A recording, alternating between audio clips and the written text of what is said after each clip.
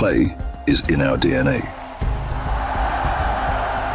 Whenever we let it out, it becomes our superpower. Now imagine an entire city being built to supercharge it. Kadir City, powered by Play.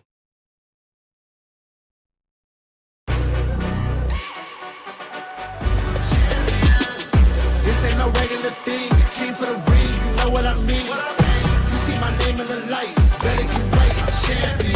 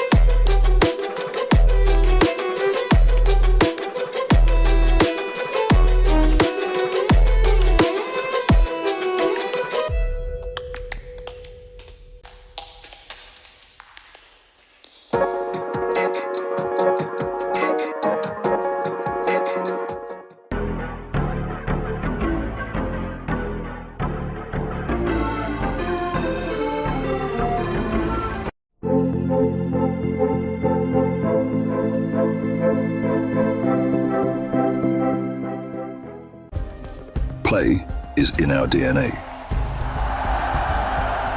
Whenever we let it out, it becomes our superpower. Now imagine an entire city being built to supercharge it. Kadir City, powered by Play.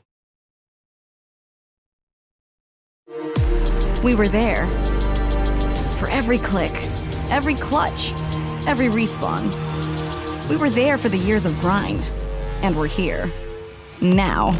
The proud founding partner of EWC. Powering the biggest event in gaming. Shoulder to shoulder with the world's best. Making history. Greatness deserves a stage. Lenovo Legion. Reach your impossible.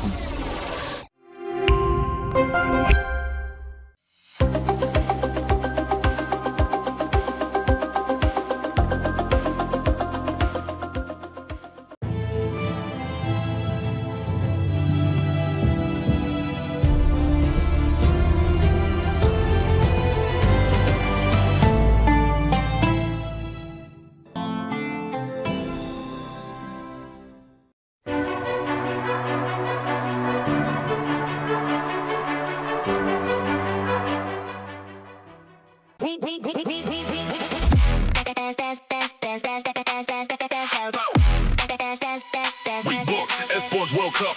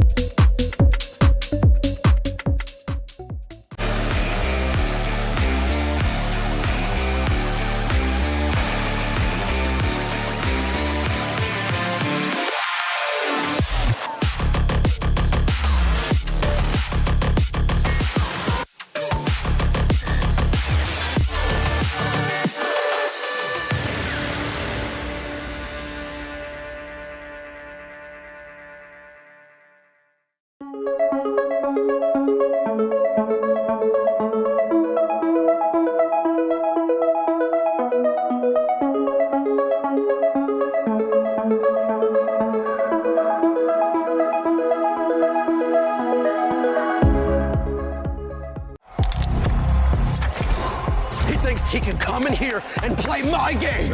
He knows nothing. Let's go! Tyler Wine, you're done. This is my ladder. You can't climb it. It's better than being hard-suck at Masters. You're going too far now. Your eyes buggy. Your elbows ashy. Is that airline? That's an L airline. Somebody better hold me. Okay, yeah. Do something then. Raw energy. Puff, blow the house down.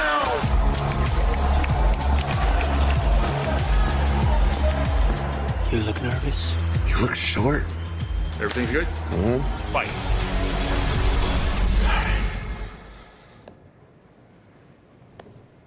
Okay.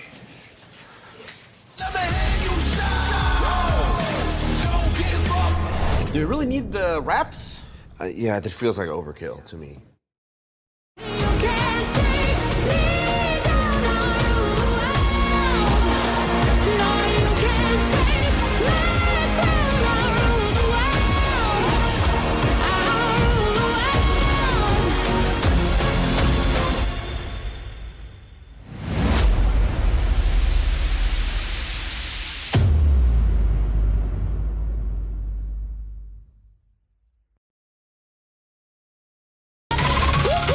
Je suis prêt, c'est parti, voir où m'emmène la vie. Chrome sur mon green, tu m'entends quand je respire. Top le veston, jamais fine, trop de pas, big plan, j'ai fait changer toute la piste. Regarde ma pêche, je pense pas j'attire. Je coupe la line, laisse la qui laisse frémir. Nouvelle état, new name, toujours fluide dans le move. Main en l'air quand je rentre dans le groove. Garde ce regard, je suis déjà posé. Deux pas, je tourne, glace dans mes yeux figés.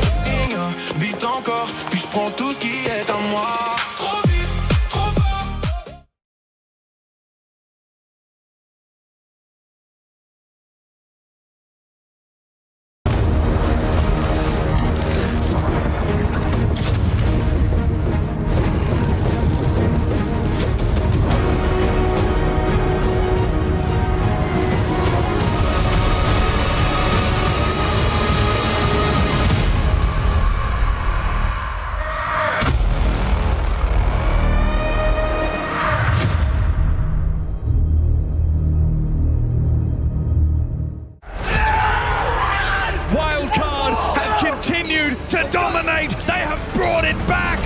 Playoffs, baby.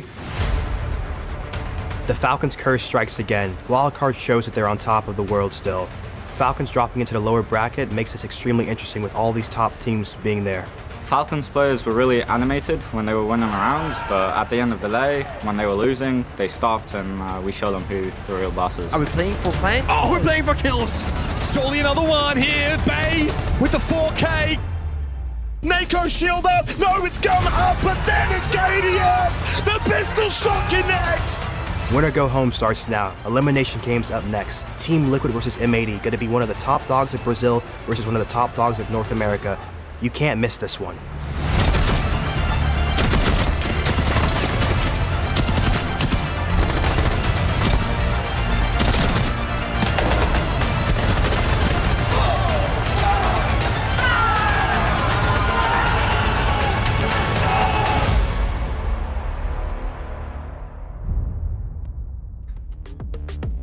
Ladies and gentlemen, this is Mambo number 5. Time for us to get into play day 5, an exciting one with all the fun games behind us. We now look forward to elimination match after elimination match ending ultimately tomorrow in what will be our qualifying matches. Welcoming on the desk, Guz and Xenox. How are we feeling, gents? No, I can kind of... Oh, wait, wait, go again. No. Hello? Oh, I'm plugged there in we now. go. We're back. We're back. Yeah. Honestly, probably not a bad idea. Excited for today, though, Yes. Rob. I mean, what a day we've got. It's a curtain raiser APAC elimination match, a repeat of Salt Lake City, and then after that, M80 Team Liquid Alienware promises to be a fun Saturday. Yeah, as our good friend Iconic was saying there, the best of the regions, not the best at the region, but it does feel like that matchup later in the afternoon, that's going to be a very interesting one. But Guz, we didn't even touch on in the intro, 4 teams already qualified through to main stage. Yeah, they get a pretty significant break now to kind of sit back, relax, and most importantly, watch the rest of these games and get some really good vision on the teams that are still yet to qualify. But it's been a great event so far. I think the quality of the Siege has actually really been top notch, and I don't expect that to shift over the last couple of days of this phase. Even from the teams that I think coming into this event, your Fanatics, GK qualifying, making playoffs. So certain teams that maybe you didn't anticipate to be performing the way that they have certainly risen to the occasion. I don't know if I can say the same for maybe the CNL teams have struggled a little bit, but we'll see. Edward Gaming is still alive. And obviously for this matchup today, when it comes to Weibo versus Enterprise, we may be a little bit biased, Rob, but it's a bias that's actually neutral in the end because we can't pick a side. No, you kind of weigh each other out in the end. Asia owes who knows, but of course we've had 5 days of action with still another 4 on the line after this one. So let's go ahead and have a quick look at how the format is playing out. Tom Clancy's Rainbow Six Siege returns to the Esports World Cup for another year of intense FPS action. The teams that qualified directly for the main event group stage have been split into 2 groups, the play-in teams joining them to make 8 teams in each group. Those teams will play a double elimination bracket with 4 teams from each group advancing to the playoffs. In the playoffs, second chances are gone as lower bracket is removed in favor of a single elimination competition. Teams will battle to make it to the final with a 3rd place match also set for the final day of the tournament. Opening matches in the play-in stage and group stage will be a best of 1. All other matches will be a best of 3 with the exception of the grand final, which will be a best of 5. There's a lot of Siege to play here at the EWC, and the stakes are higher than ever, so sit back, relax, and get ready to be entertained. A huge format culminating in a best of 5 grand final. That's what we've got on the line, but we still need to get to those stages because ultimately that's what every team here cares about, making main stage, making it into the playoffs. That is where you really make your money and where you really show your true form, Jake. I mean, the teams that we do have so far that have already qualified through, you've got to say that most of them are probably the best that we did have going into groups. Well, Dark Zero, Wildcard, there's no contest there for those 2. They can both win this event. And then you kind of look at FaZe Clan, that makes sense. I don't think anyone's going to debate that. GK Esports, though. just a little bit, I was a bit surprised that they qualified the way that they did in the upper bracket. But fair play to them, of course, beating Furia 2-0. Yep. And funnily enough, beat Enterprise, of course, in that 8-7 game back to the best of one. So they've been able to make the most of their run. They qualified for playoffs, and now it's a matter of, who are going to join those teams today. Well, not today, actually, tomorrow. Well, but tomorrow. Who's going to have a chance to join them tomorrow? Well, if you want a chance of taking $750K home, that's what you've got to do. You've got to continue to win every game from here on out. There's no second chances. As James Devmarter Stewart would say, there's no more parachute. But I did ask James yesterday, I'm going to ask you guys, if you won $750,000, you couldn't invest it, you couldn't buy a home, what would you do with it? I would spend it all on the Rainbow Six Esports store and get all the skins. Jeez, he's good. He's quick on the spot, isn't he, Jay? You know what I would do? What would you do? I would invest it. No, but You're not you allowed. can't invest it and you can't buy a home. Okay. Yeah, you see, now you've just gone ahead and ruined it. But let's not ruin this anymore. Let's get away from our conversation, have a look at how we got here, because ultimately we've just kind of given a little bit of a tee up there for who's qualifying through to the playoffs already, but we still have a lot more to get through as you're looking now down into our decider matches, the lower bracket. Guz, it's tooth and nail from here on out. Yeah, it really is. It doesn't get much more tricky than this. The decider matches here in Group A, both Falcons and CAG by Varel waiting for their respective matches, and both of those two teams are still in pretty good form despite finding themselves in that lower bracket position. So it's tough to probably envision Secret and AG being able to go all the way, but for M80 and Team Liquid Alien, we're probably standing a firmer chance. Looking at the B bracket, B group, are they going to be the best? A lot of bees. There's a lot of bees. Not buzzing, the bees. though. Not the bees. Look, I mean, I think it's similar to the Falcons storyline that you just posed, guys. I think they'll likely be able to see off either Secret or AG. Furia, for me, will be pretty firm favorites against either Fnatic or Edward Gaming. Although I would say Fnatic, Furia is not a totally one-sided race. The real question mark's going to be Weibo Enterprise then have to play virtus.pro. Now, for a lot of the outsiders from ag.al, they look at that, they just say VP win. But I think either Weibo or EP on their day, bring their best, certainly could give VP a run for their money. But you never know. It just depends on the day. And I think that the main thing clearly, though, for Weibo and Enterprise is this match because of the implications for the next major. Obviously on stage right now, some pretty intense matchups, and of course, this now leads into what is absolutely our story of the day. This right now, behind us, is the battle for APAC, and this is monumentally large, not just for this event. Bragging rights, EWC prize money, SI slot on the line, but Jake, it's actually a little more than that. It's a little more intense than that because the repercussions will echo to our next major. Yeah, well, they certainly will, as I was alluding to. So as things stand for Weibo Gaming, they do have it slightly more difficult than Enterprise. They need to, of course, win today, but then, guys, they also need to beat virtus.pro after that. If they can do that, they will actually control the 2 slots for the next major, pending if then CAG could go for a top 4 run. We'll put that in the unlikely category. For Enterprise, though, win today against Weibo. They'll maintain the 2 slots unless CAG make top 3. Yeah, it's going to be an interesting one on this main stage. However, we do have another matchup a little later. Iconic, obviously, already teeing that one up.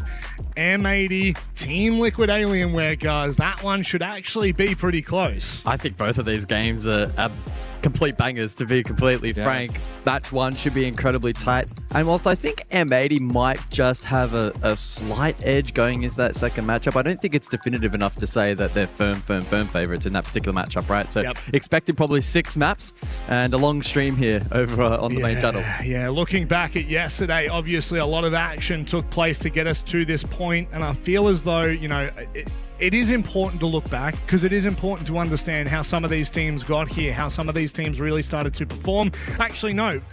In saying that, Jake, none of these teams are actually playing today, but it is good to have a bit of a snapshot as what we've seen so far. I will say, like I'm going to say it with my chest, Wildcard look wildly favorited. I mean, they look good, but they've also looked good now for the last 12 months. Sometime. You know, they're at that point, I think, in their career as a team where they should be challenging for trophies. They should be challenging for winning an entire event. So, of course, this match against Falcons, 7-5, 8-6, but the full story not told in the comeback. The choke on that second map. Liquifax standing up, pointing at his name. Funnily enough, I think I was either in the crowd or watching it in the green room, and I said immediately, they're going to lose now. Yeah. And they ended up losing. Bay with the stand-up choke as well, which we saw Player do for Chiefs. And how did that go? Well, he lost that game. Bay and Wildcard certainly did, and they closed it out in 2. And then you can see, of course, here on the replays, as far down as 5-1 in that first half. We know Fortress is, of course, defender-sided, so I can understand why, from Liquifax's perspective, once they got to 6, it's sort of thinking, okay, maybe we've got this in the bag, but evidently not. And some big plays from Wildcard down the stretch. They look really, really good. They certainly do, and it is a beautiful storyline for them. Self-made, now they're coming into EWC looking red hot. On the opposite side, virtus.pro. I felt like there was such a great opportunity for them yesterday against former world champions FaZe. However, FaZe really did show their class, guys. Yeah, we got a very clear map veto for this best of 3. That was the storyline that we established very early on in the pre-show, and it played out exactly in that fashion. It was very one-sided on Fortress, map number 1 going the way of VP, and FaZe struggling to get out the blocks. And then they responded on Border, 7-2 on the flip. It all culminated in Lair, where, again, it was very much a tug of war in the first half, but then FaZe, being FaZe, was simply too good. And in the second half, they ran away with a 7-4 victory. So FaZe are still very much up there in the S tier with a very solid chance of being able to win this event. I probably back both FaZe and Wildcard to end up in the grand final, regardless of where that bracket kind of seeds them. I'm actually not sure whether they will verse each other in a semi. What about Dark Zero? I don't... Hey? What about Dark Zero? Oh, I mean, Dark Zero is up there, but also they stumble and fell a little bit throughout the groups, didn't they? They didn't look red hot. It's irrelevant. They're the major champions. I love irrelevancy from you. Let's keep it relevant. Let's keep it topical as we look at Weibo, the best roster out of Asia. I'm going to say ever. I think it's so firm to say right now, Guz, that this is the best we've ever seen. A team from Asia.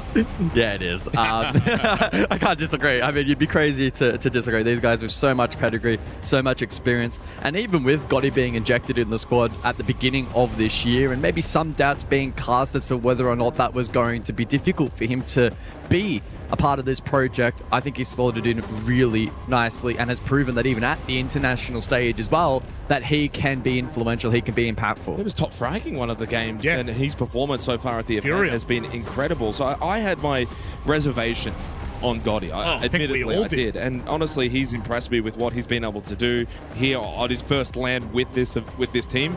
So if he can continue to perform to a very high level, then I don't see any issues with him staying on this roster. Weibo continuing to move forward, and as I said, best team in Asia for a reason. I feel like in terms of that slot discussion, they're probably the region that maybe needs it the least, because Weibo have just got such a stranglehold on that region. On the flip side, though, for OS, and a perfect segue, which is what we like to do on this desk, Rob, Enterprise don't have that grasp on the Oceanic region anymore with Chiefs and their ascension. 8-7 grand final. Imagine if it was only one slot. They could easily lose it. They could then miss out on the next major. So for Enterprise today, must win, keep the 2 slots, and that just gives you the cushion. Because the funny thing is, in OS, there is probably only 2 teams. I mean, no one would disagree with that. And I think when you look at EP, when you look at the roster that they've formed over the last 2 years, they look red hot, Guz. I mean, you're looking at the likes of Jigsaw, you're looking at the likes of Bappin that really do top nearly every rating, not just in OS, but globally. They are up there as some of the best in the world. Yeah, absolutely. I mean, you look at the player stats actually for this particular event for Esports World Cup so far, they don't have that standout player just yet. But again, limited sample size, and they've still got themselves in this position. So they played a solid brand of Siege up until this point.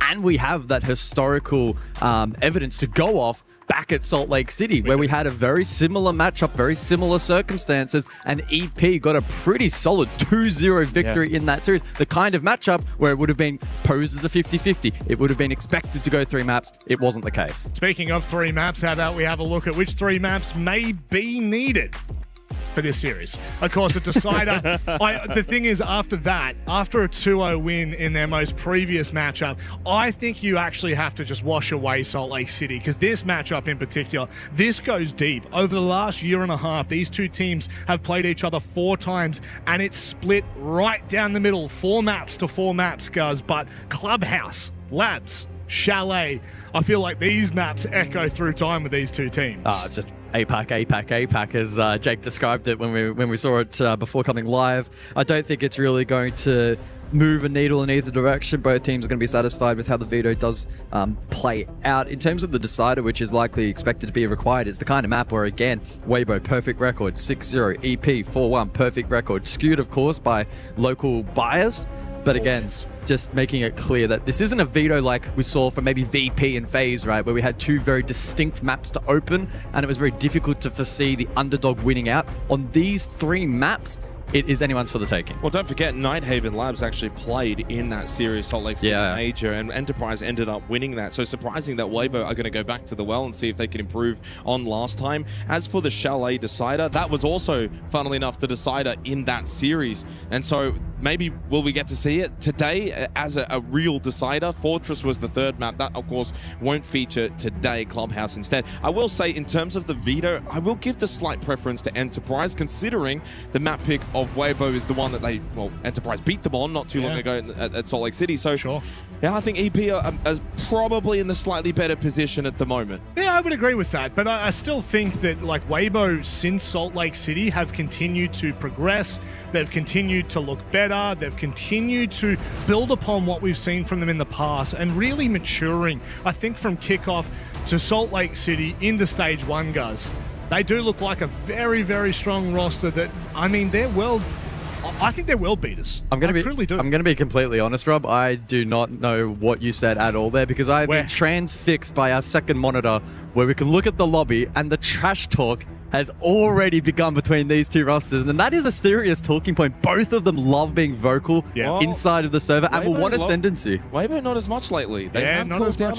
In the last 6 months, they've definitely tapered off, and I think that honestly what they've done is they've just put duct tape over Turd's mouth, or really they've just restricted him from hitting the T button, because he really was a bit of a yapper. However, I do think that it's going to play a huge part in this series. Well, it certainly could. I mean, it's clearly something that Enterprise like to go into. They want that trash talk to be their thing.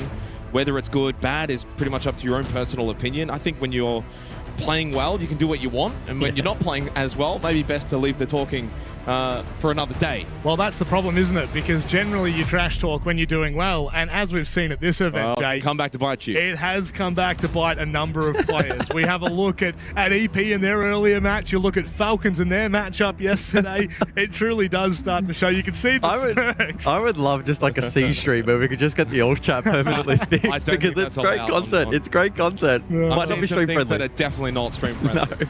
It's better not show all chat. Again, though, if you're gonna talk the talk, you've got to walk the walk. And these two teams, at least domestically, that's what they're renowned for. Internationally, certainly more mixed. But this is the kind of matchup where there's ego on the line. Like, let's not get it twisted. This is an ego battle, if anything, and that's why we're expecting it to be such a fierce contest. And a lot of love, honestly. Like, you just before we were kind of prepping and setting up, and I see Hoven go over, have a chat with Brendo. You know, these two teams have seen each other 4 times in person over the last year. I think the coach battle as well, we didn't touch on it. We're getting into the game, Rob, but it's going to be so important. Magnet, Gohan, for what they've done to their respective teams. I think they've helped really elevate both Weibo and Enterprise respectively. I would totally agree with that, but the context is very simple at the moment. This is an elimination matchup. This is a battle for APAC, and we have 2 of APAC's best casting.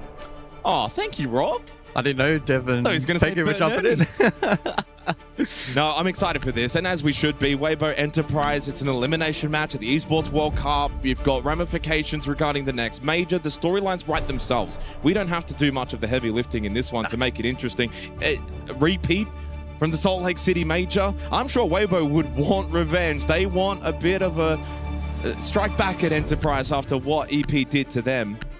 Of course, potentially now, depending if they've made it home, Chiefs will be watching along, and whether they would want to or not, I'm sure they're supporting the EP boys. They'd like at least the safe net of the 2 slots. Yeah, maybe they'll have the dodgy plane Wi-Fi on the way home if they're mid-air to tune in for this one. They won't want to miss it. K-Star would be watching as well and cheering on Weibo. The entirety of APL will be watching this match. Absolutely. Although I don't know what time it is. I think it's... What time is it over there? Oh, it's only midnight. That's reasonable gamer hours. Well, they should be on. All my APL fans in the chat, make some noise. Let's get underway here at the Esports World Cup. Weibo on defense, Clubhouse, Enterprise's map pick. elimination game. Winner will play Virtus.pro tomorrow for what will then be a playoff qualification match. This is a repeat. This is the El Clasico of the APAC region. Let's get underway. Yeah, basement for the opening site. Weibo go double info, ban, and elect to roam. They go hand in hand, those decisions, as EP have emphasis on hard breach denial, with the Kaid and the Mirror benched for the next 6 rounds. EP certainly the style of team that will want to take this roam head on. As we mentioned before, a friendly ego battle between these two. And so by gaining a bit of momentum early, that could be quite meaningful in this matchup. And you look at the split from Weibo, almost everyone off-site currently. Just speak easy on the objective, just in case there's any dirt lurk from EP. I had a quick little glance at the prediction poll on Twitch. It does still have 9 minutes to go, but it's currently a... Never mind, actually, just closed. 60-40 split in favor of Weibo Gaming for the first map. I think anything and near that 50-50 mark is going to be around the mark. Minute gone. Reaps active towards Kitchen, who can land first blood. This is a big stack roam from Weibo Gaming. Oh, Reaps is isolated now, potentially. If Tuhan goes for the squeeze on drone. Oh, Reaps, swing. Easy clear onto the Monty, but Jigsaw gets the quick trade. Not ideal, though, for EP to lose Tuhan on the Montagne. Reaps does his job. I think you take that if you're Weibo. Yeah, you certainly do. If you want, you could fall back, play basement site, but they do still have a double stack on the top floor. Hoven lurking around lounge. In fact, has now made his way back down safely. Brendo posturing over towards main stairs. Still multiple members of this defense, second floor, so EP have elected to ignore and bypass. And that proves costly. Gotti both finding a kill each. Gotti found his on the top floor against Jigsaw. Brendo, Bappen, last to a life for Enterprise. So far, strong start from the defense of Weibo. It's a split push and Bappen by himself towards blue. Good start from Weibo, and I like the aggressiveness on the defense. Happy to roam, happy to move around, and happy to swing. Take these fights. Weibo should have the patience here. Did not swing into Bappen. He is good enough to probably get a double kill. Also going to get pinched as well. Top red, Gotti. And let the trash talk begin. And a swing from Turd as he collects the kill, sprays the body. First blood goes the way of Weibo Gaming. Yeah, it was a nice start there from Weibo. Really good aggression off site. Reaps rewarded with a good run out. And whilst it was traded, EP lost the Monty. Forced that into a plan B, a more direct approach. And whilst they went for the transition, lost a couple of players courtesy of that offsite play from Weibo. Well, the thing about Turd, the other day I was watching him. I think he went about 2 and 11. Did not make a single facial expression. And I've seen him drop 20 and also make no facial expression. The man is an enigma. He does not change. He just chews away. And a little team ace for Weibo Gaming. Everyone gets one. Sharing the love around. Of course, Church Arsenal on Clubhouse. Very defender-sided in the APAC region. No surprise for Weibo to take that site. But Jim Bedroom, guys, actually, I was looking at the statistics both for the Asia sub-region along with Oceania. Ends up being attacker-sided these days. So this will be a test now for Weibo. 5 seconds left. Attackers must locate and defuse a bomb. More traditional lineup then from Weibo with the bandit available. Speakeasy will play that top left jacuzzi. Attackers have dropped the bomb diffuser. And then they'll have the smoke and the Goyo combination to play pure defense and stall out space late round. It'll be interesting to monitor just how aggressively Weibo are on this extension. Initially starting both Cash and Garage Rafters with Turd self-sufficient with his Kiba barriers. Speakeasy in the meantime has also come across and good work on Kennels early. Yeah, like this, it's a really good extension to just delay this push in, not giving it for free over towards Garage and Cash side of the map. Weibo will then look to peel back. But they've got that triple stack. Gotti, Hoven will reinforce the site. Keep barrier. just keep Tuhan at bay. Cairo, though, along with Bappen, have both made their way into secret. Now, Reaps is top red stairs at the rotate into cash. EP really taking their time and giving respect over to this roam from Weibo, who now opt to fall back. They've wasted a minute. I'll go back and play the side. Jacuzzi still needs to be opened up as well. Reloading ammo. And cash and top red will be confirmed clear courtesy of the drone work from Tuhan. As Jigsaw watches his drone down below just in case there is a lurk from Weibo, potential nitro, but it won't be the case with a full 5-stack second floor. Weibo committing to the peel and not over-committing to any engagements. Turd will eventually be forced out. Not forfeiting it entirely for free, but either way now back to site. May elect to answer that payload. Battle over towards the balcony. Bappen, Jigsaw, both outside. Peeking these windows. Tuhan on the Monty as well joins them. 50 seconds, and again, Jacuzzi not really an option. Cairo down below, death mark activated onto Turd. He's gone into bathroom though, he's going to be safe. Or is he? Yeah, he should be. Oven's the real threat inside of Jim. If Cairo elects to clear that, it could break down this defense. Easy. Pushed down main stairs. Cairo wasn't expecting it. Little time remaining, and the vault in for Tuhan looks very uncomfortable into Jim. The Vulcan canister still in flames. Bappen down below wants to try and find a kill with the impacts. Yellow ping, but not enough to clear out Hoven. Tuhan had to go with a pistol out, so he falls as well. That's case down towards Jim. Bappen towards main stairs, needed to win that battle and quickly. The swing and the swing from Speakeasy was unsuccessful, but Gotti and Turd on site defend. Weibo with the early start on Clubhouse, 2-0 lead on EP's map pick. Enterprise not looking particularly comfortable inside of the server at the moment. If you're going to play a slow build-up, that's certainly fine. And they did get their opposition of Weibo in decent positions, but you need to be in sync there late.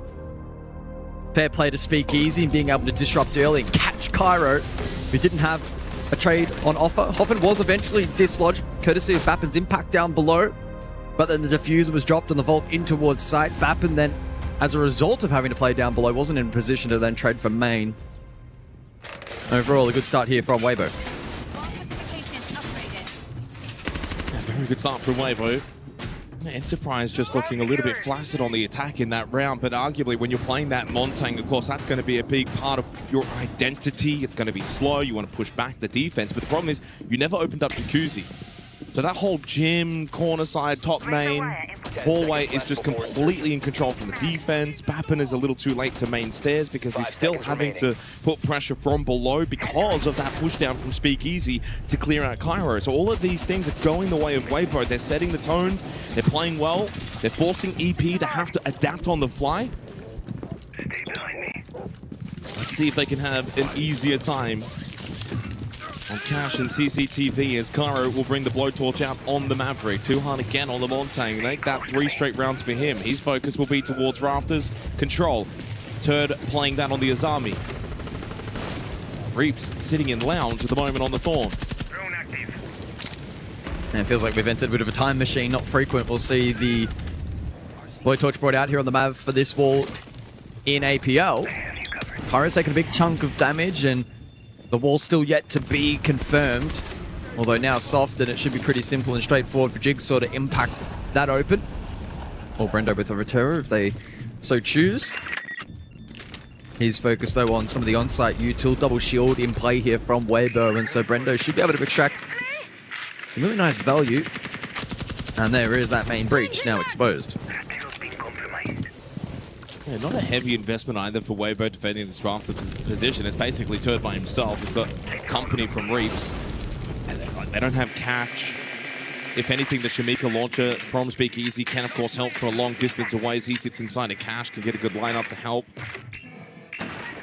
90 seconds gone, and again, you're probably happier if you're in Weibo's position. EP's attacks right now have just looked a little bit slow going, not offering a lot to Weibo. But on the flip side, Weibo's also giving them nothing right now. They're not over-peaking. They're not playing overly aggressive. Playing set positions in a rather default-looking clubhouse. Reaps scouted out, courtesy of the concussion from Jigsaw, but will resume his position. Reaps!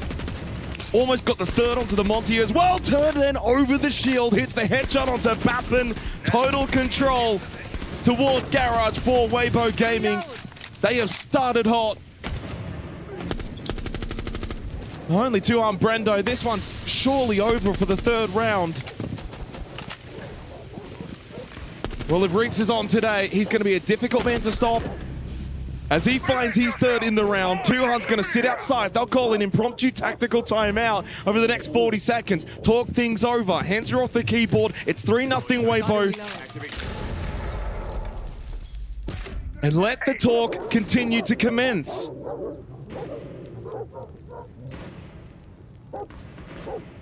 My, oh my. EP are all over the place at the moment. The clear there onto Reaps, or lack thereof, was disappointing. They had the tools, they had the utility, but weren't able to connect that. The synchronization, again, falling short for the OS outfit. Hoven goes searching and he doesn't even get the kill. Doesn't. But Weibo get the round, and it's 3 straight as we enter the additional ban phase.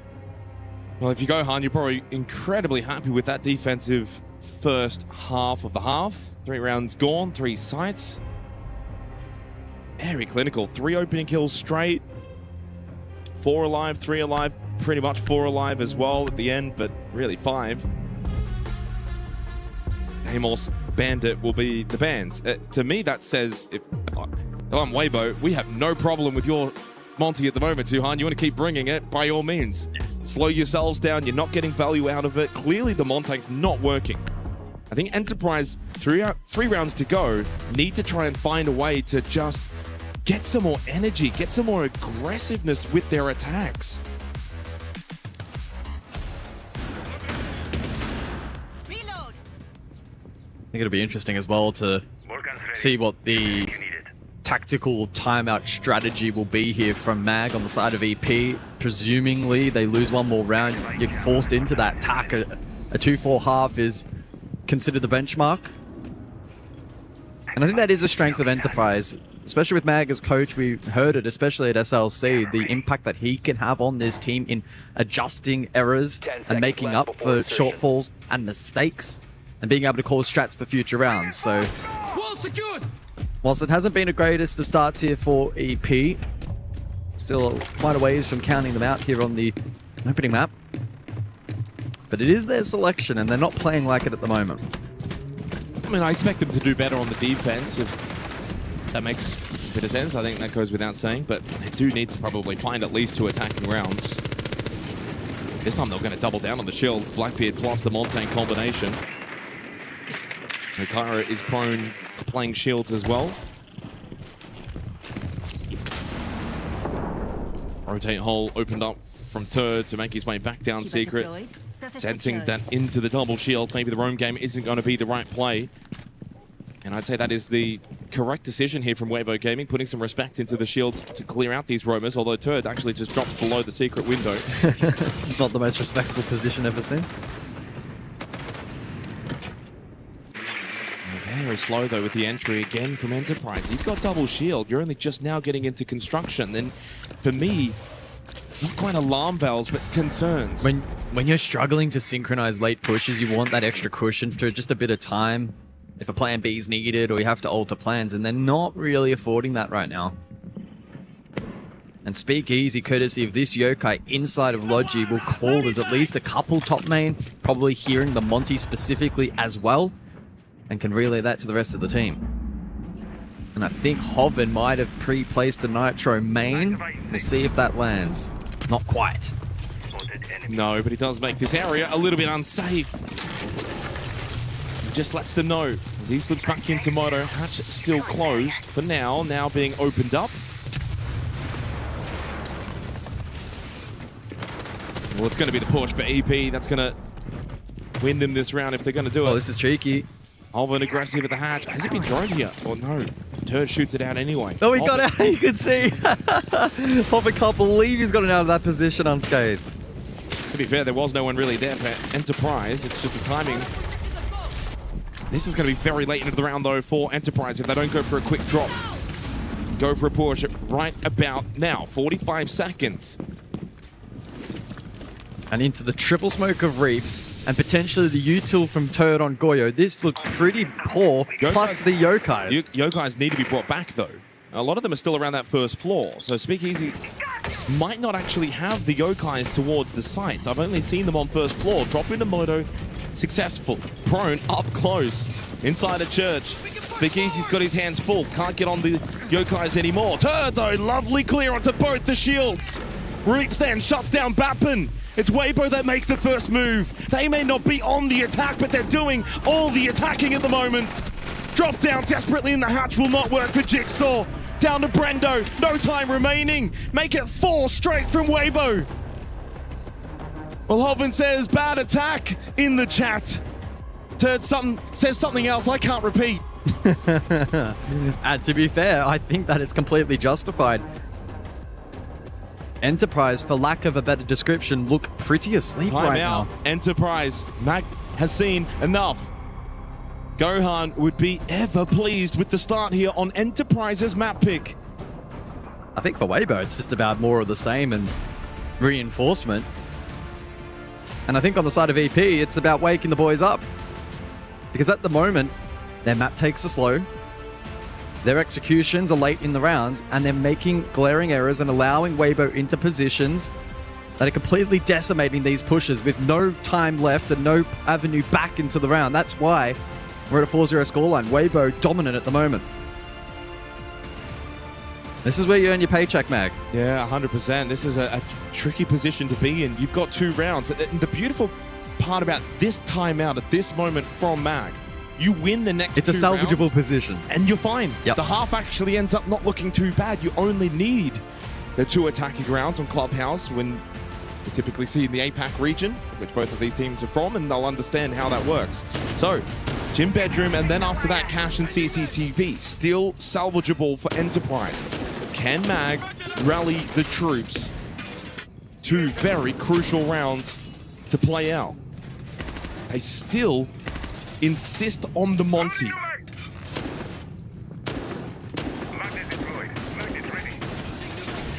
Heading into the day, EP with 4 maps played here of Club over the course of the year.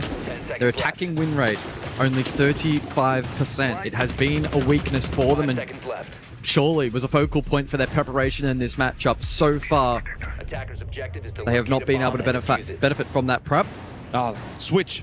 Love it. Yeah. Absolutely love it. I think it was hamstringing 4 rounds with the Monty. It's not working. You're, as you said, hamstringing your attack by playing that slower pace. And it's not that Tuhum necessarily played bad on the Monty, but it's just not working. They don't have that synergy with it. Yep. So I love the change up. They'll go double hard bridge, which means eventually they'll be able to open up Jacuzzi this time.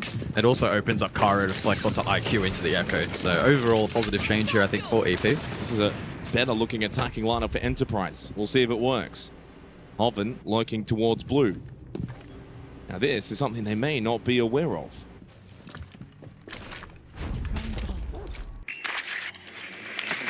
Well, the question will be if Hoven wants to make a push towards... Oh, he is creeping. Hoven is creeping. Almost caught the timing as Cairo popped up. Well, he makes the shots, but that also gives his position away. It's now known he'll fall back, and he'll make his way up main stairs. Now, Weibo are not shying away from playing some fairly aggressive positions here on a map where it's not required. Probably sensing that EP is struggling to deal with it. Swapping mags.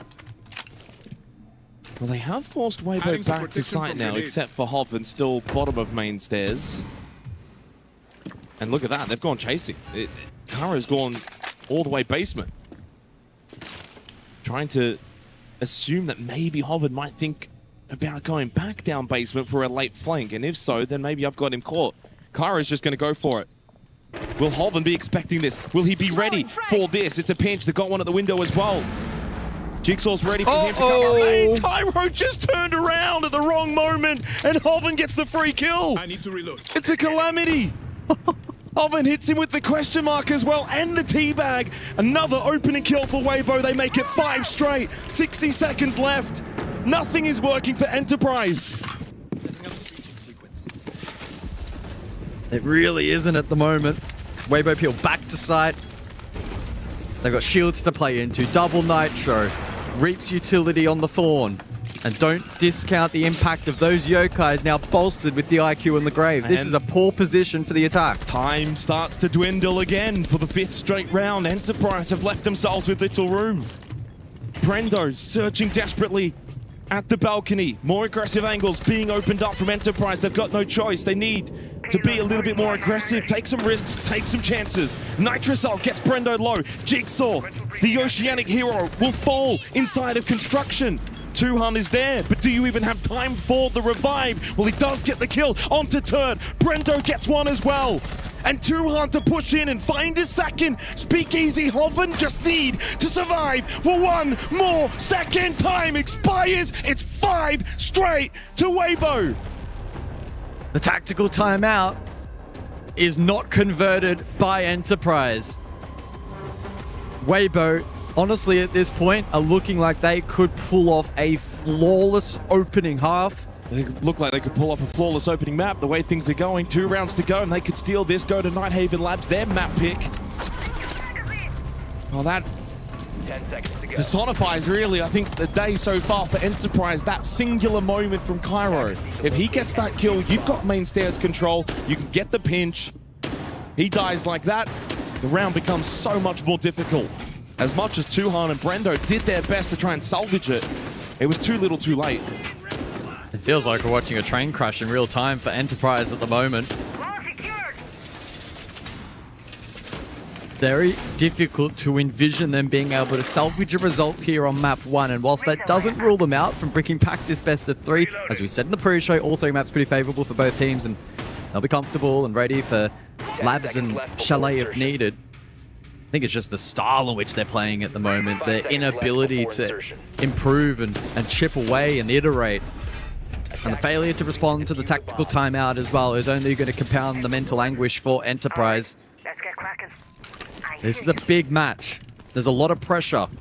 Elimination here at the Esports World Cup and further implications when it comes to the APL distribution of future slots going forward into the back end of 2026. Could you imagine a world in which this result ends in OS getting 1 slot going forward, and with how competitive OS is locally, Enterprise struggle to qualify in future? It's a doomsday scenario, but at the moment, it's a possibility. Some serious drywall work coming up. Well, if there is one saving grace for Enterprise going into the map pick of Weibo, they did beat them on Nighthaven Labs back at the previous major. I have a feeling, though, Weibo have probably workshopped and reviewed and ready to give it a second go, hence their selection. Final round of the half. Cash and CCTV. So far, nothing found from Enterprise. It's been flawless from Weibo. Gotten every single opening kill. They haven't allowed a single plant from Enterprise. Enterprise don't have a single statistic. Hoven in bathroom, by the way. They get the pinch. Is Hoven's position known? I thought I saw a red ping, but maybe I'm seeing things. No, they've got. Oh, they couldn't have been. Well, they might drone it. Nope. Oh no. Oh, no. Hoven's position is completely unknown. Well, he just has to find the timing.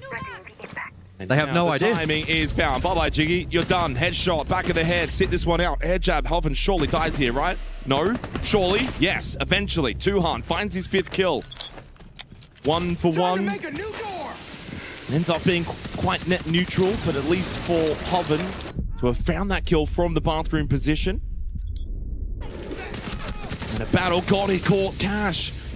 Throwing out the gas babe. He goes down, but reaps elsewhere. Found the headshot onto Brendo. So again, equal numbers for both teams. Gotti really should not be in a revivable position. Stuck in the middle of Cash. With the walls opened up, EP have got good pressure into this bomb site. Cairo at the CC window. Well, they've got no pressure garage side, so this is really easy for Turd. Oh, this is risky. Jump in, turn around. Explode. Then you've also got the cover being wards. Oh my goodness! Turd has just completely sacked Duhan down on the vault-in headshot. It's flawless from Weibo. 6-0 on club. Can you believe it? Turd has absolutely put Duhan into the grave 6 feet deep. Again, though, glaring problems and issues for Enterprise over the course of that round. No more opportunities to find success on the attack as we switch across and the roll swap timeout. EP will need to defend flawlessly to push overtime. Now, the beauty of being in this setup and the fact that we can just turn around and look at player and coach reactions. When that miss drone happened at the beginning of that 6th round, I thought Mag's neck was going to snap off. You could just see his reaction, so disappointed, viscerally, that those kinds of mistakes are creeping in at the top tier of Siege in an elimination match. When was the last time we saw Enterprise get this beaten this badly in general? This is the sort of result that maybe you expect if it's an Enterprise versus FaZe Clan. And even still, I can't recall a time they've been demolished in this fashion. 6 straight opening kills. 6 straight round wins. Not a single multi-kill round from Enterprise and not a single successful plant. There is no statistic that is positive for Enterprise in that half of Siege. You do not see too many more dominant halves of Siege.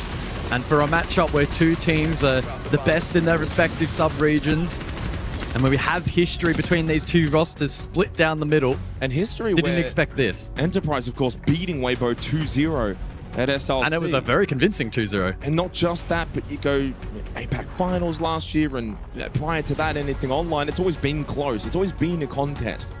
Never seen anything like this.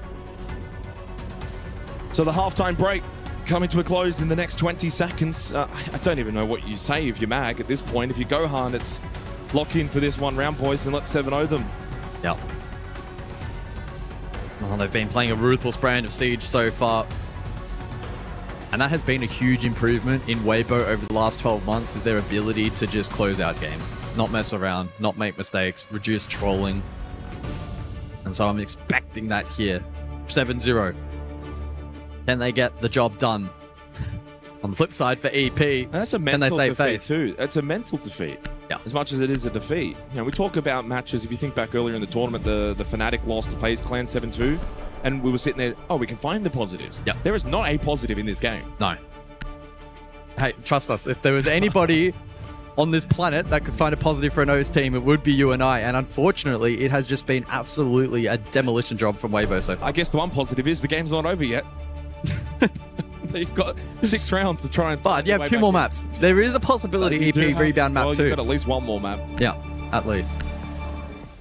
So the bands in play, Kaid, Mira, Blackbeard, and the Solid Snake. 6-0. Can Weibo close this out flawlessly to begin this elimination series, which feels like it only just started?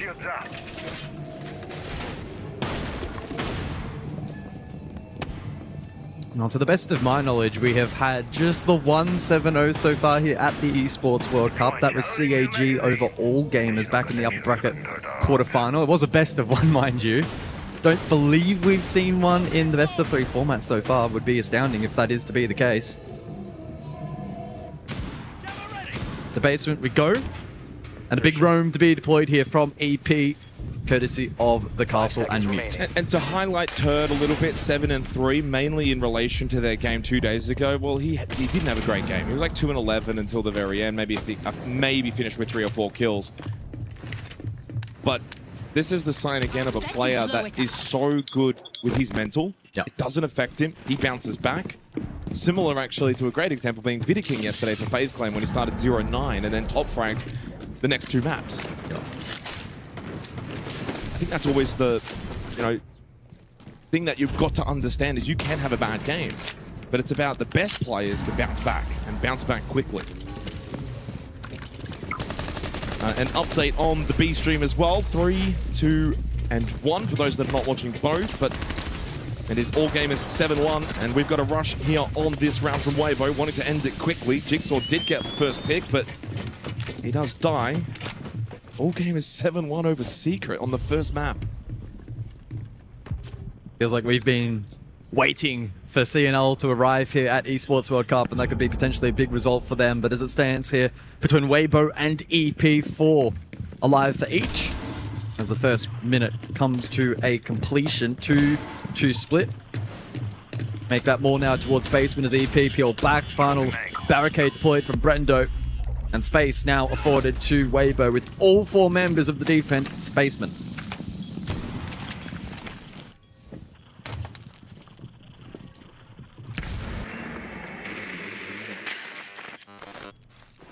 My next target. Well, the curious thing for me will be the timing difference when Weibo go for the execute. Enterprise were firmly in the last 30-second window of the rounds. Look at his Jugger payload, by the way, from Turd.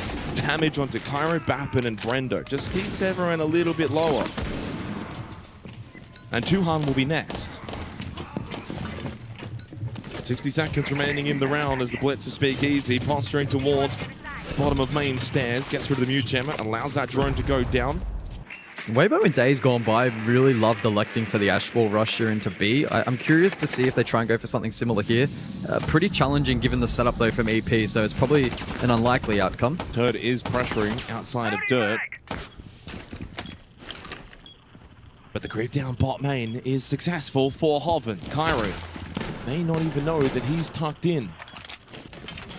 They are leaving it rather late into the round, and it will be a drop down through the hatch of Kitchen for the Blitz. Turd has made his way back to Kitchen after showing some presence towards Dirt, just to keep Tuhan honest. Last smoke from Tuhan. Throws it out. Hoven clears out Cairo. They've got bot main control. Church has opened up. Tuhan's low. Bappin, clean headshot. Speakeasy will go for the plant. They've got the cover positions, though, well set from Weibo. Hoven, easy clear onto Bappin with the plant successfully down. It's only Brendo and Tuhan to clutch up to avoid a 7-0 disaster on their map pick of Clubhouse. Speakeasy, pistol out, but that leaves an opening. Brendo takes it, but needs to get moving. The kit being watched from above. Both attackers are on this first floor position. Brendo needs to be quick with his decision making, and same for Tuhan, who gets on the kit. Brendo wanted to cover, but dead immediately from Turd. Tuhan's off the kit, 15 seconds. He cannot do anything. It's going to be 7-0 on the opening map of this elimination game at the Esports World Cup. EP wanted the trash talk in the first map, and then they themselves get trashed. Yeah, put perfectly. Weibo have put EP in the bin in the opening map, but it's important that they don't get too far ahead of themselves. A great performance, a great start. Now Weibo need to go on and get the job done. They certainly do, and you know what? In times gone old, you would have said, oh, look, 7-0 from Weibo. They could still bottle the second map. I don't think this is the same Weibo. This is not the same team. This is a different beast altogether. Salt Lake City, throw it out the window. It doesn't matter anymore. This roster has improved tenfold over stage 1, and coming into EWC, they have turned into a different team altogether. This is what we need to see if you want to be an APAC fan. Unfortunately, if you're an OS fan, if you're from OS, maybe if you're from Melbourne very particularly, you're not too happy. But Jake, that is an unbelievable performance from EP. They never let the door from open. EP? Oh, sorry, from Weibo. Well, to be fair, it was an unbelievable performance from EP, because I haven't seen them play like that, maybe ever. Yeah. Maybe ever. Yeah. This is the kind of game, by the way, where it's a bit of column A and a little bit of column B. Just to put it out there, Weibo sensation. Yeah. You can't take anything away from them. Really clinical. I think they responded from the first day's performance coming into group stage. They've had 2 days to kind of warm up into things, probably scrim, and certainly VOD review. And they look like a team that has got back to their best. Really good control around the map. Happy to take gunfights, but on their terms, and then know when to fall back. And so EP were afforded nothing. Weibo make 0 mistakes, and EP struggled then on the attack. They just were too slow to push through. They didn't want to take risks, and therefore they weren't rewarded. Yeah. EP could have played this so much better. They would know that. Weibo would know that. They'll get a chance on Nighthaven Labs, but we'll see if they've actually got the balls to take the risks. You could see the disappointment from Mag the second the game finished. I was kind of turning around, looking for the reactions from both teams. And you kind of saw EP they knew what happened. They knew what happened. They just immediately got up, didn't say anything, walked straight out the back. And I think that, for me, is what we need. I don't want to see internal fighting right now. This, regardless of whatever happened on this map, look, you move over to Nighthaven Labs, that's where you've really got to dig deep. Guys, there's really not much to take away if you're EP here. In fact, I would say there's almost nothing that you could take away from the positive side. I mean, as one-sided and as deflating as that result will be for the guys, I look back to the FaZe result yesterday, right, where they were a team where, regardless of map veto, would have expected to do a lot better in the opening map. A little different, given that in this circumstance it was EP's selection for the opening map, but they went behind the scenes, they refocused, they came out, and they look like a different team on the second map. And so EP, if they want to be a serious international team, that's what we need to see from them now. Can they come out?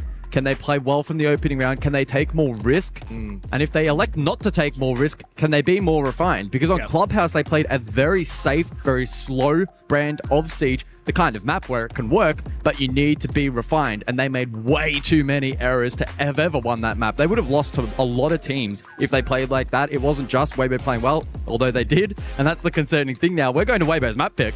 So I'm not expecting them to put the foot off the gas whatsoever. No, that's the big problem right now. Weibo, they've got the bull by the horns and they are looking phenomenal. In fact, probably the best we have ever seen them. It's time for us to go to a short break. EP's game is on the line.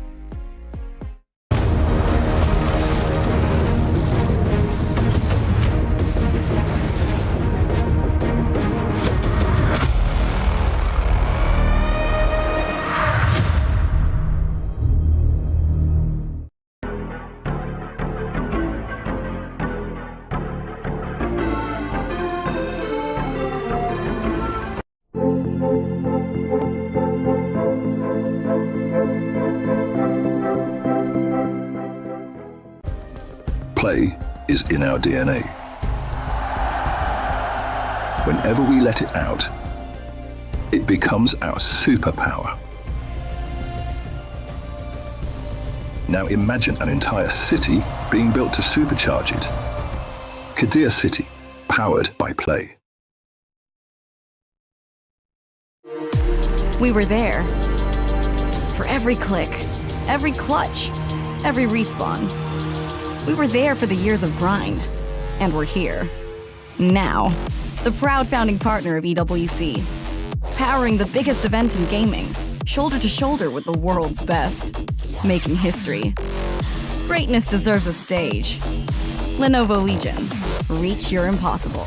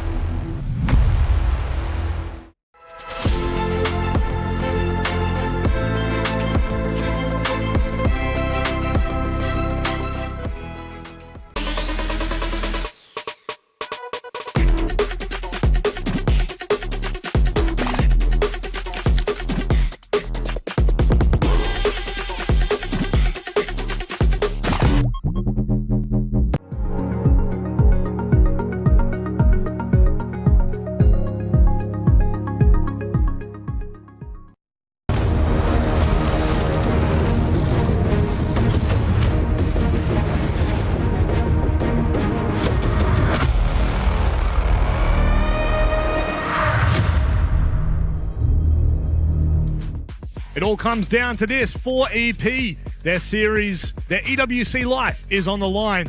And really, their life is in Weibo's hands at the moment. And God, they look like surgeons. They are clinical. They are looking so dangerous. We turn our conversation to Nighthaven Labs, which unfortunately, if you are an EP fan, this is not their map pick. This is Weibo's map pick. And you've got to imagine, guys, going into this, they will be well and truly ready to dominate again. Yeah, I would imagine so. Weibo have developed themselves into being a very ruthless team domestically. Internationally, maybe it's still yet to be proven, or at least not to the same level. So this is a good opportunity for them with full confidence, full momentum to try and grab that early on their map selection. Well, they beat Weibo on this map back at the previous major. But my concern would be then when you win a map, do you then go back and try and get better at it? No, probably not. Weibo would have. Hence why they picked it. They're ready to go back to labs. We know what you did. We're going to beat you. Now we're ready for it, and we've got some new tricks. So that's my expectation going into this map. The 7-0 in Clubhouse is really going to be dependent on the mentality of Enterprise. Can they reset quickly? Yep. And if they can, the 7-0 is irrelevant. You go into Nighthaven Labs. They are going to start on defense, which is going to get them some rounds. That will get them some confidence. They'll probably try and trash talk their way back into things mentally, and that may work for them. Maybe that's something that actually could get them going. So if they can start well in the first half as expected, yeah, don't be too surprised if this map is far more even than, of course, the opening map, but that really should go without saying. Well, look, the stats will definitely suggest that. These two teams have played 4 different series. In 4 different series, they have played Nighthaven Labs 3 times. What's the record? It is 2-1 to EP. Well, could be equaled up. It should, realistically, at the moment, with the way Weibo are playing, every sign points to the positive. Well, Rob, I'll go to you on this one. What's your win condition then coming into this second map if you're Enterprise? Look, if I'm Enterprise right now, they are starting on defense. They cannot afford to stay limber. They cannot afford to allow Weibo to dictate the pace, because that's what Weibo were doing. Weibo was saying, you know what, Clubhouse, we know exactly how this plays out. Let's play time here. And boy, did they play it well. Right now, if Weibo come onto this map and you look at what they did when they went attack on Club, what did they do? They picked the pace up. They turned on a dime. Right now, EP needs to control this match. They need to control the pacing. They need to control their own destiny. It's time for us to get underway. EP are but one map away from being sent home packing. Whilst Weibo, their storyline, it's only just beginning. Oh, that's fire from you, Rob. A bit of analysis and then a great throw. He is not just a host, not just a pretty face. We'll see if this can actually end up being the game that we build, that we set up to be the APAC El Clasico. Because right now, it's looking like just a regular old APAC Day 2 groups. Oh, well, I hope so. Let's jump into the ban phase as it does now conclude Kaid Mira, so double focus on Harbridge Denial. And then EP responding with the Monty and the Solid Snake ban. I'm very intrigued when we enter the second half, mind you, as to whether or not that Monty is going to be left up for EP, but a discussion for a later time. And again, reiterating, starting on the defense for Enterprise, that is so important for them. They just need some rounds. They need a bit of comfortability. I think a big factor, and usually is the case in any match that's a 7-0, more often than not, is the starting side. Of course, Weibo being able to start defense, Clubhouse sets them up to snowball those rounds that eventually gets them flawless first half. And then all it took, of course, was the one attacking round. But we only got to see the one attacking round. Now they will be far more tested in their attack here on Nighthaven Labs, 6 rounds at minimum. No surprise, top floor to begin. Enterprise need a nice early round win. 5 seconds to insertion. And this is a coach battle just as much as it is for the players. Whenever you go and play a map that these two teams played against each other a couple of months ago, Enterprise winning it, but then Weibo picking it, to me that suggests it's as much Gohan versus Magnet. Now, unfortunately, back on map 1, when EP were 4-0 down, Mag called that tactical timeout, and unfortunately for him, the team failed to successfully respond. Ultimately developed into a 7-0, a crushing defeat for Enterprise.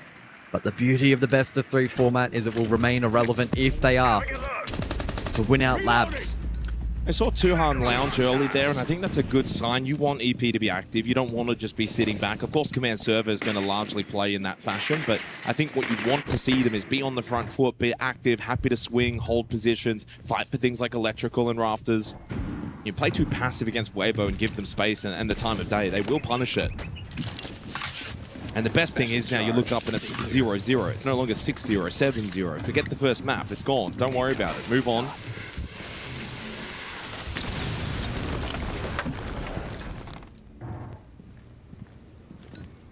So 5 death marks available here for Hoven. He can take his pick and start pressuring on the Verp, and there's no one from EP to greet him on that first floor position. Triple stack con meeting side right now from Weibo, so that's not bad if you're Enterprise. You want them coming one direction. Not a lot of IT Rafters pressure, which is really good for Brendo on the Azami. He can be more comfortable, although Hoven creeps now through control, so he can actually make his way back up to create a battle with Brendo. So Brendo's going to be cautious here. Yeah, it's all quiet on this front now, but there is a lurker. Well, Weibo leaving it late here in the opening round, and they've also left the kit behind. If Brendo goes for a... Oh, never mind, Hoven's made too much noise, but I thought if Brendo wanted to go for a door swing to gain intel, well, Hoven was in a great position to punish that, but Brendo kept himself sitting nicely tucked in on that corner position on the rotate. Yeah, time a big factor now for Weibo. They'll need to find the first kill or two pushing into sight. That's not good for Speakeasy either. He's going to be stuck in the corner for a few more seconds.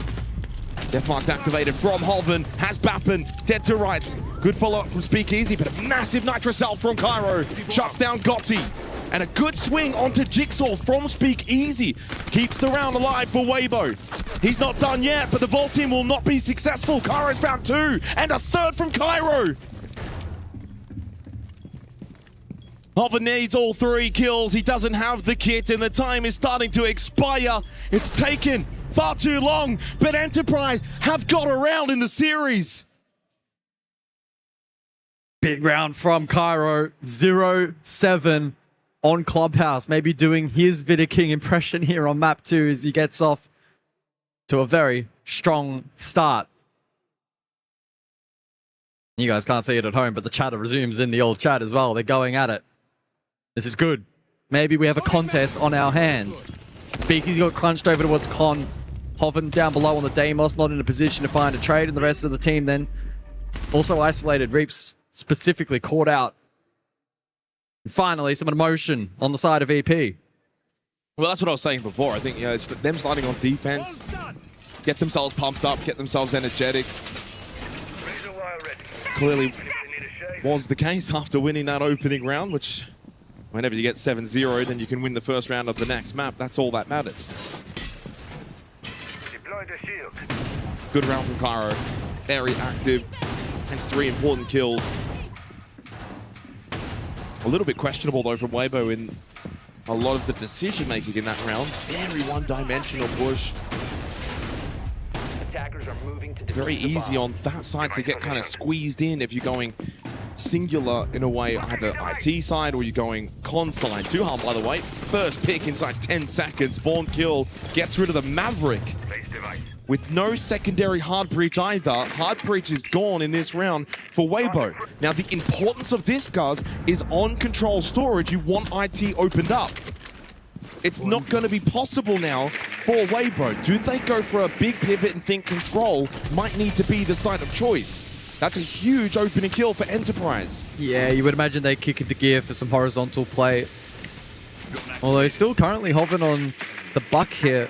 Clearly eager to establish some vert and at least flush out these defensive positions from Enterprise, but with IT remaining closed, it's going to open up more freedom over towards Rafters, and EP not going to be as easily deterred from this second floor. This is a good tester for Weibo. This is a tricky round for the attack. This is a shootout, the drone testing. Reaps is giving over to EP. This is also a good test for Weibo too, in their ability to adapt to what's happened. Losing the Maverick, no longer able to open up those holes by IT. Speakeasy will go over towards blue. Watching for a potential Rafters. Window swing from Brendo, but he's on call right now for the Jugger payload. He will eat the call, take the damage. And Bappen will fall to Speakeasy. Successful push into blue. Cairo's also low inside a server, but a wonderful headshot. And dancing around the server rack very nicely as Weibo are still opting for this top-down clear. They have got command control. Cairo will need to be precise, but he cannot find the scalp of the Blackbeard. But what he can do is drop. They give up top floor, but it's a 4v3. Double smoke still up here for Jigsaw, and a lot of problem solving to take place for Weibo. Can they isolate these members of the EP defense? I think a large portion of the round here for Weibo hinges on Speakeasy being able to find a bit of space, a bit of information, maybe a kill or two. And then Turd and Reaps need to play supporting Axe. A payload call onto Tuhan, and he's getting peppered as well. Over towards Storage. He's going to have to eat this call. Doesn't have the space or the time. So he gets taken low as well. He and Cairo, both low on health. Turd collects one. Traded immediately, though, by Jigsaw, who throws out his final gas babe. Speakeasy, shield back up, heading into Storage. Still need to get the plant down, and they can't knock because Brendo, Jigsaw, both combined for one apiece. Make it 2 for EP. This is better from Enterprise, looking far more cozy and comfortable here on defense. Labs. Weibo losing that key stakeholder in the round of the Maverick, and it really constricted them on the top floor clear. Early tactical timeout from Gohan. 2 rounds in, he's seen enough. He feels as if there's some fundamental issues. In fact, even Jigsaw in the chat says, holy, early timeout. Something must be seriously going wrong. I will say, you've got to remember, Enterprise are good in this map. We spoke about it, guys. They beat Weibo on Nighthaven Labs back in Salt Lake City. Not only that, but you look at the teams that they've beaten on this map over the last 3 months. This is the record. 7-1 over Chiefs, their main competitor within the Oceanic region. They beat Falcons on this map, 8-6. And they lost to Shopify Rebellion only in a 6-8 fashion. Of course, beat Weibo, and they beat Man LFO. But, I mean, that one's take it how you want. Early timeout expires for Weibo. Gohan sending the message. Wants to rally the troops. Basement up next. Mag would be much happier with their performance here on Labs than what he saw on Clubhouse. And happier with the response. Yeah, absolutely. They've awoken from their Clubhouse slumber and they're here to play on Labs. Which will hopefully mean that we have a good contest on our hands. Basement, third side of choice here from AP. And I think for Weibo, it's just about refining things across the board a little bit. I think it'll be intriguing to see what their approach is going to be on this specific site, how much of it ends up being direct versus indirect. Do they want to go for the clear? The sledge would indicate that's probably going to be the case. And then I think it's probably looking across at the likes of the Deimos and the hands of Turd. Can they try and extract maybe a little bit more value from that, find some more information? But a good opportunity for the likes of Speakeasy on this roster to kind of stand up, be the leader for the team. We could see there from Gohan, he was on the receiving end of a lot of that messaging. And it's up to him to then instill it on the rest of the roster. Well, let's see how Weibo can respond after the tactical timeout. An early one from Gohan. Also would be positive reinforcement coming the way from Mag for EP. Gets to also hold the one and only tactical timeout remaining. Exothermic charge at the basement breach.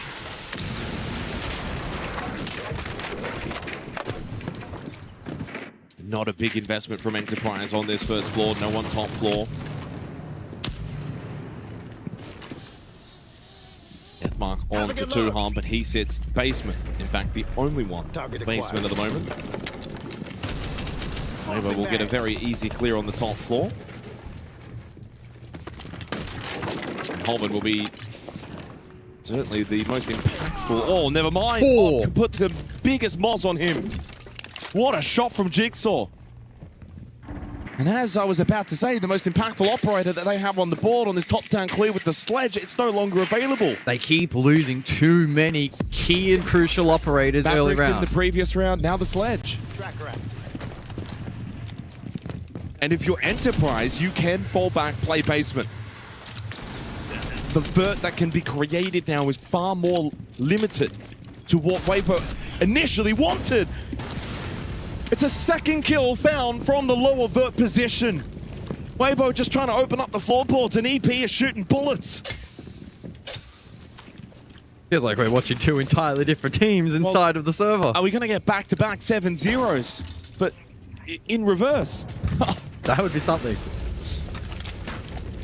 Enterprise have responded perfectly on Nighthaven Labs. Everything going their way. Good shots, good control, and just starting to get the semblance that they've got a bit more confidence within themselves. Their positioning, wanting to take these fights. It's far different to what we saw in Clubhouse. They're playing it on their terms here on Labs, commanding map position, hitting sharp shots, and not opening up the route for Weibo to trade their way into site control. A Hail Mary play now in the final 30 seconds. Yeah, Hail Mary, go direct, see if you can hit a few shots, get into a plant position, and then get the crossfire. That's probably their last chance with 25 seconds left. Jigsaw holding assembly. He's got the really good cross here. He's going to have to be the one that they need to beat. They do. He swung. He gave them first contact. Speakeasy with a good kill. That allows Gotti to go for a plant inside of tank. But Speakeasy shot out by Bappa and double through the hatch.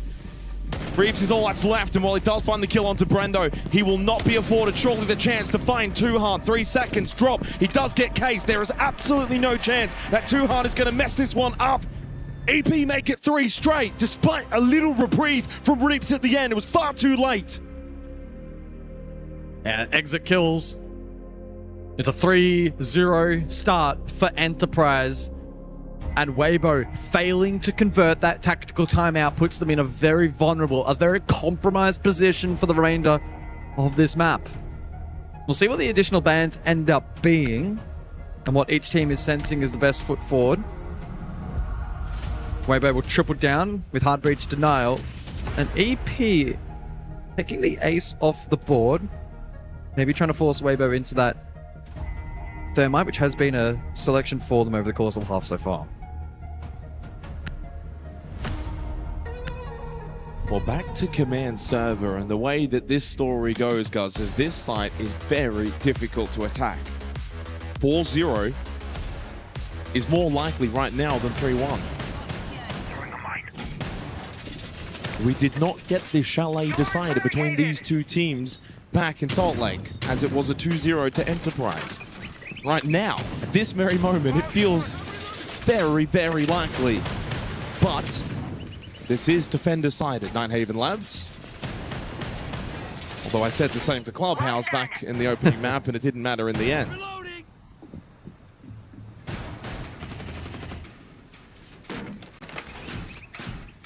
Five seconds left. The Weibo dropped the Deimos for this top floor attack. They invested heavily in Gotti down below last time out on this objective, and unfortunately it didn't really reap the reward that they were looking for. And so this time around, it's very large emphasis in terms of both the double hard breach and some of the util clearance. Sensing that this will be a heavy horizontal hit. Then on Weibo to split that accordingly. Probably looking to have maybe a bit more back pressure this time out, the likes of top blue. Rafters as well will be a focal point for this attack. But for the first minute and a half to 2 minutes, it will just be checklist. Time to ring some ears. No contact with RCE. Take cover. It's hot. I mean, the ace ban is still very intriguing to me when you've got the Thermite and the Hibana combination anyway. The Maverick was played earlier, so they've even shown that they're more than happy to bring that out too, depending the game plan for the particular site.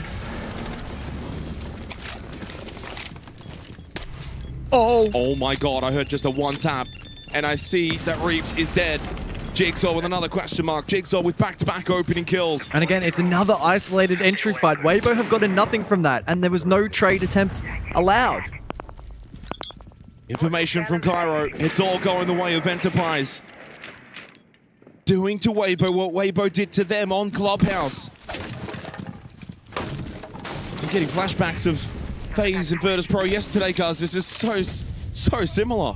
It's an even more extreme example at the moment. Cairo connects with a Nitrocell. Turd, 5-second kill. Air jab collects Jigsaw. Good follow-up from Gotti. And now if Weibo want, little reset, fall back, breeds. You've got a minute, 3 versus 3. It's a stalemate as things stand in the 4th round. But Hoven wanting to push forward, dies to Too-Hard. At least the trade was there. Brendo caught sprinting. Gotti finds the kill. Turd as well, catches Cairo. Weibo unlock the top floor. Whoa. From what looked like maybe a 4-0 start, Weibo gets a crucial attacking round. Yeah, some really good comms late round there in terms of the positioning of the defense with one below, and Brendo then caught the flood and the trade in towards the site as well. Weibo have done a really, really nice job to recover that round, and whilst it started out great for Jigsaw, that mistake right there by missing the air jab, it opened up that window of opportunity. Brendo then got caught, isolated courtesy of the smoke. and Weibo clutch up a critical round. Yeah, a huge round to win. Top floor on the attack for Weibo. Arguably with 2 rounds to go in this half, they may only need 1 more attacking round. That could be the difference on the defensive-sided nature of this map. Control storage to follow in the 5th round.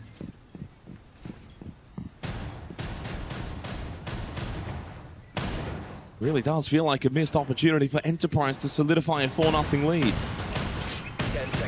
Do we have an update on the B stream by any chance? Is that what you're looking at? 3, 2, 1. Yes, we do. They are also on Nighthaven Labs at the moment. Map 2 of that best of 3. Team Secret fighting back a 3-2 lead.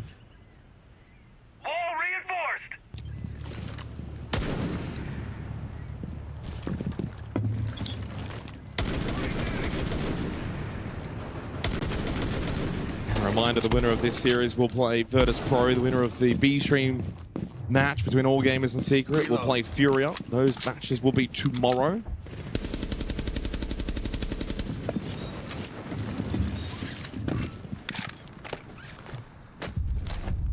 Special charge, stay clear. Great crowd involvement here at EWC. It's been really nice here in Paris. The weather's been great. As I said, a lot of fan involvement. Looking forward to getting on the main stage as well. Will we see one of these two on the main stage?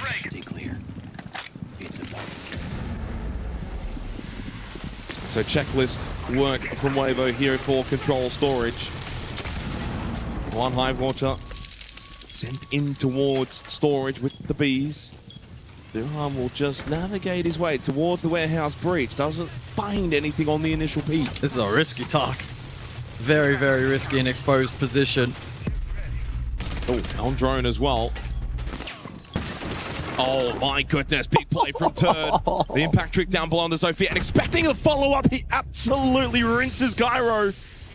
Huge power play from Turd. And that might be enough for Weibo to think about going for a plant. Gotti towards storage. Although, they're not going to go for it just yet. Yeah, Gotti's still outside watching IT breach, keeping Brendo at bay. Enterprise are expecting this plant. They're expecting to try and contest this breach and the vert, but it's easier said than done. Mappin falls to Speakeasy, who finds 2 quick kills at Rafter's position. This may end up being flawless. It won't be, though, because of Jigsaw. Down to a single health point. Weibo to find back-to-back attacking rounds when it looked like they were on the canvas. Killed him with the flashbang. Are you serious? He has killed him with the flashbang. It just grazed the shoulder. That's a rarity. Probably summarizes this series so far. Seen it all. Seen it all. 2-3. Weibo fighting back on Nighthaven Labs. Let's look back at the replays. It started with Tuhan, a little risky. And then Turn. What a double kill from him. And let's look back at this flashbang. Oh my. And look, that's all right. Things have changed so quickly. Weibo have really snapped into action here and applying the pressure back onto Enterprise. Weibo have reached the benchmark. They'll be pretty happy at this point in time. Enterprise will be eagerly searching for the final of the half. Yeah, I mean, if it does get to 4 rounds for EP, probably not too bad. But the question is, I can they defend their side? They're going to get to 4 rounds because we're going kitchen cafeteria.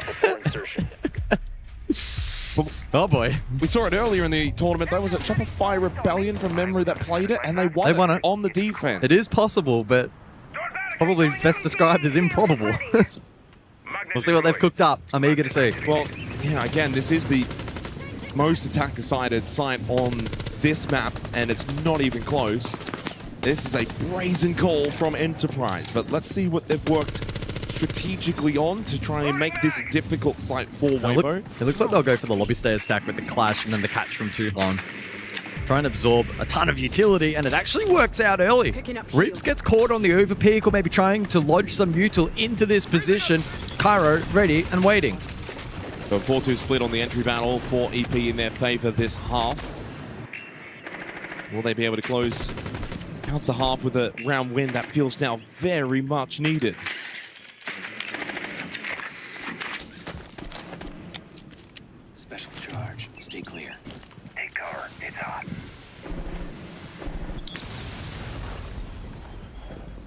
Turd did spot someone through the floorboard initially with the drone, now wants to hold the angle and see if they'll make their way back. Speakeasy, connect aside.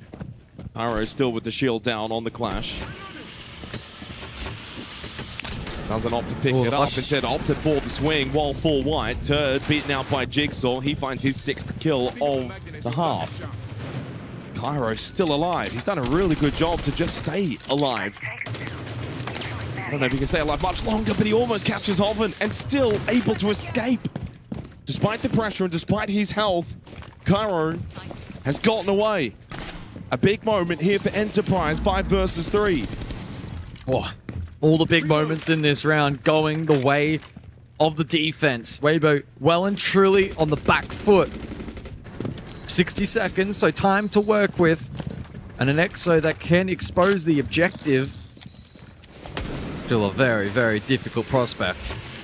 Oven creeping down the hallway. There is a yellow ping. Good clear on to Brendo. Knew of his position. They lose 2 hard. Jigsaw to fall as well. 3 quick kills in succession for Weibo. And Speakeasy gives a signal. Let's wait.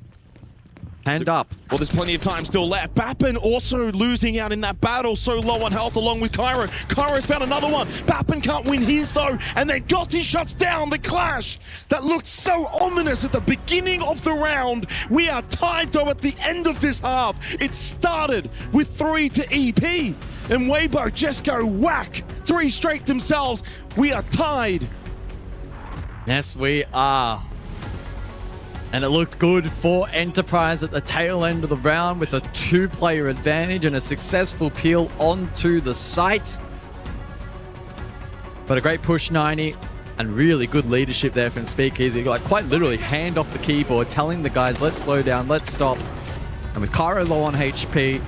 5v3 though. 5v3. Yeah. Kitchen Cafeteria is a difficult piece to defend. You have to be perfect. And honestly, Enterprise looked perfect in the first 3 rounds, guys. This is a little bit surprising.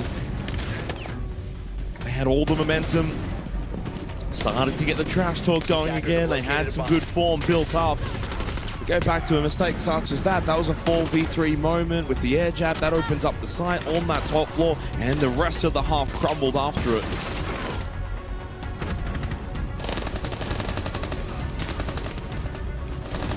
Just winning gunfights.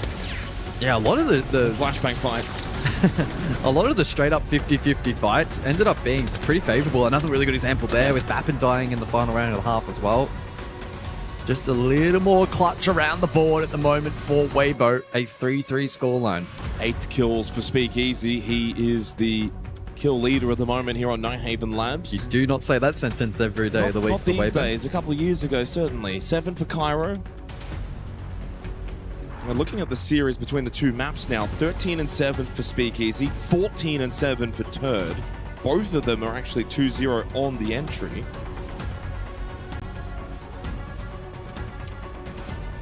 And not a single player for Enterprise into double digits yet. Tuhan the closest with 9 kills across the 2 maps. 8 for Jigsaw, 7 each for Cairo and Bappin.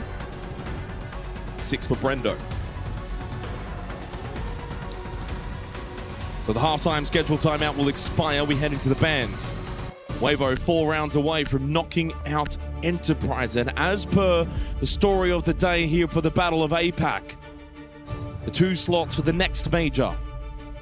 Weibo need to win this and then beat virtus.pro. If they are successful in that, Asia will acquire 2 slots.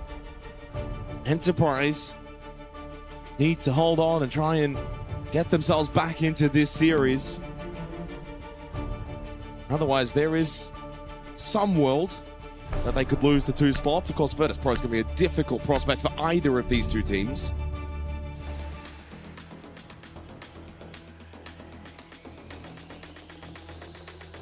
For the bands for the second half, Solid Snake and Nomad. EP responding with Heartbreak Denial with the Mirror and the Kaid. The Nomad Bed's an interesting one. May suggest that Weibo are going to look to play a lot of off-site lurks and roams and then go for the mid-round aggro, especially in retaking Vert, which is a pretty typical playstyle on a map such as Labs. And by taking away the Solid Snake, you are naturally just going to strip some of the info away from the attack and make the gathering a little more challenging, and again, disable some of the lurk potential from EP. talking point as well that we had back on Club, and I teased it before the second half here of Labs, is does the Monty get banned out? And the answer is no. And then the follow-up will be, does EP go back to it? And they will for this opening attack. Not a success story back on Club. Can they play around it better here on Labs? And truthfully, the pressure's out now on Enterprise. You're attacking into Labs. It's a 3-3 half. You're 4 rounds away from being knocked out of the Esports World Cup.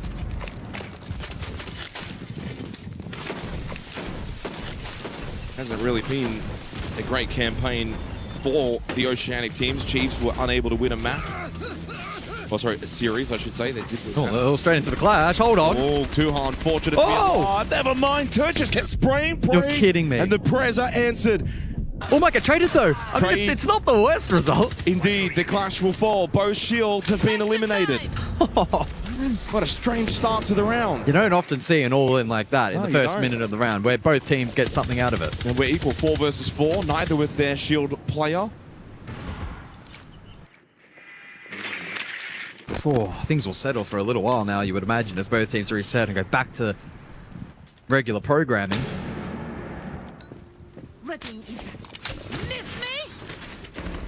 Something to note as well, Hoven on the side of Weibo, Basement on the Solace.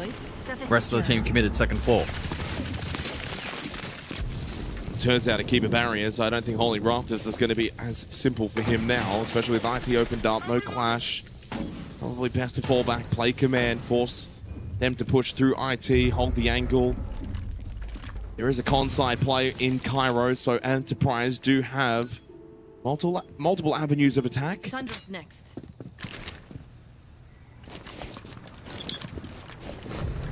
Cairo does win his battle and slips in towards Electrical.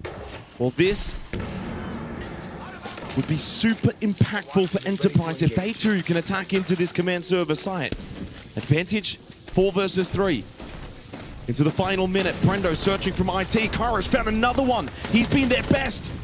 And Enterprise are then able to just walk into the site with ease. Cairo opened up the front door and said, boys, follow me. They take top floor on the attack. Yeah, that's what they needed. Big confidence booster for EP. Signs of life. Yeah, I mean, it was an awkward start. Losing the Monty early, but the response to the util dump rafters, Defiant Speak Easy on the clash was clean. And then exploiting that opening at the tail end of the round. Here is that replay package. Tuhan fell. Stunned out by the clash, but then Speak Easy fell. Opening then discovered. Hoven off site. And a pretty easy mop-up for EP. And Cairo showing up. It's not his first international rodeo and tends to actually play, I think, better internationally than he does back home. He's got a bit of that Fishokai magic. Didn't find a kill on map 1. Was that typically? Turned it up on map 2, though. That's the most important part. That's all that matters. It's the response. It's the Vidiking. It's the Vidiking meta. Well, I wouldn't compare Vidiking to Cairo. Probably on slightly different levels. There's levels. There's levels. Jumps onto the 0 as well here for the 8th round. An operator that is incredibly niche at the competitive level.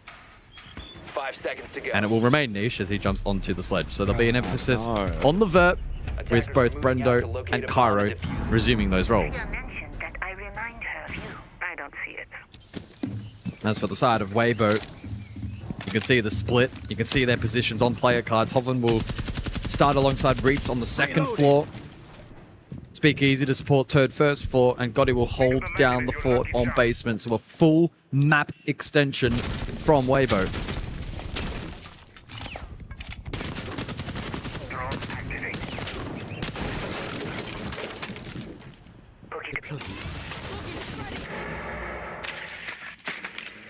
Euro's been played 4 times, by the way, at the event so far. When was it played? If you click the... There you go. Bank Labs and Bang. Adrian, Fiber, Sharif, and Didi. There you go.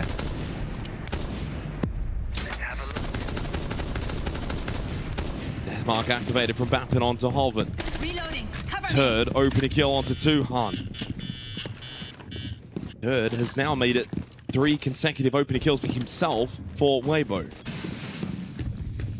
Again, having big impact here on Nighthaven Labs, just as he did on Clubhouse. Opening kill, though, hasn't been very telling in this series. In No, fact, it it's only been converted 3 out of 7 occasions.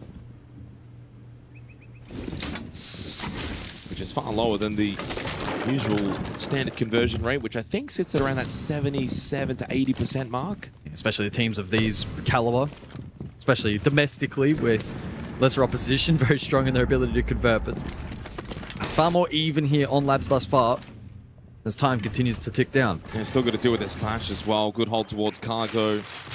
Play 2 together. Turd can play off of Speakeasy. Down a really good entry point for the attack as well. So AP going to have to really ask the question, do they want to try and brute force their way through the clash or find a way around? And they haven't got a lot of time remaining in this 8th round. Still some Jugger payload calls available from Jigsaw. Sends one on to Speakeasy.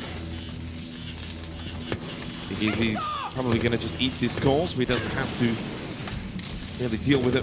Oh, he's a bit trapped now, though. Trapped in the corner, but he's got reads. It's almost like a bait. Spots out a second. Good information acquired from Speakeasy. What a clear, though, from Cairo. New for oh, and he gets him as well with the sledgehammer. Double kill clear from Cairo. Opens up Cargo stairs. Even Speakeasy is impressed with that play. Needs to be mindful of the footholds.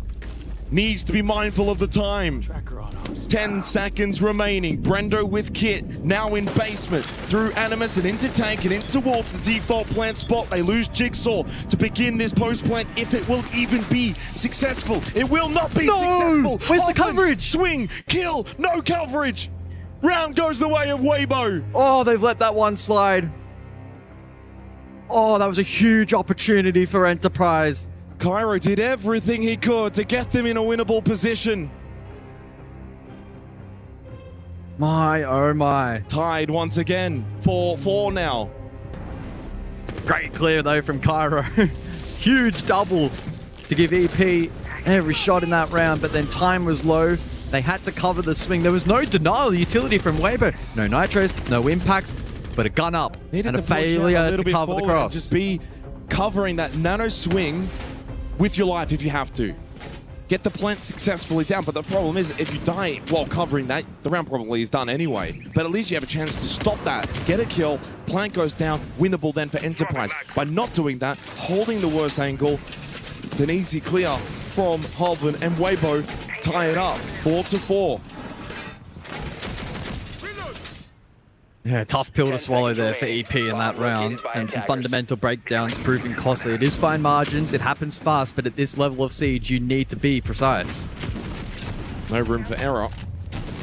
Especially against Weibo. Well, yeah, that's the thing. And especially after you forfeited the first map, essentially. It's the Vulcan play here for the 9th round, and no IQ counter to speak of from Enterprise. How influential may that be with double nitro in play? No hard breach in this round for Enterprise, but they've got plenty of tin can openers. As we see here, onto the IT reinforced wall. Making it look like Swiss cheese. I was going to ask, is that French? They love cheese over here, but I'm assuming it's probably Swiss.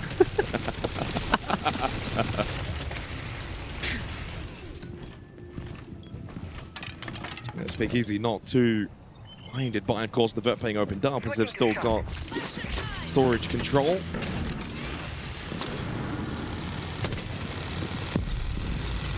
Honestly, a decent setup though right now from Enterprise. They've got pressure towards IT. Floors opened up, but they lose Zuhan and Cairo Turd. Oh, the double kill.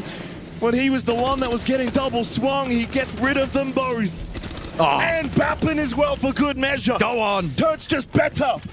He goes double-digit kills here on Labs and may just set them up to take the lead 5-4. Oh. And even the tag onto Jigsaw through the barricaded window. Give him the ace. Give him the ace. Give him the ace, Jigsaw. You know what you've got to do. Really expect Jigsaw close. He's hunting. Turd wants all 5. And he will get all 5. Because he really is that guy, and he stands up and points straight to Enterprise. Oh, what a play Talk from your Turd. talk, young man. If you're dropping 5 on them, you can do what you like. Yeah. And they've also got 5 rounds on the board. 2 rounds away now from knocking Enterprise out of the Esports World Cup. Turd is locked in. Now up to 12 kills. 21 and 8 in both maps with a 150 EPS. He's been the best because he is the best. Turd asking in the chat, how bad do you want that 30-hour flight home? And it would be a long flight home for Enterprise if they lose this in a 2-0 fashion, especially. This reminded me, I've got a 30-hour flight home as well. Except we win either way. Well, I'm not also going home tomorrow, so.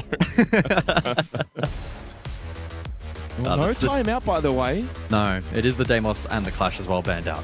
Magnet opting to just talk through, of course, the ban phase that you get going into round 10 and saving the timeout. Now, if you recall, let's go all the way back 2 rounds in. Gohan called his tactical timeout. Ag has elected to hold it this whole time. It is now, by the way, 5 of the last 6 rounds to Weibo. And 4 of the last 5 rounds, Turd has found the opening kill onto Tuhan. Now that is a stat line. 3 in a row and, yeah, 4 straight in the exchange between those two.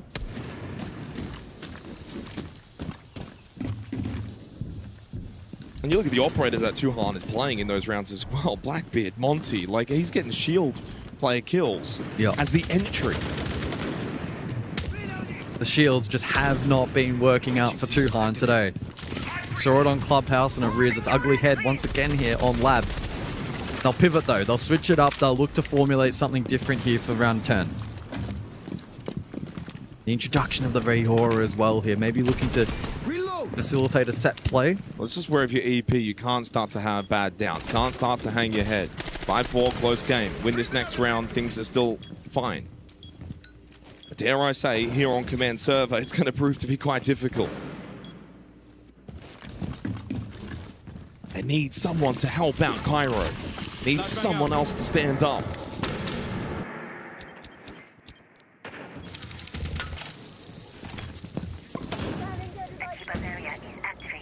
Realistically, they need Jigsaw of old. It's time to give Jigsaw the reins and say, go and save us. Oh, this Nitro could land. Jigsaw needs to be mindful as that one doesn't. Cairo survives it, but he is incredibly low. Oh, and that one shot out. And Reaps then gets rid of Jigsaw. There will be no I thought that was shot saving out. him. I must be seeing things. What? Gotti gets rid of Brendo. But Bappin comes through IT to try and save the day, and he says, who needs Jigsaw? I'm here to save the day. I am that guy. Hovering down below for plant denial. Tuhan attempts, but he won't be able to commit. Rear a gate, and Tuhan getting off that plant finds that kill, but Bappin gets caught on the timing, and Speakeasy gets the kill, and we've got a 2 versus 2. Cairo watching and waiting for the push, but he's low on health. He needs a headshot, and he finds it. And Tuhan will get the plant down, but we go 1v1. Hoven versus Tuhan, and Hoven is just shit all over him. It's 6-4, it's 2 match and series points. EP are on the ropes. Matt cannot believe it. This is why he says that he's an APAC regional MVP. Hoven, the #1 rated player this stage, has put EP at death's door. What a moment. This has to be a timeout. Matt cannot believe it. He thought they had that round 1. What a round from Bappin. No timeout. There is no timeout? They haven't used it, right? I'm not missing something. Am I?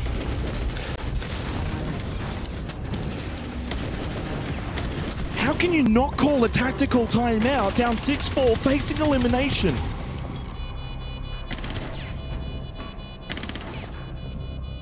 Well, talk about trust in your boys. Yeah.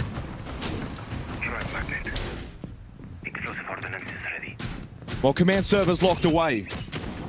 The hardest site to attack into is no longer available for Weibo. They will need to close this out on either basement or control storage. They begin their quest on basement. 2 chances to send Enterprise on that 30-hour flight back home to Australia. And to book their place tomorrow against Virtus.pro. And that promises to be an almighty game. Weibo at their best could certainly win that. But they will probably need to be at their best, let's be real. Activating camera. Well, they have played very well today. It's still, though, a matter of converting this map, getting the job done. EP, though, are well and truly on the ropes. They need the first kill. They really need this first kill. 5 of the last 6 rounds, Weibo are starting with these 5v4 advantages. They're finding big kills onto shield players like Tuhan. We noticed that before from Turd. Tuhan's got to stay alive. Keep the shield alive. Try and find this first pick. Torch ready! They go for the Mav setup here on the main breach.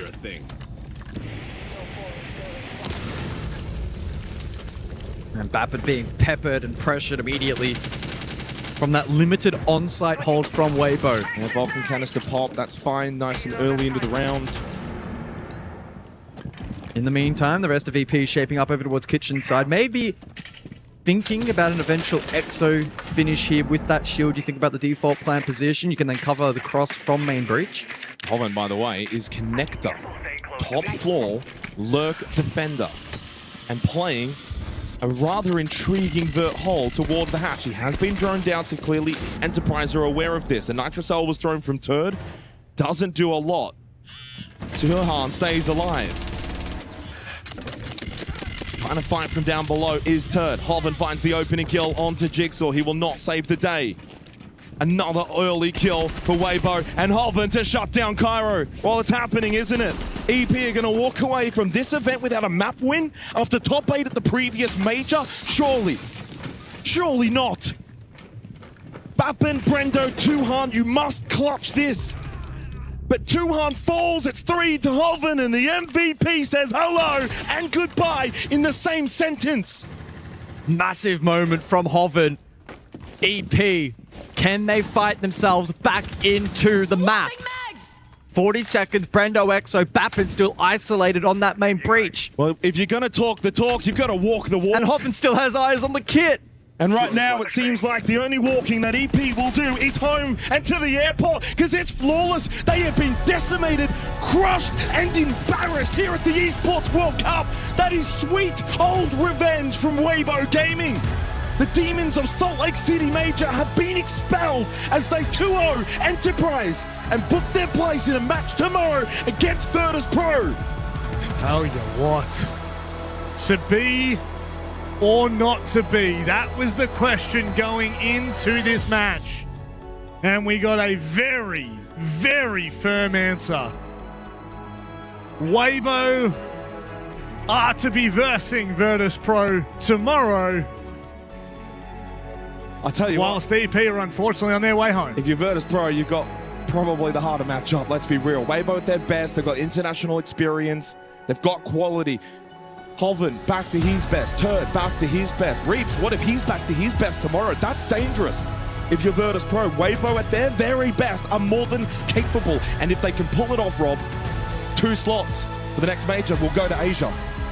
Ironically, it's not even if they can pull that off anymore. I think the conversation about APAC's best has changed dramatically over the last 12 months, and I think we've just seen that on display. We've just seen Weibo at their best. They looked dominant. They looked unquestionable. And I think at times, even when they were 3-0 down at the start of that map, guys, you still had that inkling. We know what Nighthaven Labs is like. I'll be honest, I didn't expect them to bring that back and have it be a 3-3 split going into the second half. They gave them so much leeway.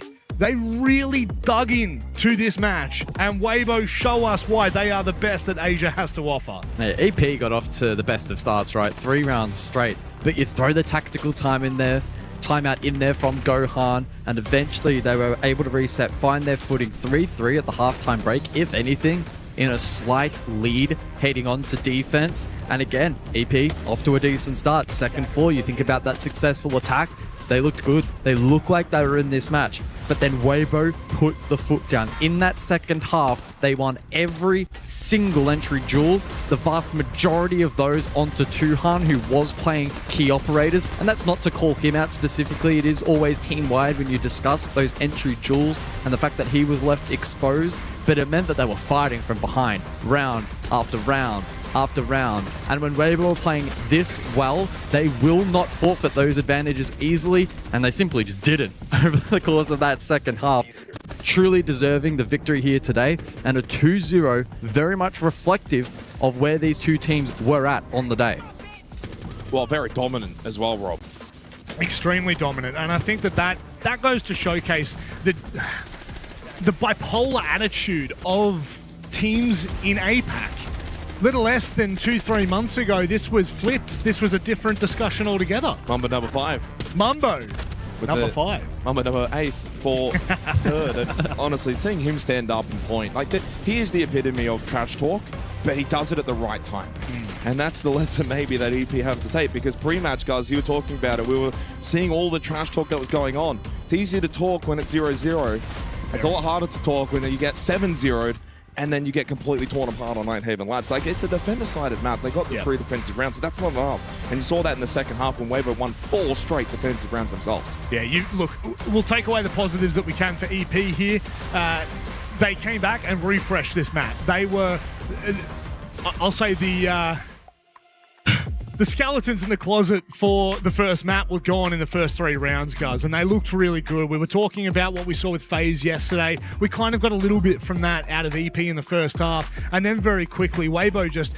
they were close rounds. This is the thing. The 3 rounds that Weibo won in the first half were close. They weren't blowouts, and I think that goes to give props to EP, what they were able to do coming out of what was a break between map 1 to map 2, but unfortunately, it's not good enough. And when you look at the individuals, I mean, Weibo had a plethora of options for either clutches or big moments, and unfortunately for EP, they did not. There were plenty of good moments there from EP, and Cairo had a really phenomenal map. I want to make that very clear. He played quite well. He actually walked away as the top-rated player despite turd farming on entry, so I don't know what's going on there in terms of the EPS formula, but he played well. It was the lack of depth. He needed people to follow him. I thought Tuhan as well wasn't bad. He got really unfortunate with a lot of those opening deaths on Nighthaven Labs, but he's been in a bit of a slump over the last few months. I thought he actually did as best as he probably could considering the circumstances. They just didn't get enough out of Batman and Jigsaw.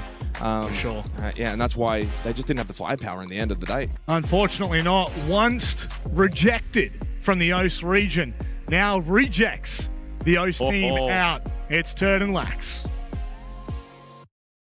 Thank you, gentlemen. I'm here with Turd from Weibo Gaming. 2-0, you guys get it done. Now, there was definitely a little bit of shit talk during that series, and we know you don't mind it. Give me a little feedback on that. Yeah, those guys, like, super close to all of them, but inside the server, it's a rivalry, it's a war. And anything we can do to get the advantage, like mental warfare, I'm all up for it. So, yeah, just a bit of shit talk inside the server, but I love those guys and hope they enjoy their 30-hour flight home. I was gonna ask you about that quote. Obviously, even your performance. I mean, 2 big MVPs coming out of you. We also saw a very good performance out of Hove in that big 1v2, big 3K. I think we even saw a flashbang kill out of him. I mean, when moments like that happen in the game, you can just kind of laugh at those and kind of build off of it. Yeah, it was definitely it was good as well, because we started the map 0-3, but like seeing someone die to a flashbang, it's all good vibes from there.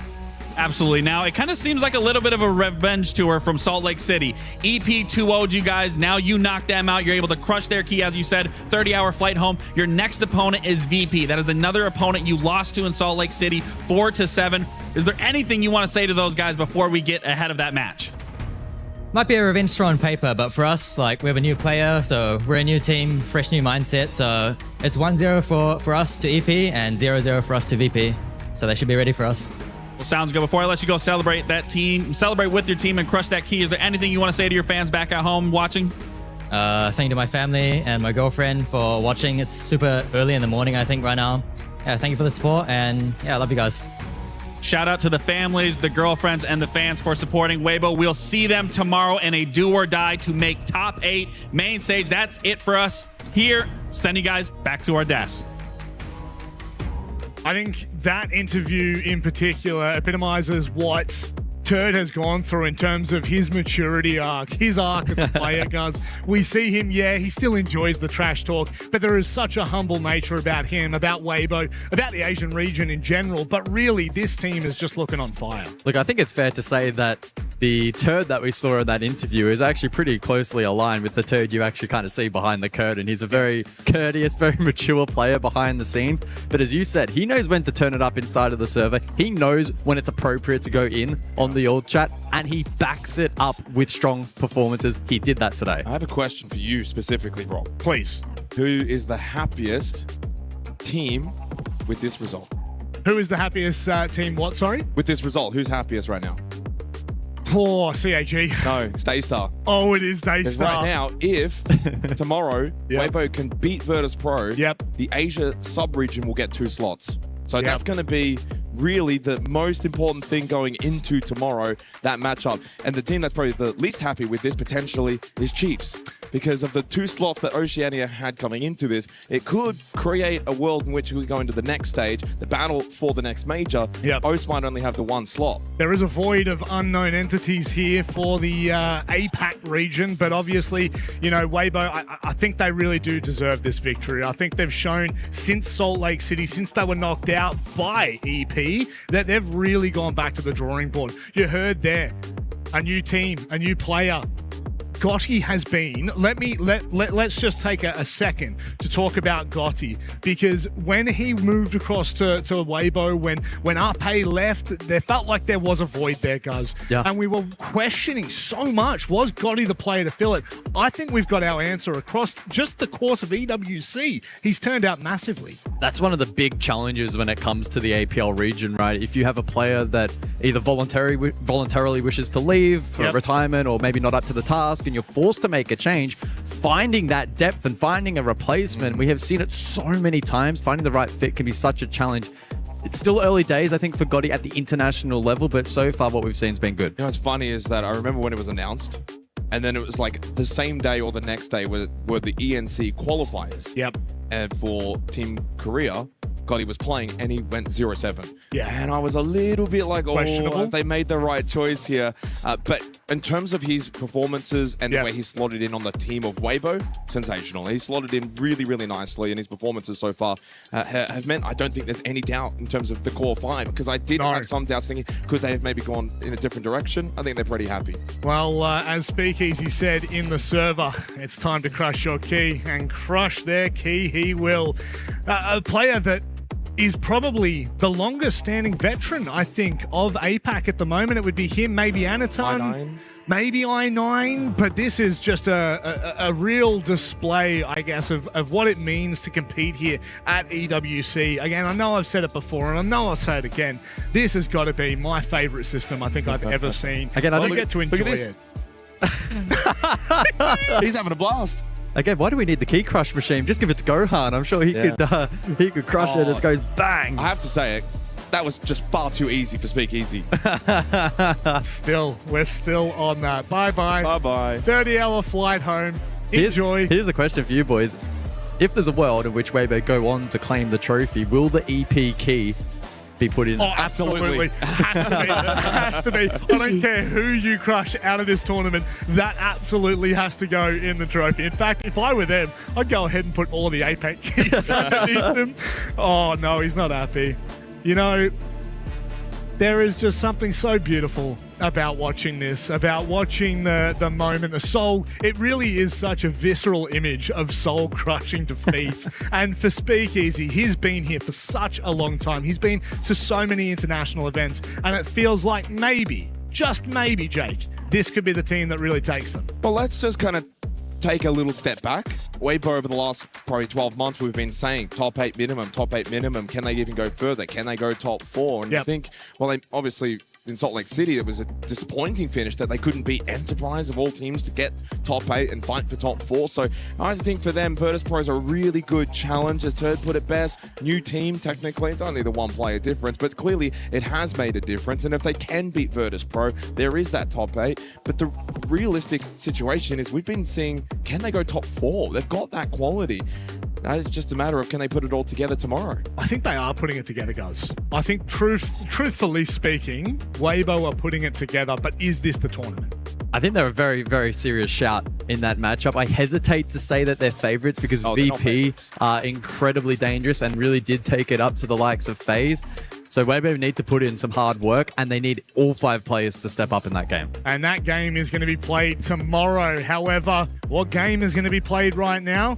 It's Team Liquid Alienware going up against M80. Some of the best that SAL has to offer versus the best of NAL. We'll have to wait and see how that one pans out on the other side of this short break.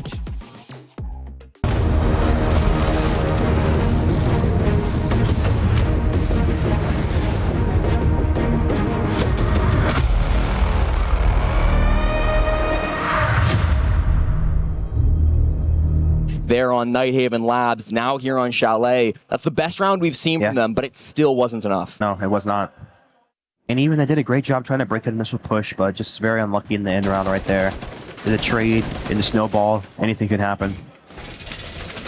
And that's the best thing, too, in the attacking side. If you do lose that initial play, getting the round into that snowball effect, finding a way to make trades happen is the best way that you can find a way to win that round here. Well, and how incredible was Mowgli, too? I mean, he took a terrible situation and somehow worked those picks to get his team back in the round. I mean, great plays, find ways. There you go.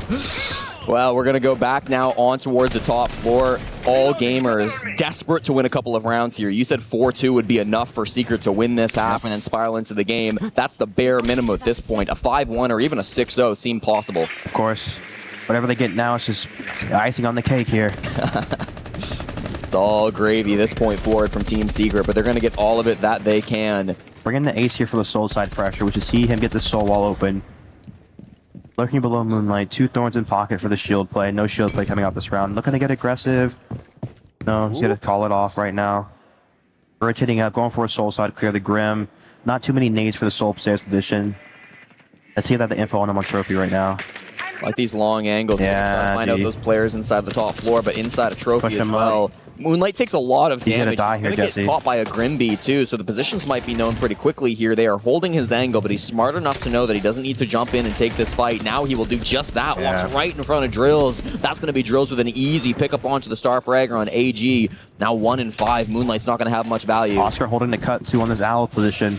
Great point. This could be 5v3 soon. Really difficult. He jumps it though. Loses the fight down from the bottom floor. Mowgli's going to take down Yaz for the trade. That's good teamwork still coming in from Team Secret, making sure they do not lose this lead. 4v3 still pressuring in on the Solar side. They haven't actually been able to get into Solar just yet, but they've got bodies down below and one player just outside on the window. Railgun, a lot of pressure on him to get a pick back at some point. Yeah, they're going to slow their round right now. Shotgun below with the info. He's done so well from this position. He's just finding these players when they've got good intel. Mowgli now 8-2, finding so much success on the server for Team Secret. 75 seconds still to go, and Solomon and MC have a huge job in front of them. Yeah, Oscar's still cutting off the B2 for the power right now.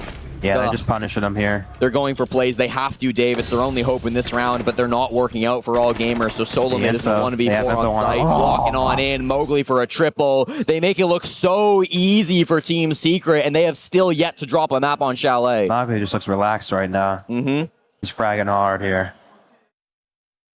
5-0. All gamers are the only team to suffer a 7-0 defeat here at the Esports World Cup. That was a few days ago versus CAG. Now they're on the precipice of another 7-0 defeat on map 3 versus Team Secrets, which would eliminate them from the tournament. It's tragic, but in this game, there's no remorse. There's no, they don't take it easy on you. You know, if you give them the upper footing, they're going to take it. Team Secret looking like... give them the high ground. The full package now on Chalet. It's going to be all gamers trying to hold on to the high ground on this round as they'll be extending above Kitchen Bomb site to hold this top floor. Last time this didn't work out for them. What do we need to see from all gamers this round to make sure they don't get 6-0'd? See, they're going to be double reinforcing off already, giving them all of this mezzanine space here. They just need to make sure they're in sync, because I feel like right then and there, Yaz made the play with the solos way too early. That you should be looking for towards the execute side. And I feel like they're kind of going one by one. You see it even in that round, Relative just sitting in a spot. They're kind of sitting still, expecting them to be able to win the round. But you have to be able to make plays, make them uncomfortable. And also, too, this info game's been killing them. So I really need to see the solos try to help get these pre-placed cams and these cams in the mid-round to kill this information. You kill the information, and you can start making more aggressive and aggressive plays. Nomad coming out to slow this aggression too. Nice to see that from Noah. Going to be trying to spot some of these players on the side of all gamers. They have all this control so quick, Jesse. It's too fast. Yeah, it's crazy how fast. Mowgli's basically cut off half of the map at this point, already pressuring in towards Piano. They might even recognize that he's here so early because he's done so much good work, but he will get back on his drone. He's got 4 of those Flores drones still to work with. If he destroys the shield, that'll be massive. He's going to get just that. 40 seconds deep, and the Piano shield will go down for MC. That's really good work from Mowgli. He's been finding the frags in this game and using the util as well. They're in the site right now, Oscar Jesse. goes down inside the site. Yes, they're already fighting for the bomb site, and Flex is going to be going for this plant. Upstairs, these players are not going to be able to get the denial. If Mowgli can be good, he will do just that. Takes down MC, but Moonlight is able to stop the plant as it goes down. He's on that office vert. They weren't able to apply that pressure up above just hard enough. Noah fighting in the basement, takes down Yaz, the major pick to come through from Team Secret. Mowgli and Drills still finding so much success here as Mowgli is putting more pressure onto the top floor. Moonlight has to be perfect. He's got solo mid here on the trophy stairs, trying to support him from back of the site. They could try to jump in and go for a plant, but I think Noah might take that gunfight. He will, and he'll lose it to solo mid. Now the player outside on the balcony, he's not going to be able to do whole much. Moonlight finds the frag on a Mowgli, and Drills, there's just nothing that he can do. Finds out the player's position in on the trophy stairs, but he's got to grab this defuse kit. He can try to nade out this spot, but close to the shotgun, it's just not a fight he's going to take. Goes in aggressive with the F2. Smoked out, and he's going to have to go back towards the site. Minute 20 to play with. This diffuser will be watched from the vert. Drills is going to have to try to find some way to get this diffuse kit down. Picks the safest plant spot. It's a little bit predictable, but they can't really deny it from up above. So Solomon's going to have to move his way through the hash. Now wins the fight on a Moonlight. Hello, Drills. The stage 1 rookie. He's yet to play more competitive lands than just this. This would be the biggest clutch that he's had so far at the Esports World Cup. Through the wall, he's just missed. He's got good information if he wants to use it, but with the F2, he wants it up. He's already got the good pings. That's all he needs. His teammate's calling out Solomon's position. He's got the better weaponry. Pre-fires the angle, and Drills is able to do it. Shuts them down for the flawless half, and the rookie at the Esports World Cup makes his biggest play. Drills, letting them know. Great play right there. Great play. And again, you have the info on the plant spot. Make sure your sole player is taking the fight when the player on the hatch is taking the fight. Take the 2v1 while you can. What a round from Drills. Again, he has not played any professional Siege before, just stage 1. A few months ago, he was signed by the Secret roster. And I mean, it's something Ann keeps talking about, right? The Secret org are so good at finding the young players that have potential and bringing them up to the highest level. Noah was a great example of somebody who people didn't really give a lot of credit to back in the early days when he first started as a pro. Now he's talked about as one of the best players in the league. He's been able to highlight himself alongside Mowgli, alongside Drills at this event. It just feels like they're finding that synergy now when the young and the old can work together, and everything is clicking for this Team Secret roster. Of course, beautiful just to see them be able to respond like this. I said 4-2-5-1. They got a 6-0. That's as good as it gets, Dave. You wanted to see a strong attacking half, and that wasn't just strong, that was dominant. Yes. All gamers, I mean, a little bit shell-shocked at this point. What could they possibly do? They look stunned right now. Already facing 1-7-0 in the tournament. You can see now the head coach trying to have some kind of an impact in this game, get them back on track, but I just feel like at this point, it's so far gone. It would have to be the greatest comeback of EWC so far if all gamers were to win this game. And I feel like right now, too, Jesse, it's not even about strategy from the coach being delivered right now. It's more or less mentality and making sure that they're actually in this game mentally. I just feel like they haven't had any emotion, any charisma to themselves in this game at all. They haven't just felt... Because if you're having fun, even in these lost rounds, you see yesterday DZ losing the CAG, they still have a smile on their face. You see Twister when they're losing these rounds, they still have a smile on their face. You're still enjoying the process, the journey of this tournament, and that's what you have to do.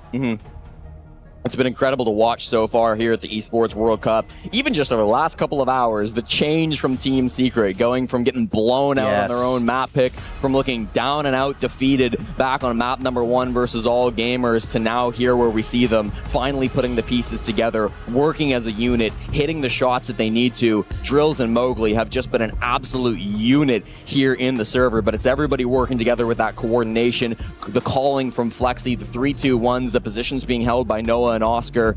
It's been everything to get them through now on Chalet, with only 1 round needed through this second half. We'll get the operator bands. Dave, what are we thinking? See the Monty coming out, staple. The Ella, good. I feel like Ella, the trap meta is a little bit old meta right now because the Yazami, the Wamai is so strong here. See if it's a double trap. Okay, they get rid of the Ella, they get rid of the Yazami. 2 good bands here. The double shield band coming out just to make sure they can't even get that space, that pushing power inside the map here. It's going to be more of an info-heavy lineup coming out. Doke Snake. A lot of traps here. Looking to finish this one off strong. Hoping to just make this one quick and easy. The 7-0 on the table for Team Secret, the reigning EWC champions here in Paris. Hoping to make things happen, indeed. In the home country of Mowgli, he got to play in front of his friends and family just 6 months ago at the 6th Invitational. He'd love to do so once again to accomplish that goal. Of course, he'll have to win this game versus all gamers, then beat Team Falcons tomorrow, but one step.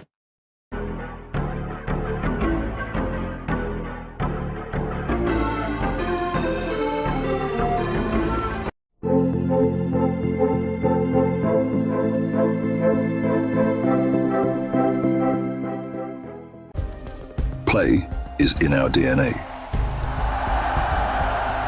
Whenever we let it out, it becomes our superpower. Now imagine an entire city being built to supercharge it. Kadir City, powered by Play.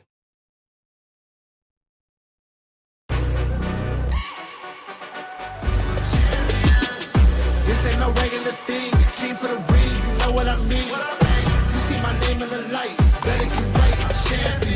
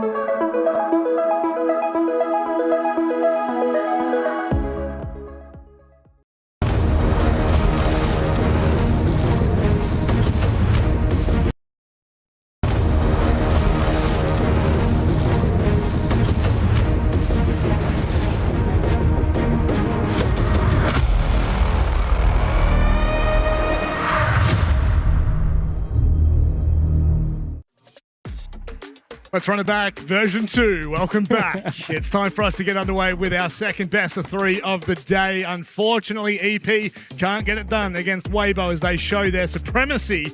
I'm going to welcome 2 gentlemen to the desk. Pengu and Farmada. How are we, gents? Farmada, look at the outfit, man. It's actually very... You got the boots on? You know, I actually don't have boots on because I only had 20 kilos of... I'm not bringing boots anymore. I decided that a long time ago. I did it once, never again. I'm feeling very, very rural today. You know what? To be fair, I'm from the Farmers League. We've been eliminated. Well, now, that's a good segue. I'm not even going to bother saying what I was going to say. We got Farmed League. Yeah. Well, yeah, we kind of do. Yeah. It is very Parisian, and I quite like it. But it could also be my pop back in the '60s. You know, like it's a good look. I love it. So obviously, moving forward with today's matchup, it's an exciting one. It's one close. You know what? It's one close to your heart, isn't it? Close to my heart. You know, good old Fabian on stage. He's a father. He's old. I'm balding. Like we're just turning back the clock right now. There's also Joker as well, who's your best mate from. Sorry, I don't know. Oh, sorry. Yeah, from the Him and I PSG was Talon days, he's been reunited with Papa Fabian. Yeah, it's a great time for M80. But on the flip side of that, like, I don't know, I've always had a real soft spot for the Team Liquid boys because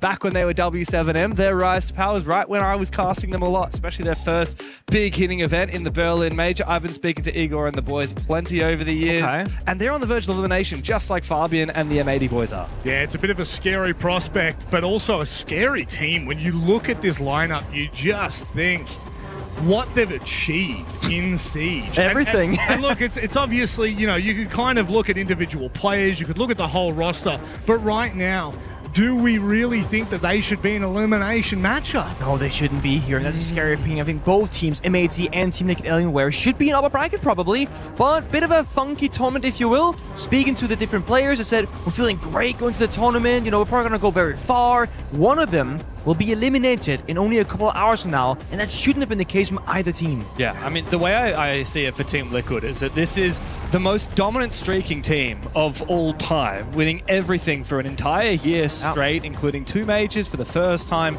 and a 6th invitational, but they're still looking for their second wave after changing organizations. Now for a second time, they went to Furia. Of course, they won Reload. That's all they really did with Furia. Yep. They even had an early exit from the 6th invitational, and since then, of course, they've joined Team Liquid, and they haven't been looking too hot at all. They even failed to make it to the Salt Lake City Major, and now they're on the verge of elimination here at the Esports World Cup. Yeah, it's very different. It is from hero to zero, their storyline. And look, that sounds a little rude, I guess, to say, but when you look at the history of these players, of the coach, we always expect kind of a moment of magic from them, and they're going to need a moment of magic against M80. This roster coming into this event, people are calling them one of the best in North America. You've got a coach and an analyst that are kind of reuniting after, you know, let's just say a bit of a failed attempts. Well, is that fair? Good start, bad ending, sort of thing. Like, so they land in the middle, but Yeah. No, M80 on the flip side, though, where do you put them now, Pengu? After we've seen them at a couple of events, how are you feeling about this roster? Well, obviously, M80, they've been around for quite some time, former like exit roster, core, etc., that's been building over the years. But now there's been one big switch up, getting a European player into the mix, getting Savage, the ag.al from Team Secret, winning the previous EWC, going to an SI Grand Final, a self-made younger-ish rookie to lead these guys forward, and it's a big deal because Fabian is a European coach and he has his way. Yeah. Savage, European player, in a similar mindset because M80, the individuals, while they did win that Munich Major, there were some mental struggles. And I feel like Savage was brought in specifically to fix that problem. And in their very first game at this event, up against Falcons, we did not see that problem fixed whatsoever. It was like 3 people had their mics muted and there were no comms in the server. Yeah, the thing that's really unique to me about M80 is they're actually the second youngest team left at the tournament, an average of only 22 years old. And despite that, you look and you've got 3 double major winners on this roster. You've got a 6th invitational finalist who's also been an EWC champion last year. And then you've got Ashen, who spends too much time in the gym to do anything else. Talking. Jokes. He has a lot of talk and maybe he can walk the walk. But yes, you're right. Like, they have hit extreme highs in a very short period of time, relatively, for their careers. I mean, they would have been, primary school back when you were winning tournaments way back in the day. But, of course, talking about today, right? Salt Lake City, both of these teams actually failed to qualify. For M80, 7th place in the NAL. How on earth do you cop that, right? Now they're here at EWC. They had a pretty good NAL, and there was a lot of promise for them this time around, but we haven't seen them, as of yet, actualize that in the server. No, we have not. Speaking of the server, let's see where we're going in it. Fortress, Lair, and Chalet. Nick, does it feel like no matter the veto, this is going to 3? More or less so, I would say. Yeah, I mean, I expect it. In these matches, I like to go the distance. I will say this. Chalet will be the game of redemption if it means you can make it all the way to that third map, because as I said, it's where they started off against Falcons. It was not a good look. Fortress and Lair play quite popular, or are quite popular in North America, so I feel like off the rip, Emady should be happy with this, but I also don't think the Team Liquid Alienware should be unhappy. It feels kind of in the middle. Yeah, I do feel like Team Liquid Alienware have gone with a little bit of a curveball by going back to Fortress, where they previously lost in their match to Wildcard. That seems like a bit of a ballsy best, pick. you know, in theory, but best teams in that. Sure. And look, M80 have had their fair share of struggles against Wildcard in the NAL as well. But yeah, it does feel like both of these teams are going to maps where they have lost in very recent history. So it's about the quick turnaround from one day to another. One thing I do wonder, and I said this before in a previous cast, but Savage, of course, is a very rare Portuguese player in Rainbow Six. Yeah. You don't see many players from Portugal, and of course, he's be one of the few that would understand a lot of what the Brazilians are saying. I wonder if maybe he can use that to engage in a little bit of smack talk. Walks by their prag room, puts the ear to the door. I mean, we don't often get to see players get to smack talk the Brazilians in their native language. That's true. Imagine that little bit of mental warfare. The issue is, right, Team Liquid Alienware, known as Furia, known as former W7M, they talk, okay, a big game sometimes. JV in particular, he is the funniest guy, and I always thought he was like super serious when I first got to know him. He is so not serious, but he will just say the most outrageous things in the server, on the stage, and he has no fear of embarrassing himself in that regard. Yesterday, I was doing a little interview video with Speakeasy, and I just grabbed Speakeasy for a second in the lunch. I was like, hey man, can I just do it? And then I turn the camera on, JV walks over from the other side of the room, he's got his little pie in his hand, he's just munching on a pie, and he stands about 40 centimeters away from Speakeasy, out of frame, and just stares at him throughout the entire interview. And who does that? Could not keep a straight face. JV92 does that. That's who does that. Such an interesting character in Siege that also has just such a successful past. And I mean, when you look at these two lineups, you really just wonder what sparks are going to fly in this server. What is actually going to happen? Because ultimately, at the end of the day, elimination matchup, right? EWC, the context has changed this year. Prize pool, still the same, but everything else around it, the time that we're here, the amount of opportunities you have to continue to progress, and the fact that there is an SI slot on the line really changes the context as to what to expect from this event. It's no longer about just turning up and using it as an opportunity to get to an international event. Now there is so much more behind this. And when you look at both of these teams, Pengu, there is so much pressure, there is so much expectation placed on their shoulders. You see right now from Team Liquid Alienware, they've been in that huddle for quite some time, and just talking the mentality, the strategy, and probably saying, guys, don't worry too much if things go south. It's a BO3, it's going to be a long series. We need to just play it round by round, take it step by step. That good old saying, don't apply too much pressure on ourselves. They've been in so many grand finals. They've won so many grand finals, but in recent history, they have not found the results they want. And going from W7M, a smaller org, to Furia, a big org, to Team Liquid, a legendary org in its own right, they need to bring those results now. Yeah. That was a huge investment from Liquid, and the organization, all the years they've had in Siege, gone to a grand final and lost them more often than not, and very often having early exits. Yeah. They need to get some results for this org or they're cursed. For sure. And just to remind everyone, yes, they picked up that old Furia core, but not only did they pick up Philippox, JV, KZ, and Nade, well, they kept the world champions, but they also kept Igor, or rather they took Igor, they took Vitz, and they took Abreu as well, the coaching staff that was on that W7M roster from way back in the day. So despite saying goodbye to Herds as he remained with Furia, we still have these 7 people who have stayed as the heart and soul of this continued roster through now 3 different esports clubs. Can they find that second wave of success on Liquid? Well, I hope so. But to be honest, the meta hasn't favored them in recent years. They were really at the peak of the gunfight meta, of the split theory meta. And since shields have really become a large force in the meta, it hasn't been to their strengths. We've seen them dabble a little bit with JV and Philippox, but it hasn't been the same. Can they find that next opportunity to really make a showing that is deserved of the Team Liquid brand, which that organization has been looking for years upon years. I mean, this organization has been in Rainbow Six since what, late 2017, early 2018. Oh, yeah. They won it. Their first Pro League finals against you, by the way. In Atlantic case City. you forgot that. We had a sub. Right?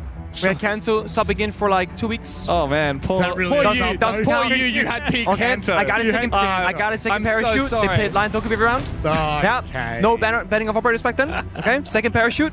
But my point is, it's been 8 years since then, and Team Liquid haven't really done anything in Rainbow Six since then. They haven't found a victory, but they've gone to a couple of different grand finals. They've lost to BDS, for example, in Sweden that we had. And I thought, honestly, that was going to be their victory. That was going to be Nesk and Palu getting that duo together for a win. Yeah. But the reverse swept, I believe. Just losing. Funnily enough, Team Liquid also went to the grand final in the Copenhagen Major, and funnily enough, lost out to... Oh, who was that again? Oh, that was W7M. That's now the 4 players that are on this roster. Yep. Also, a fun fact about that. That was the last time that Fabian found himself up against Team Liquid when he was coaching G2. He lost in the quarterfinals in Copenhagen to Team Liquid. Fabian actually, historically, has struggled against Team Liquid. Only won once in the 4 times he's played them. Well, all I can say is this is a game of expectations. This is a game of 2 organizations that are really gunning to make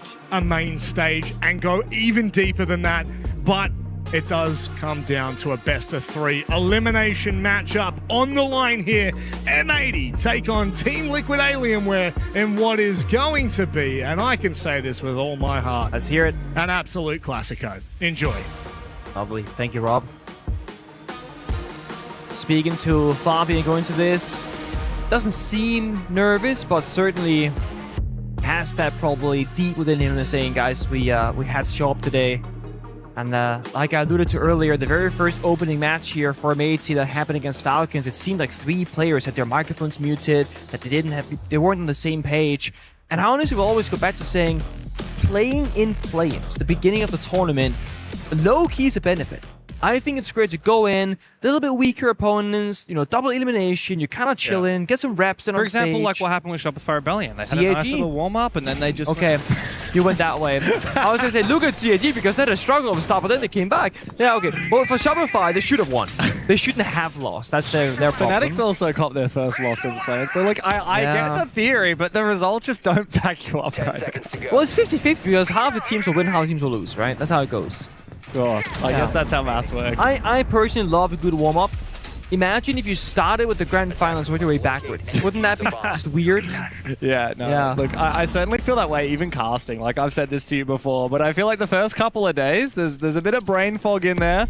And once we get into the deeper parts of the tournament, once the matches really ratchet up in the stakes, that's when things start to feel real. And it's certainly feeling real for M80 and Team Liquid Alienware right now. On Team Liquid's pick of Fortress, it is elimination or elation.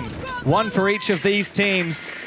Who will progress further and who will we say goodbye to later today? A quick look here, the Solid Snake Togepi again. M80 wanting to stick around on the extended roam. They play the trap opposite support as well. The Ella, the Thorn, they got the fallback and the Goyo, the Smoke. They're playing a 2-layer defense right now. They can stick around, fall back, play both at the sides. So then Team Liquid Alienware, they're just kind of looking, opening doors, barricades. No one's like really inside the building as of yet in the first 60 seconds. But the way a swing there is action. Shotgun on the exterior window. Takes down JV92 on the Grim.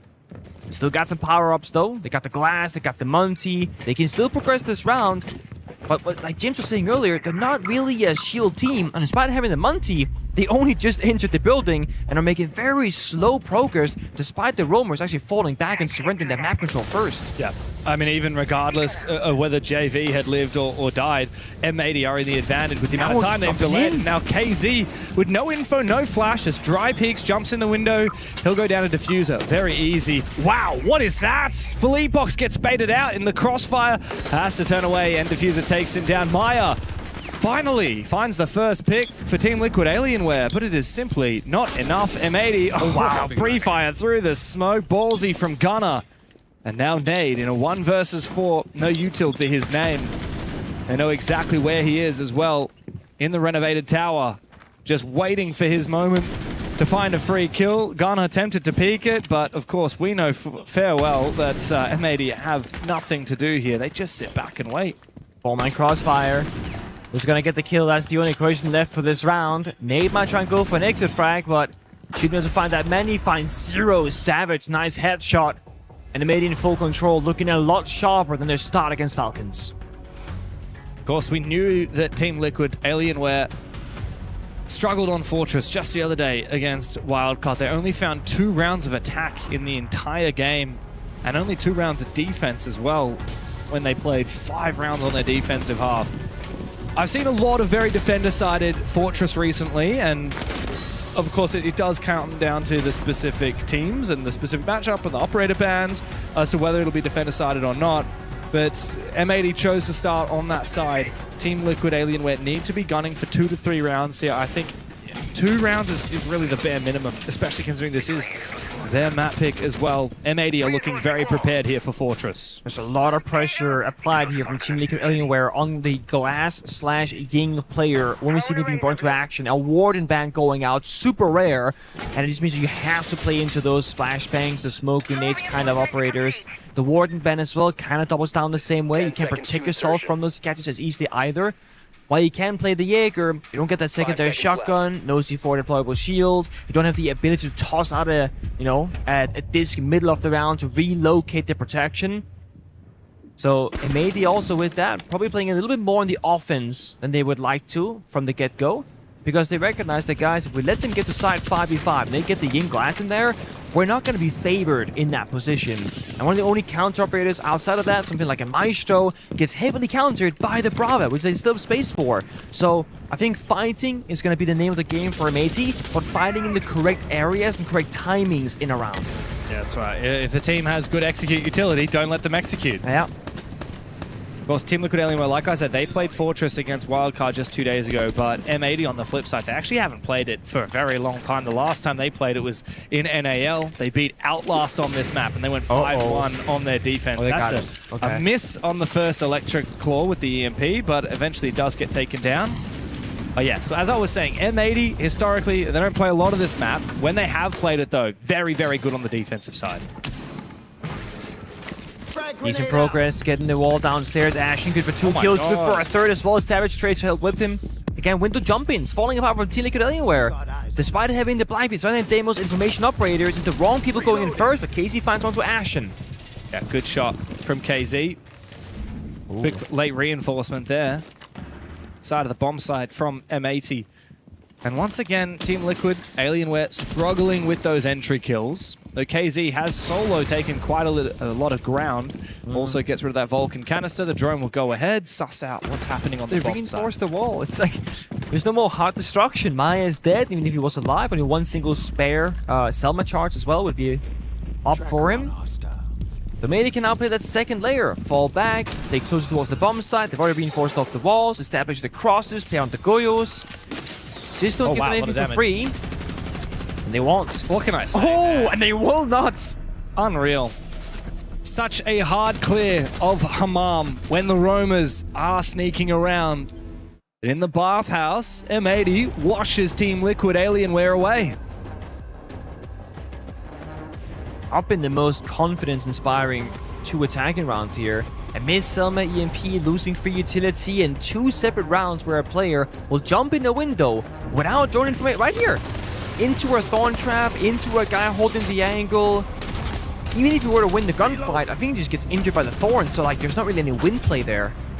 Last lap is the Blackbeard, who's supposed to be the entry for the roam clear as well. Yeah, you're right. Like the Blackbeard should never be the last person in the building and the last person alive. They're not a shield team. No, they're not. But they are trying to force it, and it's not a good look just yet. Yeah, definitely, it feels like just an understanding of the way that the shields are used. Team Liquid have a very different interpretation. It doesn't seem to be a successful one so far. Also, I hate to sound like a broken record, Pengu, because I know you've heard me say this 100 times, but whenever you're roam clearing on the ground floor of Fortress, don't go Hammam. I think there's one round I have ever seen a team win by roam clearing from Hammam, and there's like 50 where I've seen them lose. No, you're right. Every time we happen to be casting a match on Fortress, it always goes the wrong way on that entry. I'm right there with you. So Team Liquid Alienware, they haven't called the tag timeout just yet for their coaching staff. They're gonna keep playing on. They do believe they have what it takes to solve the issues. We'll have to see if they actually can back it up in the server. Similar operator lineup, you know, JV on the Grim, Felly on the Blackbeard, Casey on Grenade just like before. But Nade actually getting onto the Maverick, recognizing that, hey guys, they might play a ton of wall denial, they might try and, you know, peel back those layers and reinforce everything off, but no. One of the few rounds right now where there is no real wall denial but the mute jammers, which honestly quite easy to deal with. The can openers from JV that go straight through them, unaffected by the mutes. They want to work on that exterior wall, but there's actually a feet line of sight on it, so the Maverick is not going to be having a ton of value outside. Wall's already opened up. And I have to wonder how Philippox intends to use this Blackbeard this time around. It's a good way to do it. As diffuser. He does, and now he's trapped. The Tachanka will fry him. And he has to go all the way down the stairs into the barbed wire. Good gap found by Maya, but he is punished. Nice thorn trap from Gunnar, but T-Law have actually done the damage here. They found most of the picks. Now Ashen and Savage are the last two left for M80, but never count out a man with a TCSG. Does that never count out the Lord himself? And Philippox this entire time, low HP, has been waiting for Savage to stop firing him. Stop keeping him at bay, and Philippox is just surely gonna die. There's nothing you can do. A Blackbeard up against the Tachanka, read like a book. And Savage, well, he's speaking their language right now. 3 rounds in a row for M80. Disgusting round again. M80 are so prepared for the pushes. The thorn traps in the perfect location to trade themselves back and give them that sound cue of where the attackers are entering the building from. Blackbeard last alive for another round. Ineffective as usual. Operator bans. I love the Monty ban right now. It's one of those cases where they've been kind of rough on the shields here from Team Liquid Alienware, but the Monty will grant them so much safety to that clear back to roam game, and it's a hard operator to deal with as a defender. That's gone. So if you want to keep playing those shields, you're talking Blitz, you're talking Blackbeard, a lot tougher, which Philippox has been struggling with. On the other side, it's a Goyo ban, which talks about the clock, the timer, and maybe this is going to be Team Liquid Alienware calling attack time as they have, and playing a little bit slower. A little bit more fundamental. Step 1, make sure we drone it. Step 2, breach the wall. Step 3, hopefully go for a plant. Yeah, what is Igor saying to the boys right now? One of the most enthusiastic coaches that we see. He has so much energy, and he always has a lot to say as well to his team in these tactical timeouts. He speaks very fast, but he speaks with a lot of authority as well. He's taken tactical timeouts in so many different countries all around the world. He's seen his team raise the trophy in Denmark, in the USA, in Brazil, twice in Brazil actually. We'd love to add Paris, France to his trophy cabinet, especially as a gift to his new organization. He wasn't able to get many trophies for Furia compared to what he did for W7M. But for for T-Lord, right, they're looking at what could now be a pretty terrible split on this attacking side. We already knew against Wildcard they only found 2 rounds out of the 6. And I'm starting to feel like 2 here is the best they could ask for. Right now it does look like it. Also just like, going back to the Warden ban, we've seen 1 round of glass. No Ying. Yeah. And I'm like, okay, so the Warden ban is achieving what exactly? Yeah. Not a lot. Philippox on the Blitz, Maya on the glass. I feel like this is Igor saying, guys, play into the win con, play into the strat that we spoke about. Why are we banning on Maya Warden and then not playing those kinds of operators? Yeah, I mean, especially banning the Goyo as well. You want to be playing a lot of shields when you do that. The Tachanka last round made an absolute headache for Philippox on the Blackbeard. But it's funny now, we say that Team Liquid aren't a shield team. Have a look, we got double shield in this round. Yeah. The Blitz and the Blackbeard. M80's Savage knows very well how to use these shield operators, and we saw last round that he knows how to counter them as well. He's got, this time, a Nitro Cell prepared on the pulse, ready to take down that shield should they drop. Already pinged all 5 defenders here on the left-hand side, so KZ can track anybody on the defensive side. All about going to be coordination now. Who are we going for? Okay, Deimos tracked him, get that intel. But first, can we gain that foothold in the building? Oh, he sees him. Initial injury, sees the feet. Does he get someone else to sit on that camera? He doesn't at the moment, so he's going with that info. He draws out the peak thanks to the noise that he's made, and he almost finds a second one, but M80 seem to be everywhere. Wow. I can't believe that not only was there a player in the renovation tower to peek him from up above the ladder, which, by the way, he did actually read, there was also a second one. Gunner ready to swing him from down below.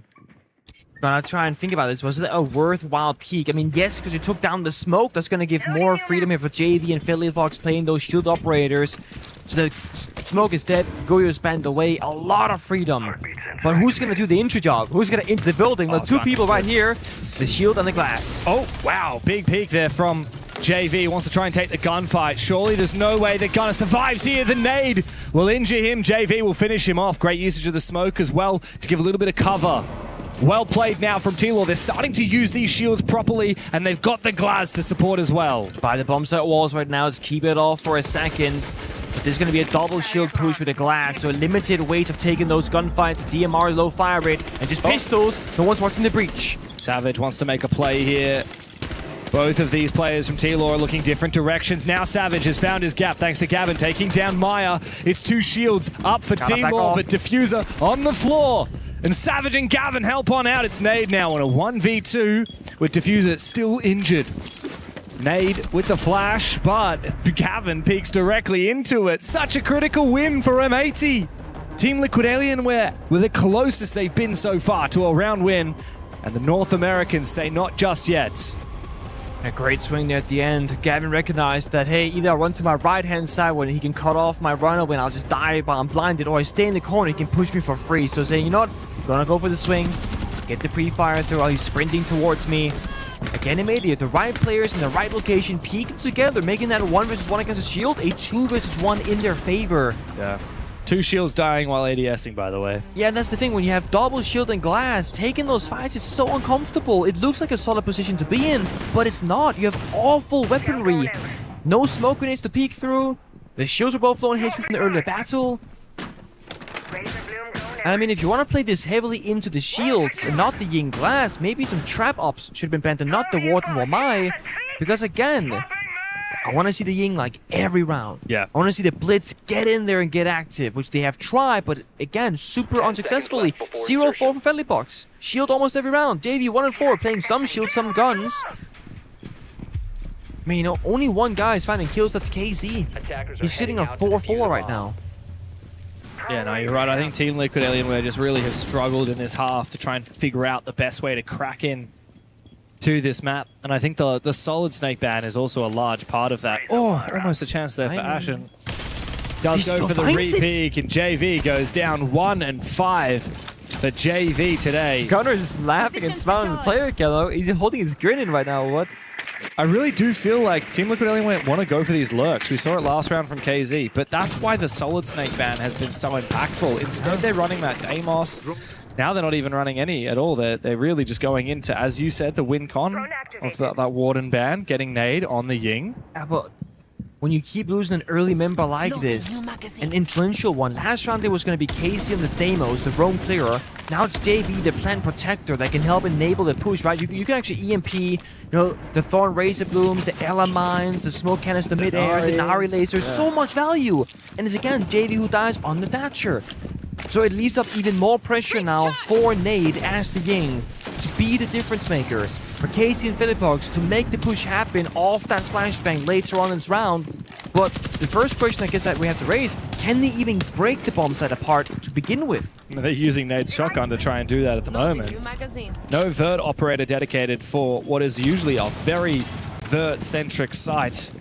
I think the key here for me is going to be, will Team Liquid Alienware be able to take Infirmary, or Medbay as it's often known? There are so many traps in there, and also the Denari lasers on the hatch. Yeah. But the Ying is one of the best ingredients to try and take control of Medbay. And the Blitz as well. In theory, they have all they need. Problem is, all of the traps that M80 have to prevent them from breaking in. Hot counters. Also, mind you, Gunner is sitting on 2 spare Asami barriers in pocket. Producing there right now. Candelas, and they peek off it as well. Nade is down. No more Ying. No more pushing power. Well played from Ashen straight into Medbay. But Phillyfox will lose his fight as well. Gunner's created a fortress here on Fortress thanks to those keeper barriers. KZ and Maya, 2 of the star fraggers from Team Liquid Alienware now. In a 2 versus 5, but Savage will stab them in the back. It's up to KZ to prevent a flawless round for M80. T-Law picked the map, but M80 have picked them apart. What can KZ do? The Lion has been silenced. 1v5 would be a dream. But M80 are not going to fall for that. They'll sit back and wait.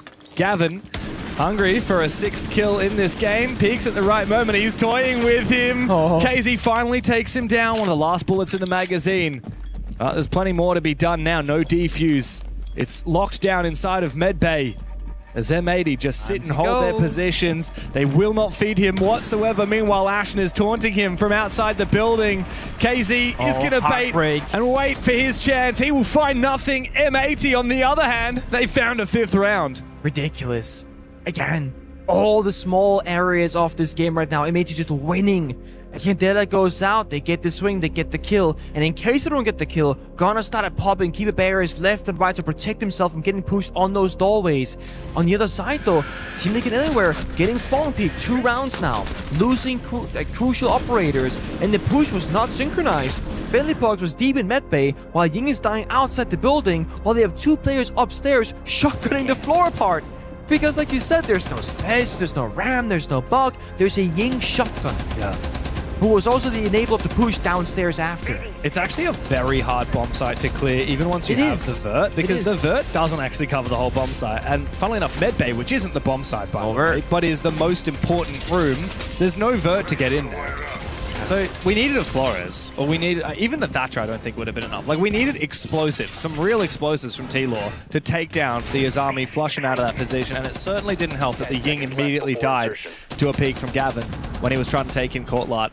It just feels like Team Liquid Anywhere just have no idea what to do in each round. They're always misreading the win conditions. Hey, they got the glass and the Ying. The thing is, it's finally happened. But this game isn't as simple, Pengu, as you ban Warden, pick operators that are really good. It's a good start. It's a good start, yeah, but that alone is not enough. They banned the Warden Wamai and they played Ying twice and Glass twice independently, not together. It feels like a little bit from the outside, right? That Team Liquid Anywhere, they want to cheese these rounds. You know, be outside the building and then be in the side and winning. So they're skipping all these steps of roam clearing, taking control, and I love using the phrase of getting a foothold in the building. When you get that foothold, it means that you can comfortably go on drones, you're not being pressured in the gunfight, you're not worried about getting flanked, you can think very clearly in the server, and you're progressing. But they just jump on in, like I said, and they die! Yeah, I don't know what's going on here, but it is a very aggressive rush directly into the bomb site. Philippox has found his first 2 kills of the game with the glass. And Savage has not been in position to deny the plan. In fact, he will go down. The first round finally on the board for Team Liquid Alienware on the back of an explosive glass rush. Finally, the Brazilians have a round on the scoreboard and perhaps a chance here on Fortress. So actually, it is that easy. You pick Glass in together with the Warden gun and you win him out immediately. Right off the rip, James. They should have done this, not the strat. Do you want to fight? But the operators. Do you actually want to fight? You look like a farmer today, so I'm not going to do it because they got that buff. I ain't got that buff today, I've been working the field. I've been working the fields, carrying the loads. I'll set my dogs on you. You'll what? I'll be setting my dogs on you. Like, okay. Not those dogs. That's it. Is that real? I didn't know that it was that easy to get you to bark for me. I've been trying. I mean, Rob started it. I just continue. I'm not sure the mic picked that up. Barking at me. He's a background barker right now. but I mean, I know the game isn't as simple as like you pick the Glass, you win the round because every team would do it. But when you're banning the Warden, you have to unless you're trolling. Yeah, otherwise, I feel like it is that simple. Yeah. Otherwise, why are we banning the Warden? No, I do agree with you. I do agree with you. I think leveraging the Glass was a great idea, but it's not the only thing that went wrong for Team Liquid in those first 5 rounds, that's for sure. But yeah, I think you said it really well when you said Team Liquid Anywhere are kind of trying to cheese these rounds. They even did when they were using the Ying and Glass. It wasn't necessarily the perfectly thought out plan. It's a lot of spam util, spam bodies, and we'll probably win. And that's exactly what happened. I mean, they technically lost Maya straight away, but at the end of the day, they push all together, and even if Maya falls, someone else will find that gap on the bomb site, and if you force the plant down, it pretty much means GG in the round. It was a bit scary because if M80 had information that the plant was going down, they did have Tashanka, they'd have a ton of plant denial, but they quite literally just didn't have a clue. That could have very easily been a rush that was going to be stopped, and you see the player cams from M80's side, they're signaling things with their hands. I'm not sure what they're signaling there. Savage and Gavin. Looks like Savage is explaining. The experienced ag.al says, so Gavin, what you want to do is you want to put your hands like this. They're not too bothered, it seems like, right? You lose that last round? Ah, guys, 5-1-1/2. Look, all they need is 2 rounds on the attacking side as we come to the close of the halftime timeout. Time to get back into it. Okay, are we going to see the Wamai and the Warden ban again? What do you reckon? I'm very curious what MAD are opting for because I don't have a read on it whatsoever. So I'm not even going to try. Oh, Guys, don't tell me don't tell me it's that ban the Kaid. That would be so boring. That was the last thing I expected, to be honest. You can't even double down now. You can't just bet the bandit, right? There you go. Yeah. On the flip side of that, from Team Liquid Alienware, I do quite like the Blackbeard ban. I think that it's one of the shields that probably complements the M80 playstyle the most. They're a fast team, and I think Savage is really good on that Blackbeard. And that's a good move from him. I mean, it could just be a Monty round, to be honest with you. It's going to be probably one of the shields at least. I would be surprised if not, but... Didn't see any Monty last time they... Oh, it was banned... No, actually, well, yeah, sorry. It was banned against them when M80 played it against Outlast. They played a bit of Blackbeard and a little bit of Blitz, but yeah, not necessarily their favorite operators. Of course, you don't need shields. I quite like this, though, from Team Liquid Alienware. Going for the tertiary bomb site first up. Saucy. Yeah. Big changes. Get in the ram, get that verticality, get a blitz for the roam clear, get a ying for the execute. I'm just looking at Savage's most played operators in the last 3 months. Can you guess the 3 operators? I mean, okay, I did peek the screen. It's Blackbeard, Blitz, and Montaigne. Yeah. He has played, combined between the 3 of them, about 70 rounds of shields in the last That's a shield main for you. He is literally a shield. And he's successful in doing so as well, I imagine. So, yeah, I mean, of course, you can't ban every shield. You could ban 2 out of the 3 and then save your tertiary ban for a shield as well, but even then he can go to Fuse. So, yeah. And by that point, you've already had half of the half already finished. So it's really, you got to pick your poison. You get rid of the Blackbeard, you know you're going to be dealing with the Blitz or perhaps the Monty. And Savage is a mean Blitz player. The great thing about MAD is that with this 5-1 lead, they can try out your cheese rushes, your very simple plant executes, you can play for kills, and they got all the ops for it. They got the Solacent, they got the Demos, they have the Ying, they have the Cabotao open as well, they got the Grim open. They can really just like work through the different iterations of the attack and lineup and just figure out what's gonna work the best. Team Liquid Alienware ideally needs to find that opening pick, disrupt M80 from getting to that bomb site in a 5v5, because if they can get there, they have so many ways of just getting the free intel, like the Solid Snake, scanning like a quarter of the map from one single position. Do that by the bomb site later on, it's going to be unplayable for the defense. Maya pre-places a C4, but actually doesn't land, despite having the info from the Valcam. So I think a slight miscomm, the call out from Nade on when to blow that Nitro just didn't quite land. A little bit of damage, but if Savage had gone down, that would have been huge. Bit of a mischance. They got in full top floor control, they locked down the flanks. This is what I mean with the foothold, right? This exact state I'm talking about. The people who need to do a job are doing it. Ashen doing the vert with the boogie drones, then peeks down the ankles. If you want to get the hatch open up, that's gone with the can openers, that's been done as well. You have the Diffuser watching the lobby flank as the Solid Snake using the gadget in a very safe manner and going for a backstab later on. And we're talking. Who's gonna go where? What are we gonna do? When are we gonna do it? Team Liquid Alienware never found that foothold. Media has gotten the very first shot, but they want more. They want the roam clear as well downstairs. They want the whole map before ready for that side. They're happy to do a slow attack just to make sure that they have all the map control that they need. But yeah, you're right. It might be a little bit too slow. Can't afford to make mistakes in the late round. If you're not quick in the early round, this smoke will not fully cover the angle. But Savage does sneak past anyway. KZ just allowed that gap to be found. This castle barricade though does make it a little bit more claustrophobic as the Candelas start to come in. Open kill is indeed for M80 as Ashen finds one, but KZ, after that smoke subsides, is able to backstab these players. Savage will try and keep himself protected with another smoke, but he's very low on HP. Now Gunner deep into the bomb site. Maya will catch him off guard, and Team Liquid Alienware look a little bit better on their defensive side. It's Ashen who started things, now forced to finish them, but KZ has come back to the side and tears them apart. Great round from T-Law. And they finally fight back at the right times. And again, that little bit of disruption before the execute came through. Good uses of the Toxic Babe Step from the smoke, stalling out the blitz, and the teammate behind him getting stuck in the hallway. Because that was going to be the backstab on Medbay with the Deimos pushing from the front. It's going to capitalize on that cancel in the middle of that room. And that was going to be a freebie most likely. That was a great job, well done, but like you said, it's such a hard bomb set to execute on. Getting inside from the hatch drop, probably not going to go very well. Sneaking into any of the bomb site doors against the, the castle barricades, the airline mines as well. It's going to be so tricky. There are so few ways that I actually clear as an attacker. In fact, nothing was cleared that round. No.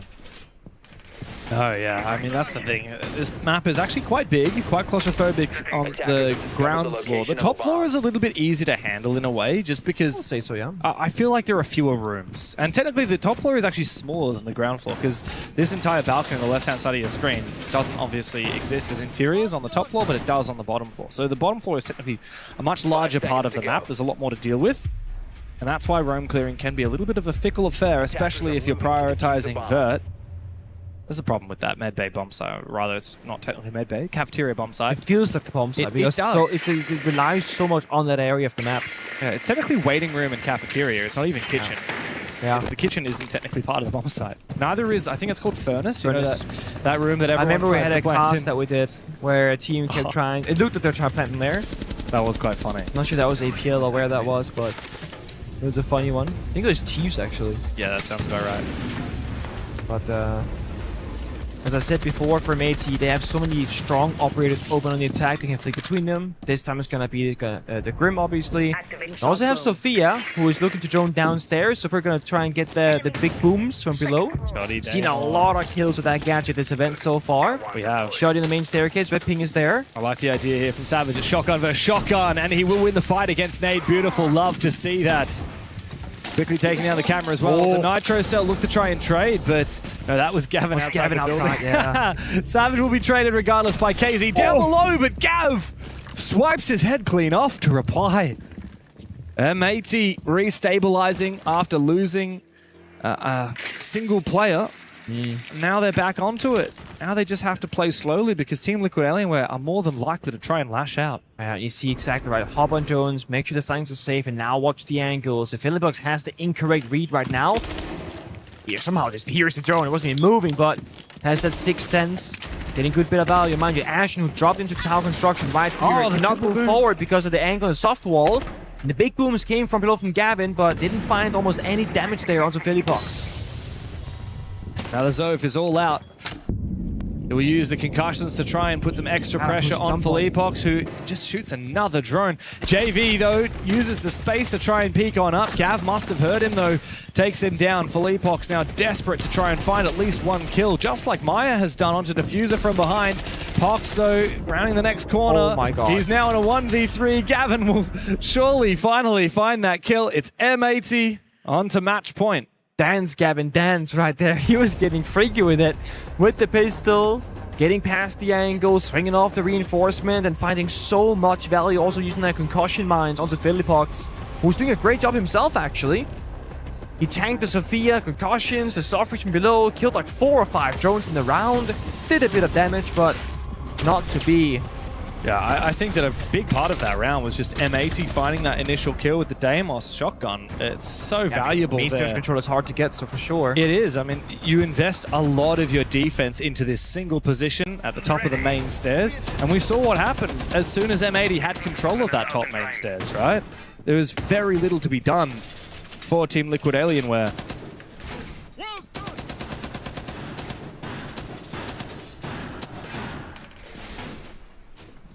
To be fair, one thing that I think a lot of teams are, not sure they're missing it, but they're skipping it, is there's not a lot of vert being done leading towards that lobby portion where Savage walked in. The whole floor above the ceiling is soft. You can actually contest that. Yeah, it's kind of like Villa main stairs. It's very similar, where you have a pretty nasty angle. But again, if you're playing a rotate as a defender, you don't want the attackers to use it against you. Maybe you don't want to give them the angle for them. But if they have any operators that can just, DMR, a box Sophia, they'll get that hold regardless. So I feel like if you're going to play on that main staircase as a smoke operator, gotta get some support, some love. KC, who's playing that smoke again, has been their person. 11 kills right now. Second on the tally. Philipox and Maya shared on 4. Nate going 0-7. Yeah. When does Nate ever go 0-7? Yeah, we got James Bond in the house here, and it's not where you want to be for Nade. Especially when his brother is largely regarded as the best player in the world. Unless they swap places. and it's just your handy playing for Nate, and we don't know, and that's why he's playing Porte, because the comms are different, the strats are different, he doesn't know what's going on. Definitely not handy going on. She's strat, they're gonna go rush on in. I love this from Savage, straight on the back of the lifeline. In he goes, and he does find the kill onto Nade. Pop the fire, yep. 3v3 with Gunnar down on the floor as the Rayora will try and protect Savage for a little bit longer. He does have a flash, he could go deep. Oh, but he gets shut down! Well played from KZ to restabilize and use those gas babes to prevent that blitz from marching on forward. All up to Gav now. Unlikely he'll be able to revive Gunnar as he's too deep into the bomb site. If he could retreat, just maybe there's a chance. That makes so much noise if he does, so that's the issue. Vaults the rotate regardless. BP's there. And JV swings, they get that kill. Really well played from KC in particular, shooting the shield off the blitz. That way he gets staggered, can't go for a sprint. Then the Toxic Bait comes out, he's forced to tank it, gets injured, then confirmed. Small bit of tech. I actually like that rush shadow a lot from M80 because there's a lot of small things that kind of got pieced together. Roaring off the bomb side door from the external window. That way they don't gotta worry about that center staircase and the flank possibility. Then Sophia off the softball, Blitz runs on in. A lot of people working together. But you gotta find at least 2 or 3 clean kills to restabilize in that round. And that's the issue. They only found the first 2, they never found that third.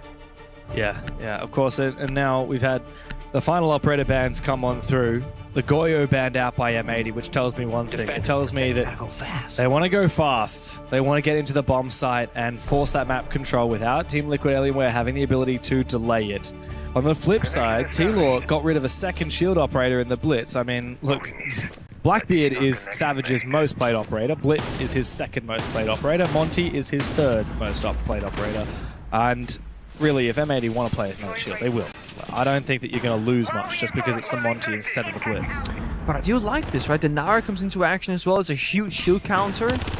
Thorn is there for intel. The Fenrir, I mean, this is T-Law almost like changing the entire defensive structure. They're playing for denial of the entries and saying, hey, we're going to make you weaker in the gunfights to increase your own odds of winning and then fight you on our turn, on our turf. Interestingly, though, Savage actually doesn't go for a shield. Very rare to see. In fact, he's on the Lurker. He's on the Solid Snake. This is, typically what you'd see a player like Ashen or Gunnar on, someone that wants to be lurking. Maybe not Ashen, but definitely Gunnar, like it.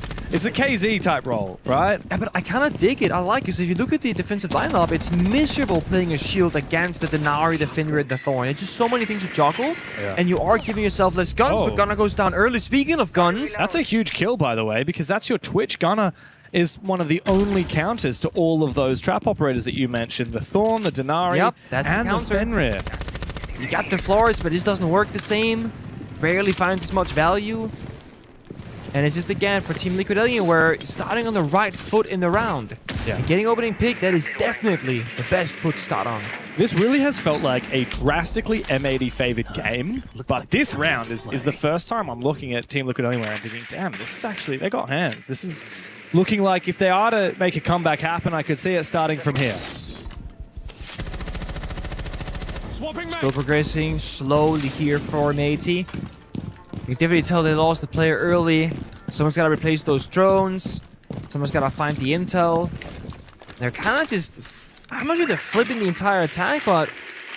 Diffuser is downstairs beneath the bomb set with the Deimos. Maybe looking for a red ping right now. They're outside the building otherwise. And no clear sign of an approach or an attack, so I'm very uncertain of what the plan is right now from M80. Gonna go for Horus Door and Horus Hallway. This is all or nothing. You fight it out, either you win your fight or you lose the round. But the Azami from Philippox has done a good job of slowing M80 down. Now they start to march their way forward. Diffuser with the... Oh no, the hatch. Gavin's just dropped down the hatch. That was not deliberate, was it? Savage, be careful not to do the same thing. You can get some information with that Solid Snake on exactly where these players are. The IGL can then call out exactly which ones we're going for. Never mind, the IGL will be dead. And so Maya holding down Bathroom, a second player and a third likely to peek him. So much damage he can deal. Out comes a C75, but Gavin's pistol will do more damage. Quick revive now onto Diffuser. Philippox would appreciate the same hospitality from his side, but I don't think that they're going to be able to do so. Oh, my guy. Ashen, was that deliberate? That can't have been deliberate. And now he just runs straight into KZ's waiting hands. There's a second player from M80 dropping down that exact same hatch. I can't believe what I'm watching right now. This is desperate now. Diffuser goes in. Gavin to support. Out with the pistol again. He actually finds the kill regardless. This guy cannot be stopped, but surely now 12 kills is all he'll get as JV swipes him down. Team Liquid Alienware, they're running this gauntlet. They want to push for overtime, and if they keep this up, that might just be possible. Round by round, they're pulling it back. They're looking better and better. Gavin on his second water bottle already. It's going to be a long game. A lot of hydration required. The Tilo will continue up this performance. Double hatch drop. It happens sometimes in a very awkward position. If this push you into bathroom that happens in the 2 versus 3 didn't go for a trade, you could plant in the corner like we saw from Gavin and have a bit of coverage. That could have honestly been an MAT round victory or post plant at least. But Maya getting those first kill and injure stalled out the attack. Tilo only 2 rounds behind now. Yeah, well, you know what's funny is in the last 5 rounds we've played, it's actually been 4 rounds won by T-Law and only 1 round won by M80. So it's, of course, that is the nature of a very defend-decided match right now, which is what we're witnessing. But yeah, I mean, it's worth thinking about like the momentum. This was 5-0 start for M80. Team Liquid have really closed that gap. But I'm not going to get too excited for them just yet. 1 more round win, and I'll start to think, okay, guys, maybe it's possible. But you do have to win all 5 of these defensive rounds. You can only afford to drop 1, and they did that very early. We're seeing that 3rd iteration now from M80. They tried the Blitz Rush, they tried the Solid Snake on Savage, now they're trying the Monty out instead. They jump out aggressively. Bit of an unlucky timing there from KC, and he's been honestly so good. Finding these 14 kills and having the confidence to just keep going for super high-risk plays when this could cost them the entire map essentially. But it's necessary to apply that pressure to keep M80 on their toes. Garner taking a bit of damage. But my eyes are going to be on Savage. It should be a step 1, step 2, step 3. Very clean round from M80 that they want to try and accomplish. So that, again, Tilo playing Game of Disruption, that is going to be a good counterplay. I'm so worried about the peaks here. It's where Ghana died earlier from that window swing. Yeah. And as long as Savage is outside the building as the Monty, it means internally, not a ton of progress happening in the map. Yeah. And we've seen a lot more confidence from these Team Liquid Alienware players to stand their ground and to lash out when they see a gap. Gunner, though, is the first one to find that. Must have been onto the main stairs, I can only assume. It was. Yeah, and Nade is now in that exact same position, funnily enough. Unless if it was JV92 trying to rotate through the hallway, but regardless, Team Liquid Alienware now have to think twice about contesting on this top floor. Yep, and this is where the Monty becomes a problem for the defense, because there's not really any counters in action. There's a C4 from Nade, but that's about it. Nice. KC at the line strikes out again, 15 kills now. And that's going to be solid. Good Nitro! C4. Oh my god, it almost caught him. Wow, that was huge from Savage. The quick reaction time to spin around so that the shield absorbed most of the damage. Otherwise, this round surely would have been dead in the water for M80. Ashen still needs to get to work on the Verd, but before that, they need to worry about these roamers. Pox takes a bit of damage. 3 players from Team Liquid Alienware upstairs contesting the roam, which means that they aren't holding on to the side. Ashen, who's meant to be the Verd operator up above, decides instead to go for the gap, but it has been slammed shut by Team Liquid Alienware. Gavin tries to pry open the round again. But he's going up against a 17-kill KZ, supported with Philippox as well. Gav does have the defuse, and KZ's got the perfect info to try and call out where that is. Him and Philippox need to play this perfectly. Never mind! KZ's a one-man show! 18 kills to his name, 4 in that round, and just 1 away from tying the scoreboard with M80. He just keeps saving his team, time and time again! They had the bomb site, they had the gap, they had the plant, they were in the post, and yes, that was a 1v2, but still a super winnable spot there from Gavin. If he finds that victory in the gunfight, he's up against the best player in the server of KC, only trailing by 1, and this is where I get a little bit worried for mates. There's a technical timeout as well called from Fabian. They tried the Solid Snake, they tried the Blitz, that was spent away. They tried the Monty, ineffective despite the fact that there was almost no counters on the board. That Soul C4 did 80% of Savage's health bars, the Monty, and that was enough. It gets tense now for M80. 5-0 start. Ever since then, they've just found a single round. Liquid have now found 5 of their own. 1 more, we go overtime. All it takes is one attack round to win here for M80. That's all they need. But Team Liquid, they've been so much better. They've been so much more aggressive. I mean, this is the Team Liquid that back when they were W7M, this was the playstyle they had that won them 2 majors and a world championship and the Reload tournament back when they were Furia as well. This aggression, fighting tooth and nail for the entire map, even when they lose the opening kill, as they did last round. This feels like it's KC turning back the clock and his teammates staying in the future, you know? Or in the present, I suppose. Because he is fighting like that old roster, but I'm not seeing that follow-up, not seeing that coordination behind him. At least in terms of the kill department, they're not really finding their shots. I mean, JV and Nate on 3 each. KZ 18, like that's just insane. He's got more kills than the rest of his team. Oh, no, wait. Let me do some maths. Yeah. He does. He's got more kills. The rest of the team's got 17 kills. He's got 18. I mean, surely he watched Bay from Wildcard play this map yesterday, right? And he's like, you know what? 21 for Bay. Yeah, exactly. I think it was 23, but it could be 21. Okay. I'm actually not sure, but it's low 20s. And if we're gonna go into OT, surely he's gonna join him up there. Gotta happen. Gotta happen. Thing is, KC is playing Smoke for half of the defensive rounds, an operator that you don't really want to be the playmaker, that you don't want to have a high kill tally necessarily, because that gadget gets more and more value the later in the round you get. But when you're KC right now, maybe it's actually going to be the perfect operator, because if any shields get in your path, the Toxic Babes, huge counter, stalls out the shields. If you're in like a 1 versus 2 gunfight, smoke off one angle, fight the other. So it is giving KC a different way of fighting. And you also keep that SMG11, which has gotten so many kills with as a Solis player. Yeah, one thing I like here from M80 is Diffuser on the Twitch combined with Gunner on the Flores. So Gunner can prioritize any util like this barbed wire to go for these late round lurks. Diffuser can prioritize the Thorn Traps and more My Magnets. He's in the building now. He's actually going to use a normal drone. He still has one more Twitch drone in pocket, so he hasn't actually done a lot of clearing out util. This Team Liquid Alienware continue their roam, but they're peeling back slowly. They're not overcommitting. Everyone is actually on that top floor. No one down below. I can't say the same for M80. Diffuser is still downstairs as that target comes up onto JV. How does Ashen try and contest it? He's not down below. He's looking to try and contest laterally at the moment as M80 go for their roam clear. Just waiting for a cutoff right now, going for a little bit of backstep approach. They got the intel. Blossom doesn't into that room of thorns. Just pops right in the exterior. And the opening kill here could be everything. Mates here are so cautious, waiting for the rotations, gotta cover the hole from Ashen, then you can start breaching open that wall. Again, it's Savage as the Monty has to make the first push forward, has to try and clear all those corners, and it's KC, the man of the hour, who takes a fair bit of damage here to start off the round. But when it's 60 seconds to go, now against the Smoke, the Shitanga, and the Soda Canisters of Tubarao. Yeah, that Tubarao is huge here. Combine that with the gas, which is preventing M80 from marching up that hallway. KZ keeping them at bay. This is massive for Team Liquid Alienware. Savage starts to make his way forward. KZ hasn't actually gone with a second gas, so Savage is going to get control of meeting now. Last one. Second final smoke as well. So the good news here is when Maya and KC are done using their gadgets, they're going to be gun subs. It's going to be ready for that push to come. And KC actually going for a downstairs play right now.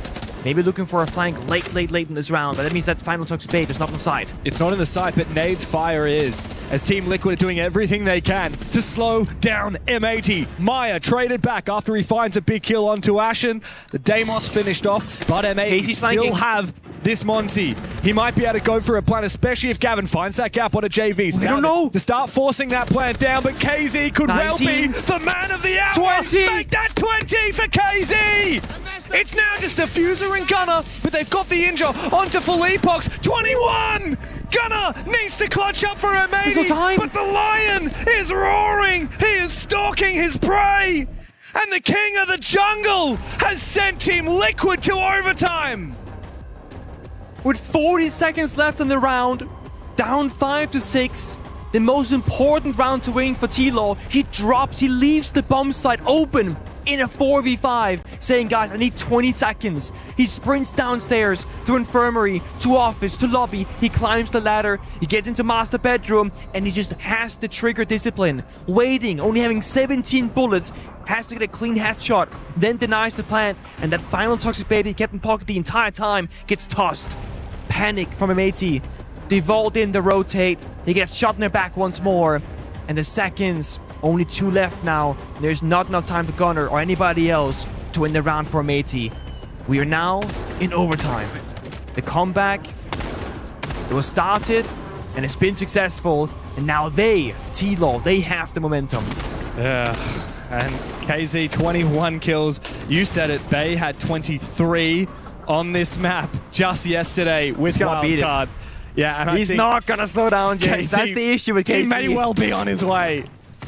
Oh man, 5 deaths as well is unbelievable. His team has won 6 rounds and he's only when he dies, they lose. That's pretty much the stat right now. Literally, that's literally how this game works. And as you said, I mean, to go for a flank that big with that little time on the clock, with a spare canister, as like, the guy if he had who no needs to be using the it's smoke. amazing, but no. Crazy to see, crazy from KZ, as we've come to expect these days. Team Liquid Alienware have run the gauntlet from 0-5 down. We hit overtime. But these players, I mean, they've seen worse odds. Never forget Sao Paulo, 6-1 down. And they came back to win the championship. Never put it past these guys. It's always a possibility, and I think we saw in the player camps, the second they made you lost, it's actually Fabian sprinting over and starting fist bumping and trying to calm down the players a bit, because he recognized that they thought they had won it. They were like a second or 2 off planted with a Monty. Those could be wraps. So a lot of frustration, I'm sure, that Fabian felt there from the players, and a bit concerned about their mental state. Now we look towards Savage as the ag.al, not the Monty, but the new player on the squad from Europe, to say, guys, don't worry, we got this. This is how we're gonna win. This is gonna be the approach. Gavin also 16 kills, been phenomenal this game so far on the attacking side. That's where we're gonna stay entering OT. Time to hunt down KZ.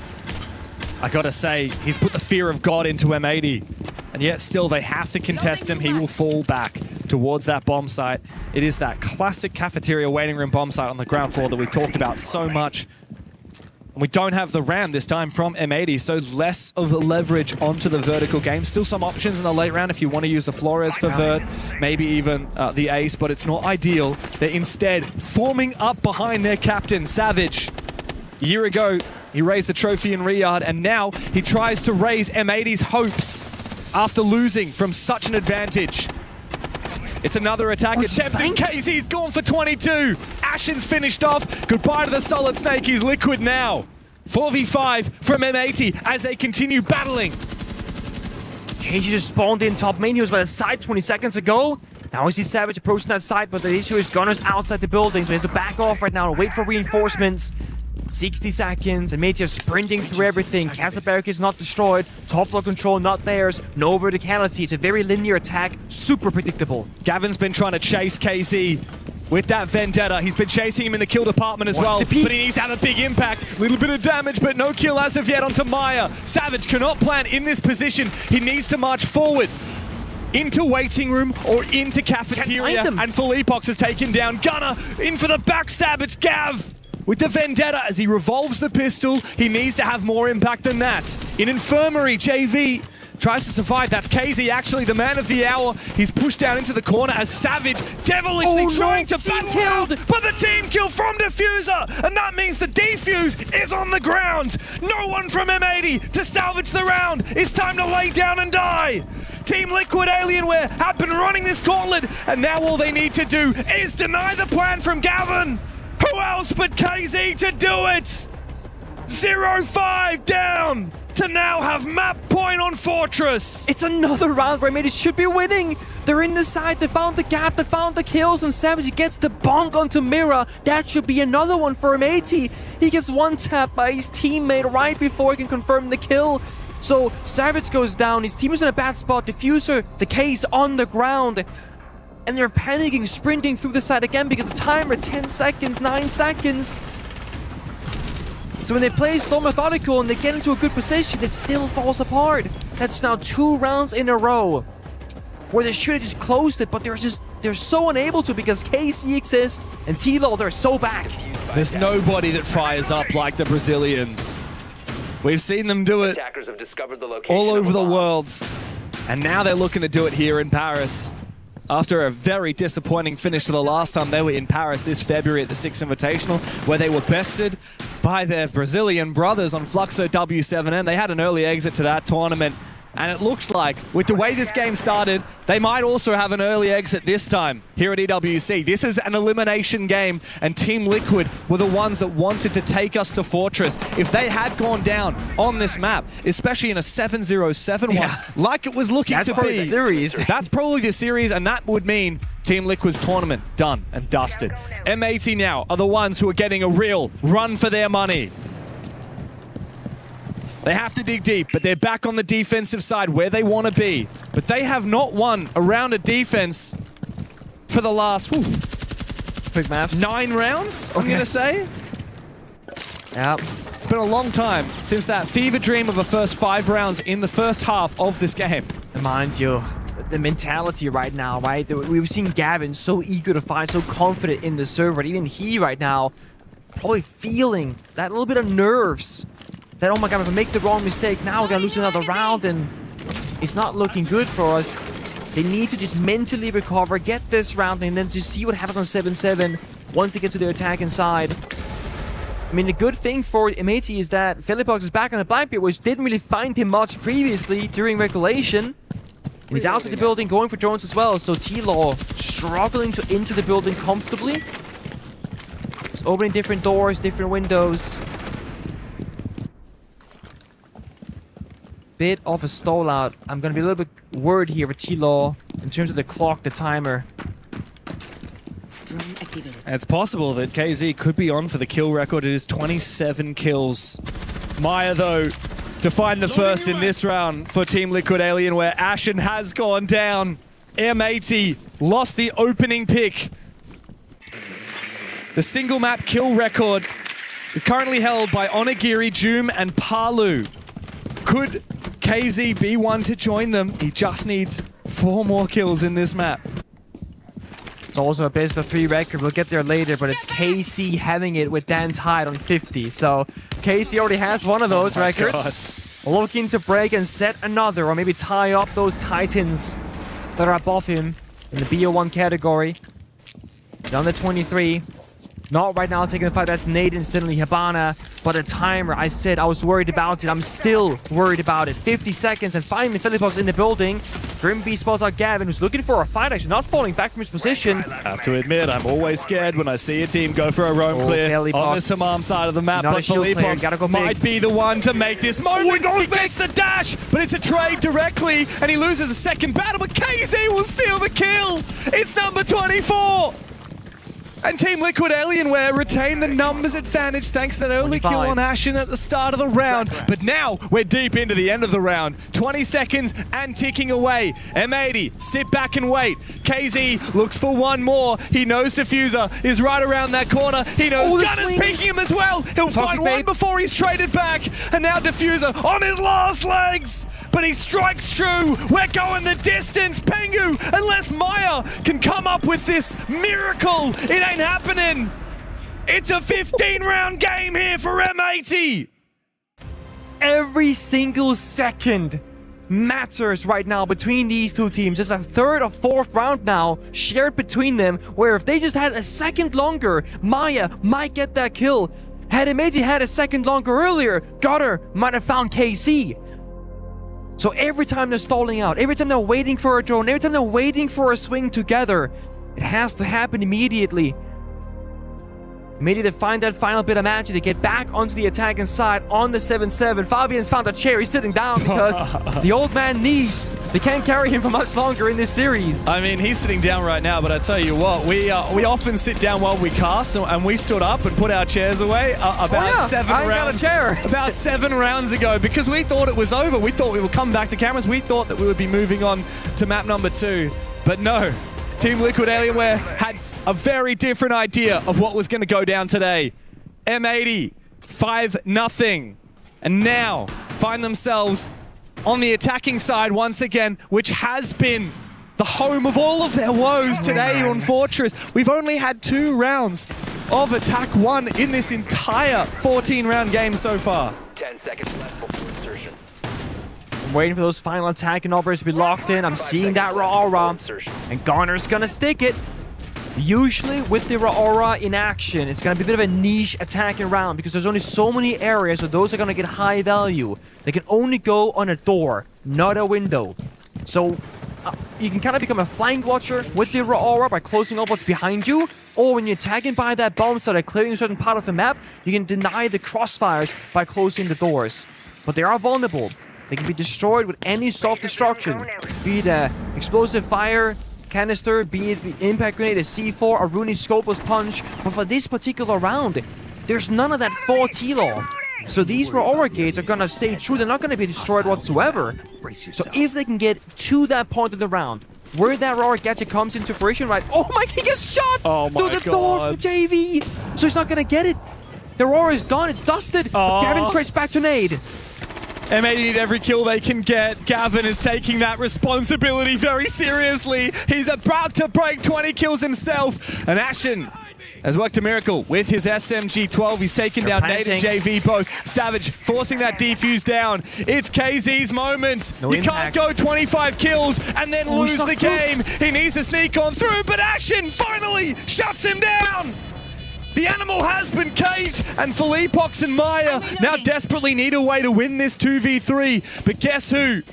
It's the Monty of Savage just sitting back and watching. Philippox and Maya together will actually find one. Maybe they can take down Savage. If they get both angles onto him here, they could definitely take down the Monty, and they do. Hold your breath. Diffuser. Now to cover the diffuser. There's a 1v2, but the spray comes through. Take a bow! Team Liquid Alienware! From the depths, they rise above again! A miracle here in Paris from 0-5 down! And they steal the first map back from M80! Not just the 0-5, all those small victories, even there, it's a 4v3, Monty in the post plant. They have Solid Snake's gadget, but they never cleared the blue camera inside a horse. He was watching exactly where Diffuser was playing from, and he was low on HP. He was watching Savage getting melee punched and shot from the side, being so afraid of taking the risky gunfight, and because he was afraid, he loses regardless. That game had more ups and downs than anything I've seen. My heart is not ready for this. Geez, M80 were just given the phase treatment, weren't they? This is what happens when you let a team back in like this. KZ nearly topping the kill record to drag that back across the line. It should never have been there. It was a 5-1 first half, and not just a 5-1 first half, but a dominant display. And then, boy, when they swap sides, God, did T-Law look good. Oh, my days. And now the story completely flips on its head, Bengu. And there's a small thing that I briefly noticed it, and the observer actually asked the question right now. Right at the very end, when Monty's stuck in the corner, one of the defenders sprinted towards the Monty while being told to be called, and I saw the fire on the ground. So he let his phone explode. Yeah, right by the Monty, so they would take damage from the fire. It didn't net them the kill. It might have done some damage. I'm curious if the highlight reel might show it at the very end. He couldn't move, though. Yeah. Couldn't walk into that fire or get guard broken. If that was intentional, by the way, crazy play. That's to catch that in a post plant in a 2 versus 3. In such a crazy series as well. Look at where we were! We were 5-0 down, and Team Liquid only won a round on the attacking side because, I'm going to be real, they just cheesed the hell out of Glass. They cheesed Glass, and they jumped in every window, and they just happened to win the round. But then the story very much flipped on its head. That's just it, isn't it? It just completely flipped around. As well, and you know what? 6-2 down. Oh my days. I actually did not realize that it was 6-2. I thought it had gone a little deeper. From 6-2 down. I've seen it before. I've seen it before. We have. And you know what? I am undoubtedly going to see it again. I will say, so I get to watch everything, right? I kind of get to watch a little bit of the game, a little bit of the teams. I've said it before and I'll say it again. Igor scares me as a full-grown... I'm a full-grown man. I have a wife. That man terrifies me. He was so loud every time Team Liquid found a round, the entire team. We've seen it before, and again, we will see it again.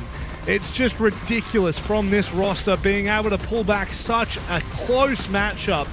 And not to the effort of M80, right? Like, it's not like M80 played poorly, but by God, they watch tore here, them apart. watch here. When Monty's in the corner, at least if we catch it. Look at this moment. It's gonna happen for a second here. So 2 versus 4, by the way.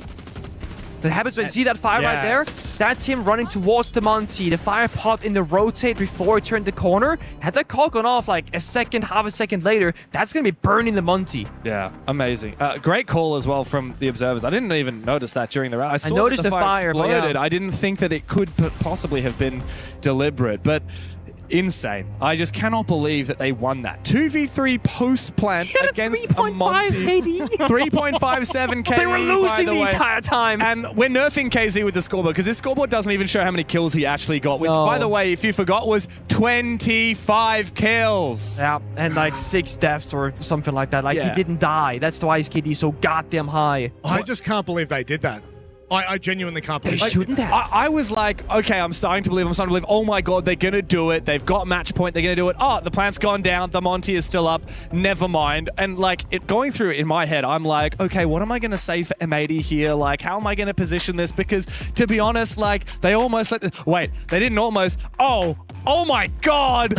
Holy crap! Are you casting again? I'm replaying this in my head. Fabian better be going out the boys. And what did he say to you guys in 2018? Do you guys like losing? Because I effing hate losing. Yeah, he really does hate losing, that old man. And I mean, we both came up to him before the stage started, or before the game started, and we said, Fabian, your tally is 1-3 against the as the organization. Don't make it 1-4, right? Yeah.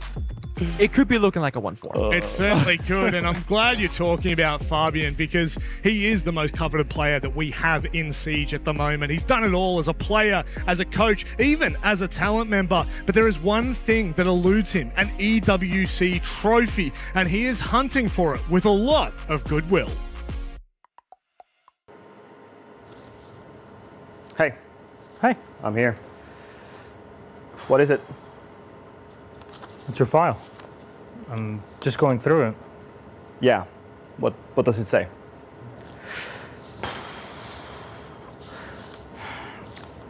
It looks like you lost the spark, Fabian. Look, EWC is the only trophy you still don't have in your cabinet. I mean, look at this. What do I say to that? It just broke you down. What? Look at this. 2023 with G2, and what next? PSG Talon? Absolute disappointment. Then, I would mention not qualifying to last year's EWC. Like, I don't even know what to say then. Sure, it ain't good, but I was there to help them. I was there to guide them. But in the end, it's not in my hands. Look, I get it, but I really need you to find that fire again. It's exactly the thing that got you winning in the first place. All those trophies, they came from somewhere. It's like a fire in your heart. See this? It's not your fault. I know. Look at me, son. It's not your fault. I know. There are no personalities in those teams. I don't think you do. Listen to me. It's not your fault. Don't fuck with me, Gassan. Not you too. Fabian, it's not your fault. It's not your fault. It's not your fault.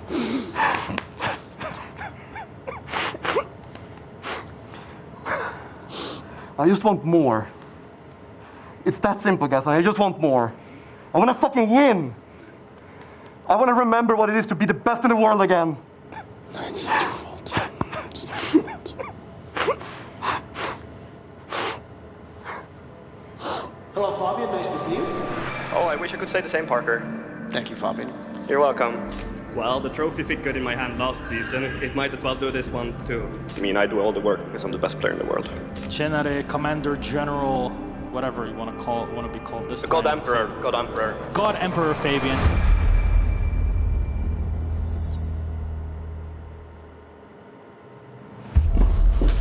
You obviously don't know me then, Gassan. I'm the best there ever was. Never doubt the God Emperor.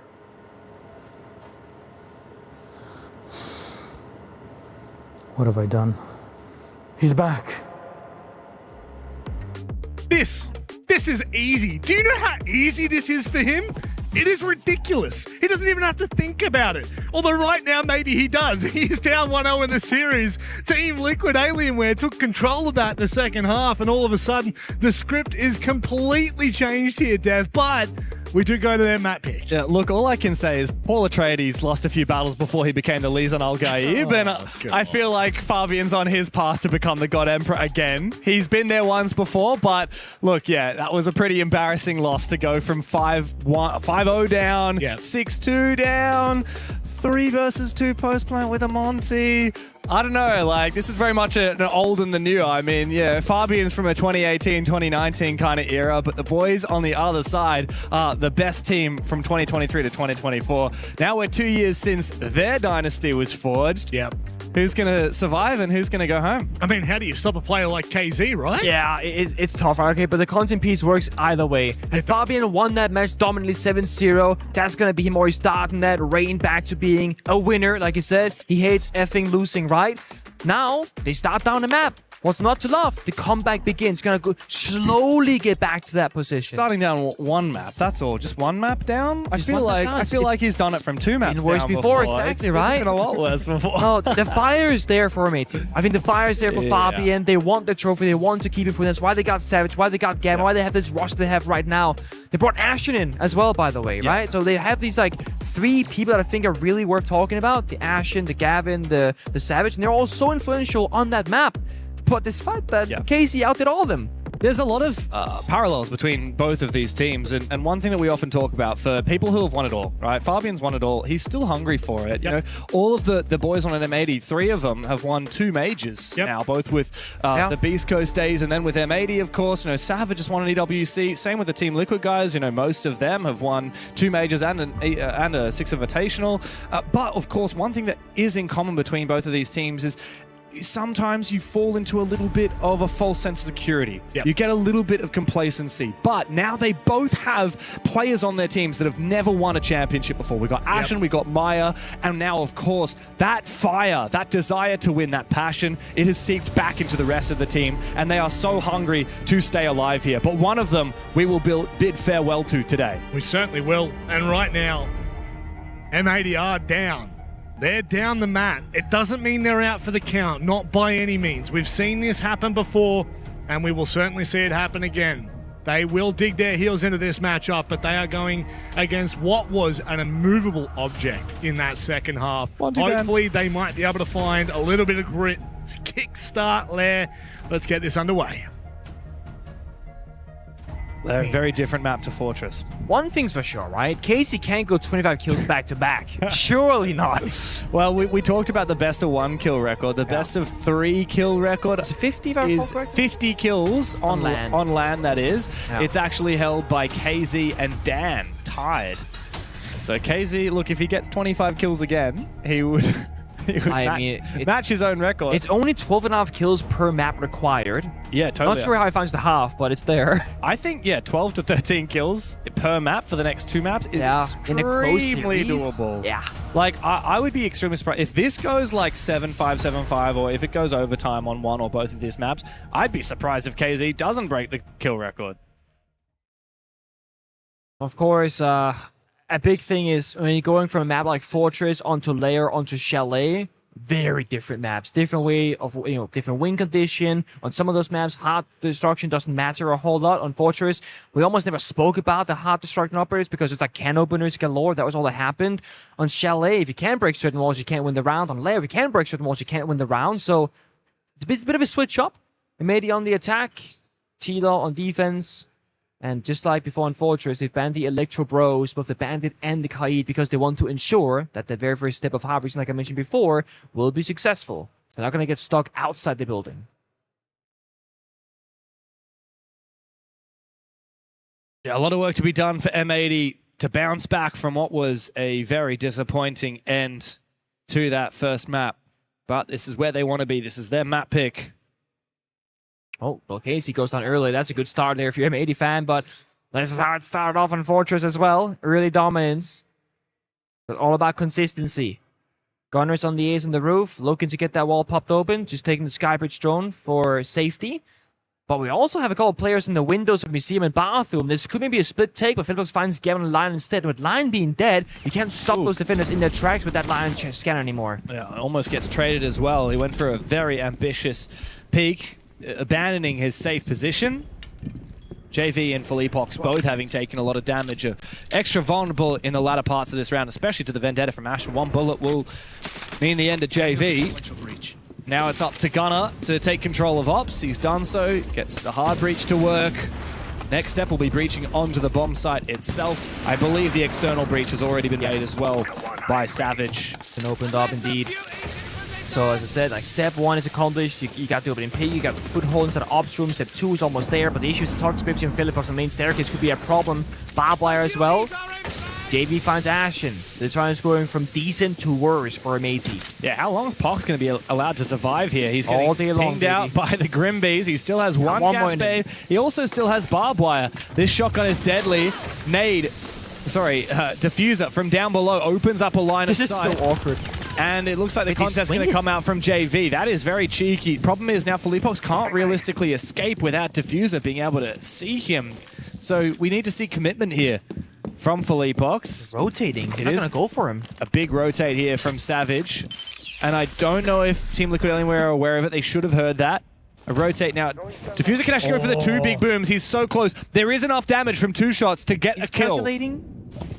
He's not entirely sure. On desk. And Nate is on top of the desk, so he will be able to withstand any kind of breach from below him. Flipping the attack again, by the way. Looking for ops room right now, going back to the main staircase, so they're just kind of forcing T-Law to rotate away from the main staircase, just take the ground shortly after, because now they're by the bomb site doors.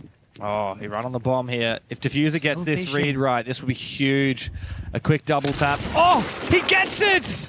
While the player is moving as well! He just waited for the audio cue and he takes down Maya. That could open up a gap here for M80.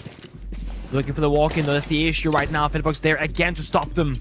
And Philippox will be the man of the hour with the SMG-11 traded back by Diffuser. 5 seconds. It's now Nade, who struggled, only 3 kills on the entire of the first map. Diffuser has finished off Savage, but Gunner, thankfully, can get the coverage for M80 to clutch up the first round. I'm curious if he team killed him because he was blocking from entering the bomb site, maybe. He was just in the door. But when we just saw it from the other position, I was like, what are we doing, guys? But I'm pretty sure he was body blocking his teammate and no can do. That or he was trying to plant on top of him and he kept reviving with the same bottom. Yeah. Quick thinking there. Scary stuff. Diffuser, huge for him in that round. Like, with finding that double boom. Dude, out of nowhere. This is a loud room, right? Like, we have the massive stage 1, which it has so many people playing. I believe there's Call of Duty at the moment. The crowd is roaring. We've got people walking around this building. Tekken over there. We've got Tekken over there. We've got the stage on the other side. And we've got 2 stages for Rainbow Six right here where we're standing. It is loud. Yeah. I have no idea how he is standing there listening to his team comms and trying to block out all the noise from the Esports World Cup around him to actually hear. Right, how could he hear it? How could he possibly hear it, right? Because he's the GOAT. That's called jealousy, my friend, and you might want to get that looked at. There's a cure for it, you think? Yeah, have you heard of therapy? So not a real cure.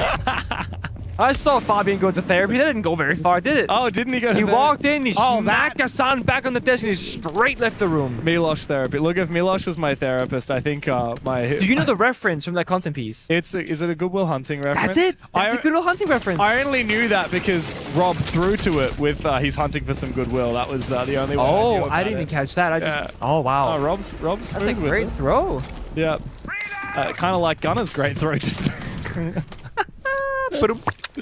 But yeah, unfortunate. Good opening kill though from JV. He was very quiet for a little bit of the first map.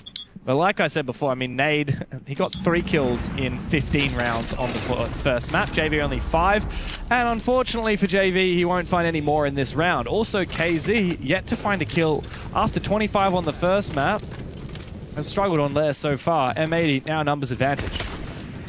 You have outcam though from T-Law inside our warehouse. Constantly giving yellow ping information. I think he's just shut out actually from M80, so Maya peeking these fights, very blind, and Savage with the shield. Oh, where are you looking at? We're looking the wrong way. Nate comes out from Savage, he tries to take the fight, but Maya doesn't go for it until he does. Savage looking the wrong way, and Ashen now in a 1v3. DMR in hand, he's got info on one of them, tries to bait out some peeks, but it's a pretty strong crossfire here from Team Liquid Alienware, and Ashen does not have that defuser. Does not. Doesn't even find the kill either. Philippox shot with SMG-11 takes him down. And that very well could have been a good push there for M80, but looking the wrong way for a split second with the timing of Maya going for a swing. They find 1-2 quick kills. And with that, the man advantage. And with that, also the round. We're tied up 1-1. I can't help but feel like this is going to be a bit of a struggle for M80 going forward. I really think that first map has impacted them. Just that slight bit of hesitation, you know? Ever so slightly. Sometimes that's all it takes. Team Liquid are so much more energized now after a very quiet start to map 1. Even these rounds where they're losing opening kills, like what happened just previously on Lair, they can always fight back. They are mid-round and late-round demons, these Team Liquid Alienware boys. They really are. But that early game... Sometimes okay, sometimes maybe good, kind of not so good. Maybe not good. 5 seconds to insertion. It is interesting though, because into Siege there are so many different areas that you can be good at and you can be worse at. And there are just teams that if you let them get to a bomb site execute position as the attacking team, they're flawless. And I think of teams like FaZe Clan, for example, right? And I think the reason why FaZe Clan are so efficient and so consistent across all the years is that they don't have a bad early game either. So when you have a decently good early game, so that you can get to the late stage and you're really good at the late, that's how you win. Yeah. And if T-Law can like really sharpen up in the first like 90 seconds of a round, especially attack inside, I mean, they'll be much better for it. But it's easier said than done. Yeah, it is. And look, M80, I think, are really good at picking apart and coming up with these cheeky ideas. How do we execute onto this position? Yeah, let's flip the attack. Let's flip it back again. Let's get Diffuser downstairs and bank on him finding a kill through the vert. Which, by the way, he's doing again here in this round. Same bomb site we saw before from Team Liquid Alienware. It was very close, but M80 clutched it up at the end. And for the most part, M80 are really talking about doing the same strat. I mean, we have almost all the same operators. The only difference is Ashen, who's now bringing to the table this Glaz. I also have the Black... I didn't realize we didn't have Blackbeard last time on this top floor. No, and also mind you that they've done a great job here to open up the external wall to the right-hand side there of Maya, but there's a Q barrier patching it up and no one's destroyed it from the attack. So the breach being open is kind of fake pressure, and they know that as well. Yeah. So Maya can peek freely by the side, but they find Felipox on the extension. Big kill, though, from the DMR of Ashen with that Glaz. He takes a lot of damage. He hasn't even used any of his smokes as of yet either. So that's still available for the late round, though he will be vulnerable to damage, tick damage away from the explosions of those Razor Blooms from JV, or perhaps from the Nitro of Nade. However, taking down Felipox on that smoke early certainly helps out. As we see Diffuser go back downstairs again, he's hoping for a little bit of information. Maybe Savage can ping out someone for him. Might be able to go for the 3 big booms.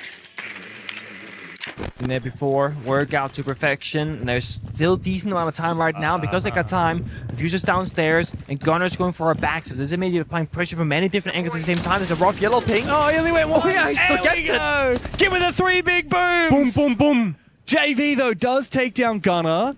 Team Liquid Alienware looking a little bit rough around the edges. 25 seconds, though. That clock will be an advantage for them. That will be their 4th player on the board. That Nitro Cell, though, for Nade will miss. How does Savage get in and look for a plant? A rotate from Ashen, but Maya is in the perfect position to take him down. Nade's also found one for himself. Beautiful usage of the key, but barrier from Nade. But no, now it's just Savage. Nade on the other side of it, on the 1-eye. The Savage starts to plant that defuse. He will have to stick it. It's an easy final kill for Nade. Beautiful round, especially from Maya.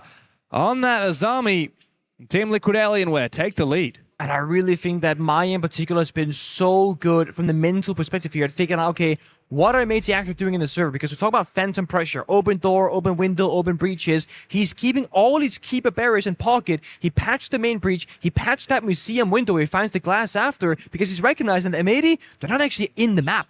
It feels like they are, but by putting down the assignment barriers, as long as they're intact, we know that it's not real pressure. It nets them a kill, it nets them a bit of safety, and there's less angles to worry about. And the reason why in that round is particularly important is that Gunner was flanking from upstream on the other side of the map. The main breach was closed, museum window was closed, and there's still barbed wire on the main stairs. They knew the only gap that they had was gonna be ups. So in the middle of that execute from M80, one player from T-Law turned his back to the execute and looked at the backstep and found Gunner as well. So they went from a 5 versus 3 effectively to a 3v3 even numbers. It's good game sense Very. from the Brazilians. Good Really. use of the Asami, because often it's about fighting the enemy. They're using it almost like as a vault cam, like a one-off vault cam. Another example of M80 finding so many of the typical tick boxes in a round, right? They had the opening kill, correct. They also had a vertical kill onto an instrumental linchpin player on the bomb site. That's another check bar. What did they not have? Time. And that allowed Maya to sneak into that aggressive position next to the window and find not 1, but 2 kills before he was traded on back. And really ripped away that advantage that M80 had garnered for themselves. Now, Team Liquid Alienware for the first time will take us to the tertiary bomb site, and Pengu, I have to admit, this bomb site has been one of my favorites to watch develop ever since Lair was introduced. It is so cool to see the way that defenders will hold this bomb site pretty much exclusively from above. And instead of bringing operators that are really good on the bomb site, they bring operators that are good at fortifying above the bomb site, like this mirror. Like the Warden, the Smoke, and of course, the Solus as well. Watching the garage camera right now, so Nuke is standing still because your footstep will still make a noise to the cam itself. Bit of a standoff downstairs, and they go off the cam, so Ashen starts walking forward, and they've actually completely missed it because of it. But then this is the dangerous part. The Solid Scanner can see the Nuke gadget if within range. Ashen has to be cautious of that. A lot of lurking here happening from M80. It's not just Ashen, it's also Diffuser. Wow! Savage! Worst timing for him. The second kill from Maya on the Solus. Diffuser's gone down too. That's goodbye to your Solid Snake. That's so much free information. M80 will have to do without. Ashen wants to take the fight. Out comes the Deagle and a nade to follow. But Maya says, look, I've done the damage. I can fall on back. Gavin jumps in the bathroom window. Team Liquid Alienware still have fortified positions. Ashen has to have a big impact. Nitro Cell goes out, doesn't land its mark. Ashen thinks he hasn't been seen, so he wants to go through the gap. Out comes a Deagle, finds 1 kill, can't follow up the double. And guess what? JV on the Warden has found both of them. It's Gunner up against the world, 1v4. And I can tell you right now, this one just ain't happening. Just more firepower right now from T-Law than ever before that we saw in Fortress. Every single player is stepping up individually. Maya in particular, so strong in the last 3 rounds. Gunner has to go huge. Mind you, this is not even the bomb site. We're just fighting the extension up above, but all 4 defenders are waiting for him. There's just no way you win this. Good angle onto Nade, who tries to commit to that mirror window even after the Selma broke underneath it. He is low on HP. All 3 players just around the corner from him, holding their crossfires, biding their time. Maya follows up his star performance earlier in the round with a closer as well. And Team Liquid starting to look like they are running away with Lair. I mean, that opening for Maya was disgusting. The second he hears a sound by that rocket door, swings it FNG11, no hesitation, gets the shotgun out, gets the second injure and kill confirmation. Matey down 1-3. They call their tactical timeout. And all the T-Law players flipping that strat book, looking for the next step on their path to victory. While Matey, they're battling to stay in this tournament. And you see Fabian right now. It's similar look we've seen before in G2 when he was coaching those boys as well, saying, guys, we know what we're doing. We're so much better than this. We've gone from anger, from disappointment, just being sad that this is all they have to offer, that this is all they can find in the rounds. On the flip side, Team Liquid Alienware, despite individual players having lackluster performances, they look so relaxed right now. I got to admit, M80 also look pretty chill. I mean, these guys have been here before, but there's a level of, especially for your Fabian, like, I don't want my boys being chill. There's 2 different kinds of chill as well, even in that department, right? There's the, we're kind of sad, kind of quiet, or we're kind of just like, we're calm, we're collected. And it feels a bit like that first map, it stung, and with how the second map is starting, your brain just kind of defaults back to that, this sucks. I always think about, like, there's confidence can come from 2 different places, right? Confidence can come... False and real? Confidence can come from ego. It can come from just believing that you just have this deep-seated belief that you are better. Yeah. But confidence can also come from a much more sincere place, which isn't this that you're better, it's that you actually understand. I understand what's happening in these last 4 rounds, and I understand what's going to happen in the next 4 rounds. And Yeah, I don't know. Sometimes I see teams who have a lot of confidence, but I feel like it doesn't come from a place of sincere understanding. It comes from a place of perhaps a little bit of unfounded confidence, a little bit of ego. It's also that confidence or inspiration that can come from within yourself or from external factors. You know, your teammates saying, guys, listen, we're down 0-3, but trust me, we're gonna bring this back, okay? I know it. I've seen this in my dream. We're gonna do this strategy. This is how we're gonna do it. Hey, Savage, get off those shields. Get on this particular operator. Like, we're gonna do this sort of thing. Sometimes you need somebody else to inspire you and to bring you back the confidence that you have lost. When we speak about Gavin, unfortunately, 18 kills. Now he's in 1 and 4. A good teammate right now goes, Gavin, this is your round, buddy. Get in the solid snake. Get that F2. You're gonna be taking some heads.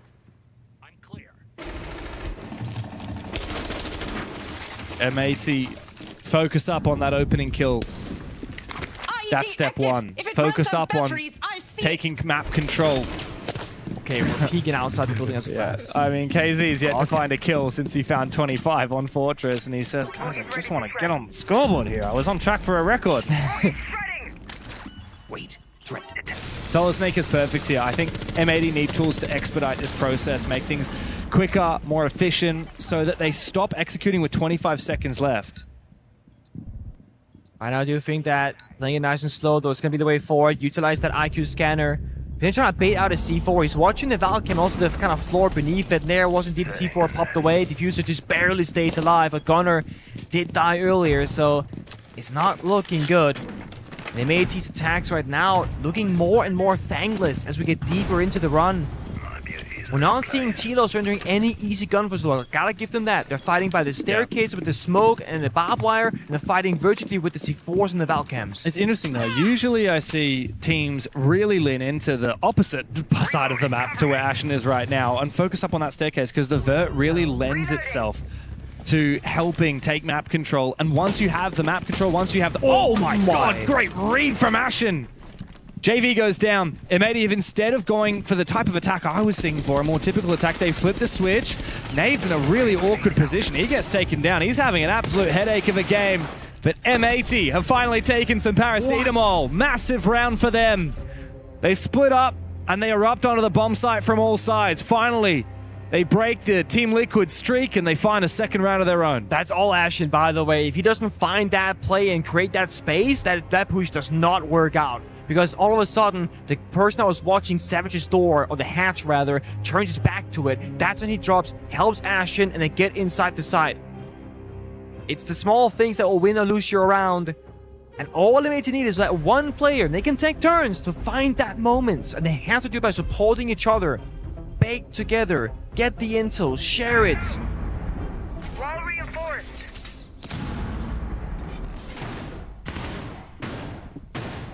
It's a flash of greatness there from M80. Yeah. Bit of a different playstyle, bit of split theory. Good old split theory. Good old split theory, but look, that's not going to work every time, especially if Team Liquid, like, what's the main counter to split theory is traps. Yeah, right? intel. You just have tons of intel, tons of traps, so that you always plug your gaps, and you don't overcommit to one side of the map. And we are seeing the Thorn here picked out. Funnily enough, there were actually no traps last round. It was Goyo, Valkyrie, Smoke, Azami, and Warden, which is a lot more power position and counter-execute. A little bit of information. No traps, no actual stopping power. So I think that's a good adaptation. Not only do we have the Thorn, but we've also got the Fenrir as well for Team Liquid Alienware. Obviously, Savage has done a great job, even without getting kills, right? Soaking up 3 bans, all the shields. Yeah. Like I said, it's his 3 most played operators in the game. Literally 1, 2, 3. I'm a little bit not skeptical, but I would have loved to see a Capital here and there, especially since that my ban came through. I know that Jaeger still catches the fire arrows that was buffed some time ago, but there are so many rounds of Philippox in particular is playing in a very certain position, often on a staircase. Yeah. And it's gonna trigger getting the nade in the right location, the flashbang, the Grim Beast, the Capital Fire, however, large spread, burning away at the feet of Philippox. true. And look, we've even seen Felipox happy to sit in the Grimm's playing there bees. again. He's in this critical position. And when he's been shot with the bees before, the Kawan hives, he's happy to just stand in them. Yeah. Because he's still probably going to win that gunfight with the shotgun in close range. That's what I said before with Maya, right? He patched up this breach every single time, so it doesn't matter. Now they gotta break it, and they finally get a bit of pressure. But now T-Law in response also knows that it's no longer clear. And Maya has 3 spare in pocket still from Asami, so he can, in a 10 seconds time, close the main breach again, and if that doesn't get broken, they know it's fake pressure. Yeah. So that's how T-Law can use the Asami, almost like it. We've seen this every round with the Diffuser is addicted, man. He's Get a short some help. form person, dude. 3 big booms, come on. There's nothing like the dopamine hit of getting a vertical kill with Sophia. Diffuser is trying to dial back the clock a little not bit. playing there. That's the thing, right? He's playing it so smart. It's saying, okay, I understand what he's trying to do. I'm going to play much further into the bomb side. It is such a good counter to that Azami play from Maya. Diffuser wants to rotate back into that position. He's just waiting for someone. He's got a yellow ping, but I don't know if he's going to be able to get into that position. He's going to have to rotate 2 rooms across, and by that point, Maya might have rotated. Baited by the Meanwhile, he gets baited. Up above, Felipox is watching that angle from down below. And now M80 are at an impasse. They've been waiting to try and find a kill onto an anchor before they can erupt, and their method of doing so, that Sophia, has been quelched. And they started planning and applying a bit of that pressure on side. Maybe Maya gets forced to push deeper in, but they're not planting. They're not pressuring inside whatsoever. Oh. They just get shot down by the breach as well. This is perfect from Team Liquid Alienware. M80 get desperate. They run straight into those traps. They spend far too much time measuring and not enough time getting active. Finally, Gunner gets in the building, but guess what? He's the last one. JV! A bit of life, finally, out of JV. As Team Liquid Alienware cap off what was a very powerful half, 4 rounds on their defense. A little bit disappointed there, though, I gotta say. Like, if you just get the A's into Ops Room, which they had, you open up the internal bomb site wall, which they did, you walk in with the diffuser, you start planting. There is one thing that T-Law can do against you. Throw out Toxic Babes, there's 3 of them. You got over 60 seconds, that's not gonna last. And then I'm thinking, okay, well, no one can flank them downstairs because that's what Diffuser was playing, looking for that big boom kill. Instead it becomes, we must get the kill, we must use the gadget. Here's the yellow ping, sprint in, die to the hatch. They bait themselves into a bad circumstance. Had they started bait planting earlier, burned the Toxic Babes, then all of a sudden Maya would have to retake that desk position and then Diffuser gets the kill. And until then, he's the flank watch duty. He's watching that staircase. He's ensuring that there's no C4 downstairs. That's his job.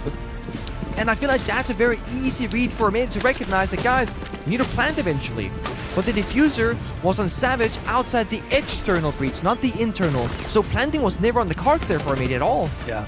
Because there's no safe spot from that position at all. Well, this is M80's map pick, and Team Liquid have started things off with 4 rounds.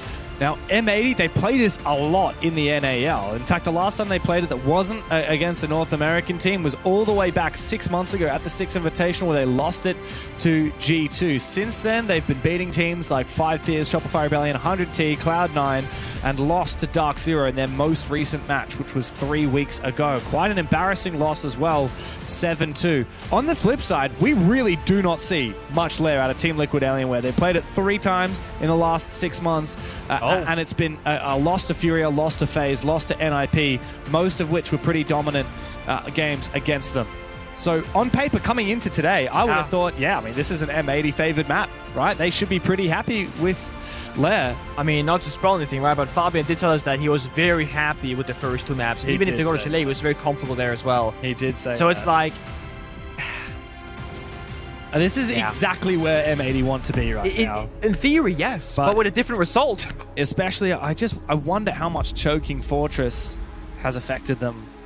Do have to wonder that. Oh, well, they were a lot better on their defensive Fortress than they were on their attack. Maybe it'll be the same story here. I don't expect a 5-1 half from them like they achieved on that first map. But look, anything's possible.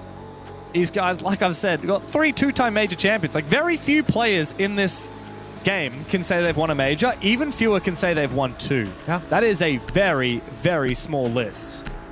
And funnily enough, we have most of the players that have won 2 majors actually in this game right now. And true.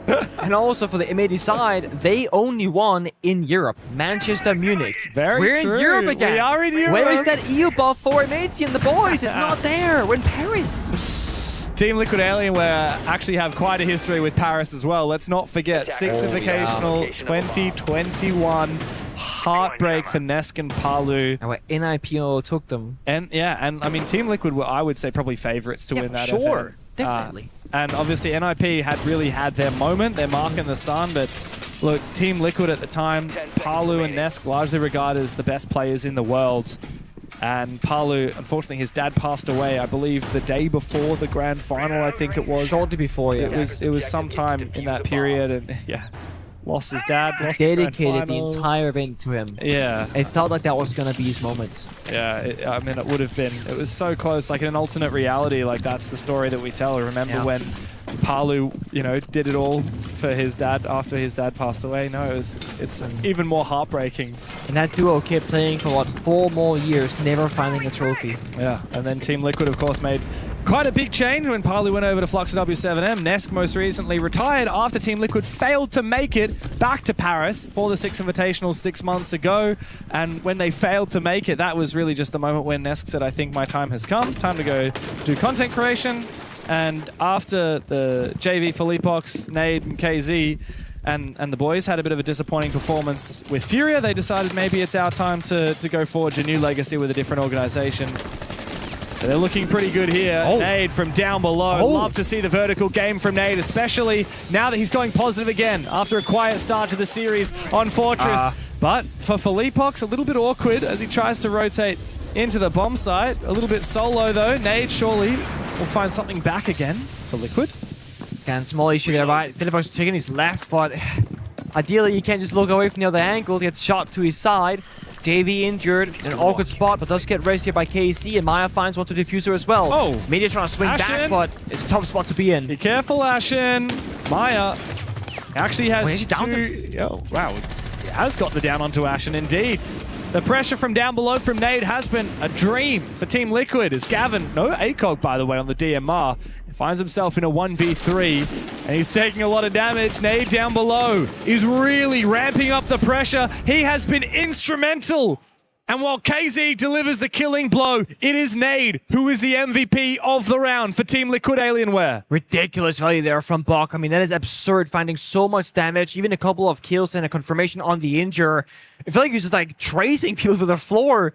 No yellow pings, just sound cues and good bit of understanding of where that safety would be from the defense. Who cares about Zavia? We're rolling back the clock. Yeah. We're going old school. But I love it. One thing that I honestly feel like has been missing from Lair for quite some time is the verticality. It feels like people that used to play demos, where they would track people, now is what they did. It's not super common even now that we see, you know, the Bok downstairs, Sophia, etc. But a lot of focus to that point of contact for both of these teams, and I'm so for it. Because there's so much self-destruction. It is such a good way of dealing with the problem. And to my big surprise for both of these two teams on the attacking side, banning out the Wamai, we're still not seeing a Capital, as I literally say the word. Felipox is hovering it from the blitz, but I feel like Capital, for M80 in particular, but also with Tilo in that first round, very influential, can find a lot of value because Lair often will be about 1 or 2 key positions for the defense that they're really fortifying, whether it be a mirror window, or a Q barrier, or just like a lot of guns protecting it, and Capital goes straight through that setup. Well, we could be just 2 rounds away from Team Liquid finishing this off. And for M80, a second place finish in the NAL, not even dropping a single best of 1 in the group stage, and only losing to Wildcard in the playoffs, the best team from North America right now. They have been looking so hot, and they are a shadow of their usual selves today. Team Liquid have been running circles around M80. I don't like this, James. We're seeing Mira, Goyo, Valkyrie, some double C4, triple C4 action star from downstairs. And yet we're peeking Rocket Door, peeking Ops Window, losing Gunner early. At least to get a permanent cam watcher for the Valcams, but I don't think that's the trait that you want to go with. I think you'd rather have that C4 and that player up alive. Especially Gunner, who was the MVP of the first major that him, Gavin, and Diffuser won together way back in Manchester. He actually still holds the best of 5 kill record as well, and he has been very quiet today. He has not had a big performance. He's been the second lowest rated player on his team. Oh, it's been a bit of a struggle in the last few rounds. We're actually seeing KC on the blitz now. And he just starts right-clicking Ashen. Right when we say the words this kill is record. the issue about Casey on Shields. He's too eager for the fight. There's still a barbed wire on the ground. To be fair, we did cast a curse him. As soon as you say the word kill record, it's not happening. You're right. He had 25 on the first map. Now he's had 2. Falls early. Mind you, if he had been alive with the Blitz, you can capture fire off the top of that staircase, force back the Warden a bit further, and try and take a more, you know, on your side gunfight. Yo, isn't the 12 shotgun great in close quarters? Not so much on further distances. Gav looks kind of tempted here, though, to go for something. Never mind. My God, Nade. We ragged on him a lot on Fortress. His team dragged him across the line there. Now he's dragging them back again. He's playing the Vert on attack with the Buck and now with the Ram, tearing apart this map. As Maya looks to try and take a staircase that seems to be completely free. M80 have vacated it. They've given up so much map control. Ashen looks to try and contest it back again. C4 in pocket, but the shotgun in hand. Great shot onto Maya. Goodbye to the Solid Snake. M80 have just a moment now to try and stall out Team Liquid Alienware. 20 seconds to go. Very desynchronized there, right? No verticality from the Ram to help, you know, take that staircase control from Maya. Despite having the gadget information, Force maybe just drop down this head. There's 10 seconds left that staircase. There's not enough time to go down it. Yeah, they don't have much time at all, but Philippox is able to finish off what was left of Ashen on low HP. A desperate last-minute push into the bomb site, but the cover is not going to be there from Nade. Philippox forcing it down. It's up to JV to make sure that he can prevent the Diffuser from getting denied, but Diffuser himself will finally swoop in for M80. A much-needed round to stave off match point against them. The North Americans refuse to go down without a fight. They are refusing, but that's also just T-Log giving them a little bit too much wiggle room in the server again. Not getting the Boogie Drone, not getting the Vert. Maya solo dev, KC solo dev, not getting to utilize their gadgetry or the particular shield operator of the Blitz. That shouldn't be happening much more from them. I think they're all sitting there now silencing, guys. We had free opening pick, we had the perfect setup, we had plenty of time before things went sour, and that's how we lose the round? That's not good enough. But Ashen and Diffuser taking that round into their own hands. We need more of that from them. Pick the fights at the right time in the right areas. I don't think going for a spawn peek is what you need, but when you go for that fight, it has to make sense.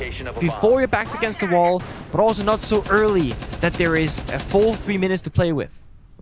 It's somewhere in the middle. M80 has to suffer through the more bomb sites. So the issue with winning, so you gotta go to a arguably weaker and weaker site based off that rotation. So you're gonna go back top floor, and this one is tricky. On one hand, it feels very easy to defend. There's only a couple angles to be attacked from. On the other hand, though, it feels so hard to defend because that verticality downstairs, the power-ups like the coveted, the shields, the information gathering ups. So they get a bit of everything, a bit of intel. And operators like your Thorn for the jump-ins. Plant denial twice in the smoke and Tashanga, and they're gonna play that Asame and Goyo, which can stall out the round. So it feels like maybe they're saying, let's not go for gunfights, let's play that util game. God, it is loud here. This got really loud. I don't know what's going on the other stage. Counting something down. I cannot wait until we get onto the main stage for our playoffs. It's gonna be so exciting. Of course, the winner here will survive for yet another day, but they will not be out of the woods as of yet. The winner of this match will have to face CAG by Varel, the APAC team that have looked the best this event so far, that have already knocked out Shopify Rebellion. M80 and Team Liquid Alienware are currently battling for the right to go and play that qualification match. That's the heartbreaking thing here, Pengu. Both these teams are fighting against elimination. Yeah, it's not all but the win doesn't mean that you're on to the playoffs, not just yet. It's all about playing for that longevity. You knew when you signed up, you knew when you qualified, there's going to be a long tournament once you get boots on the ground. I mean, it'll be a fairly short tournament for whoever loses here. That'll be 0-2, a single best of 1 loss and then a single best of 3 loss, and you fly straight back home. A max of 4 maps. It's a bit of a shame. Playing on such a lovely environment, on a stage. Wow, that's a deep gas. Support you, very deep gas. Oh, and Ash gets caught punished because the repeller from Nade is perfect. Doesn't get impacted by the Toxic Babe, doesn't take damage, so the angle is safe and clear. And it's second round in a row now where made to start on the back foot. This time losing the smoke. Thankfully, double down with the Shanghai, but it's a huge loss to suffer early. It's irony, isn't it? Too brash from Ashen, who was trying to use that smoke to simply slow down the push. He wasn't trying to do anything too crazy. He was just trying to carefully slow Team Liquid down, and he suffers for it. Now that stopping power of the smoke will evaporate for the rest of the round. Gavin is getting revealed by the Grimsbees, now getting targeted by the Dokkaebi's Jago payload. He's about to have his phone explode, and then he will need to move. Otherwise, he'll continue taking damage. I feel like he forgot about the fire because he took far more damage than he needed to. It's time for a big play. Gunnar! Double kill with the TCSG. He's given M80 a lifeline again. 25 seconds as Team Liquid Alienware start to make their way into the bomb site. It's JV on the Blackbeard. KZ and Nate to help on out. Savage needs to clutch on up the Portuguese captain, the ag.al. He finds a second. KZ, after making miracles happen on Fortress, needs to clutch up here. Out go the concussions. Savage looks to try and prevent it. KZ can actually deny this using the concussions. It will stop the counter defuse animation. And Savage doesn't know where he's coming from. Now he won't have any audio whatsoever. KZ takes the fight, takes the round for Team Liquid Alienware. And he's brought them once again onto match points. M80 on the verge of elimination. It's so well played as well. You just take away the ability to hear, to see correctly from Savage. Feeling so much pressure. His senses just being doled away. And every time T-Law are facing a round loss in those final seconds of a round, it's Casey in this BO3. And the more we see from Fabian, the more we see from the players from AT, the more defeated their faces appear because reality is kicking in. They are one round away from going home far too early at this event. And how does a team with this much potential, with one of the most esteemed of all time in Rainbow Six coaching them, he's won 2 invitationals as a player, 1 as a coach, and then you've got 3 people, Gunnar, Gavin and Diffuser, who have won majors with 2 different teams. And then you've got Savage, the most recent Esports World Cup champion, the young legendary ag.al that everyone was searching for as Team Secret started to break up. Of course, he made it to the 6th Invitational just here in Paris not 6 months ago. It looks like he won't even make it to the quarterfinals. It's never easy for a team when they're supposed to have an upgrade. But again, the story works the same way. Had the names been flipped here, and M80, they were the ones being up about to win, right? Then T-Law, same story. A core roster from Fury, from WCM with Maya, now being on Liquid. And they're supposed to raise the trophy. They're supposed to go deep into a tournament. They would have the exact same disappointment of a story had they been in M80's shoes. It's a mirror matchup. It is so insane that the number of commonalities and parallels between these 2 teams. And yet one of them will go down winless out of this tournament. I mean, for Team Liquid, you can hardly blame them for losing to Wildcard. M80 know what that's like recently in the NAL. But it was a surprise to see M80 struggle so much against Falcons in that BO1. And it is a surprise to see them struggle so much against Team Liquid here. 6-3 down. Team Liquid came back from a 6-2 on Fortress, but I don't think M80 have the same level of grit that we've seen today from Liquid. You're gonna have to dig very deep right now.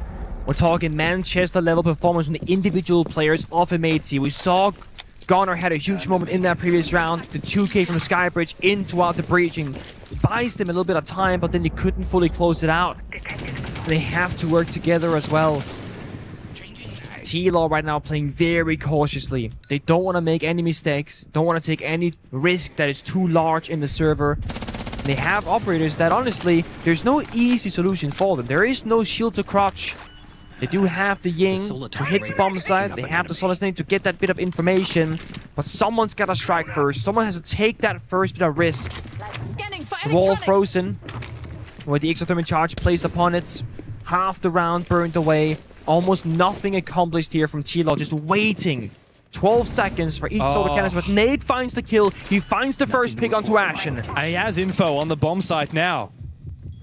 He can use that solid snake scanner to see exactly which parts of the bomb site are vacated, and he says, guys, there's actually no one on the bomb site at all. Maybe I can look for a gap here. If you guys create a distraction for me with your candelas upstairs, I might be able to make some magic happen. KZ will go down. Diffuser helps on out. The warden upstairs was standing through those yin candelas as Felipox needs to go deep. He will find the kill, dropping down onto the side, but Gavin will trade from up above. Nade has finally made his way into the bomb site, but he is all alone. 1v3 for the top fragger at the moment from Team Liquid Alienware. Does he have info? Wants to go for a vertical play, but it's not going to happen, not just yet. Oh, and indeed, Gunner will get him straight back again. Onto the bomb site so quickly for M80. Back into it and fighting. 2 more rounds to push OT. Round by round. As with losing Ashen early, the individual players stepped up. Very well played there from M80. Not, I think, over-rotating because Nate found that pick. They said, guys, if he takes the bomb side, at least we have the control up above. We can play the post. We can maybe deny it vertically. The fighting is going to happen on that extension upstairs. Do not be fooled. Do not be distracted. And Tilo assaulted well. The Incandelas were going in. He sprints past the hallway. He triggers the Razor Bloom from the Thorn. Then just goes further away, saying, I don't want the fight. It's not going to be to my advantage. But the issue is that bomb site rotation. You gotta go flawless here. 3 rounds in a row for me into OT. The tertiary, into top floor. That's very problematic for them. Into basement. That's going to be the full streak. And it's very different bomb sites that needs different things to work out for you to win and different ways strategically to play it out. And we're gonna see the bandit from Savage right now that you can try and trick those external and internal walls. And if you get this done correctly, you can lock them from entering the site beside a single doorway. That could be round defining. But I see Nate on that bomb. He's gonna go downstairs and make Savage's life miserable. And if they're successfully doing so, the bandit is just a C4 and a gun. That gadget will not exist. You're right. M80 have a really good idea of how to win this round using that bandit. But Team Liquid Alienware had Nade last time use that buck to go get down below and put a lot of vertical pressure on it. Got that team 2 or 3 kills. And while he's doing that, he can also get rid of those bandit batteries. So if he's confident to take that map control, then Team Liquid won't be worrying too much about that bandit pick whatsoever. It's gonna be a matter of who can do it better. Savage just pre-plays 2 of the bandit batteries. 2 are still in pocket for active usage later on. AC injured early, but should be able to crawl past the corner. Oh, his feet's his feet is sticking out. Does he not see it? Gunner, I don't think he realizes. He might not realize he's injured at all, actually. But guys, he's right there. That's such a missed opportunity. If he swings now and dies, that changes everything! From getting a free kill to becoming the freebie. This is a worst-case scenario for M80.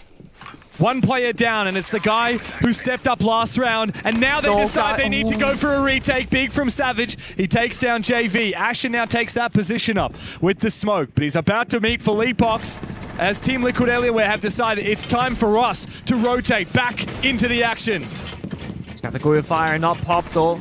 Hitbox taking that space, now they get popped instead. It's the peel on back, stuck in the hallway. G2 to fight a C4! Oh! They're stuck in the worst place possible. It's a nuclear play from M80. Felipox still on the floor. He is irredeemable, unsavable.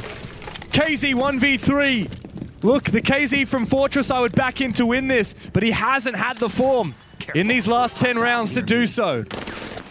He knows exactly where Felipox is. That gas will finish him off! M80, a 1 step closer to OT.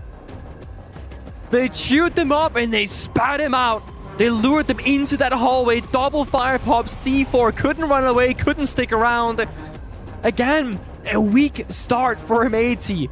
But then, honestly, the defining moment for me is when the 2 platoons, Ashen and Savage, after Gunner died, they just swung together and traded back right here, double swing. They needed that kill to get back to even footing. But if they had lost that individual gunfight, that could have very well been the round. It was all or nothing from M80, and it's exactly how they need to keep playing this. No fear, no hesitation. And a good grip on the util, like you said, the double fire, the C4, and the smoke. They turned that hallway into a just impossible place for Team Liquid to stand in. The floor was lava, the floor was exploding. I was about to say!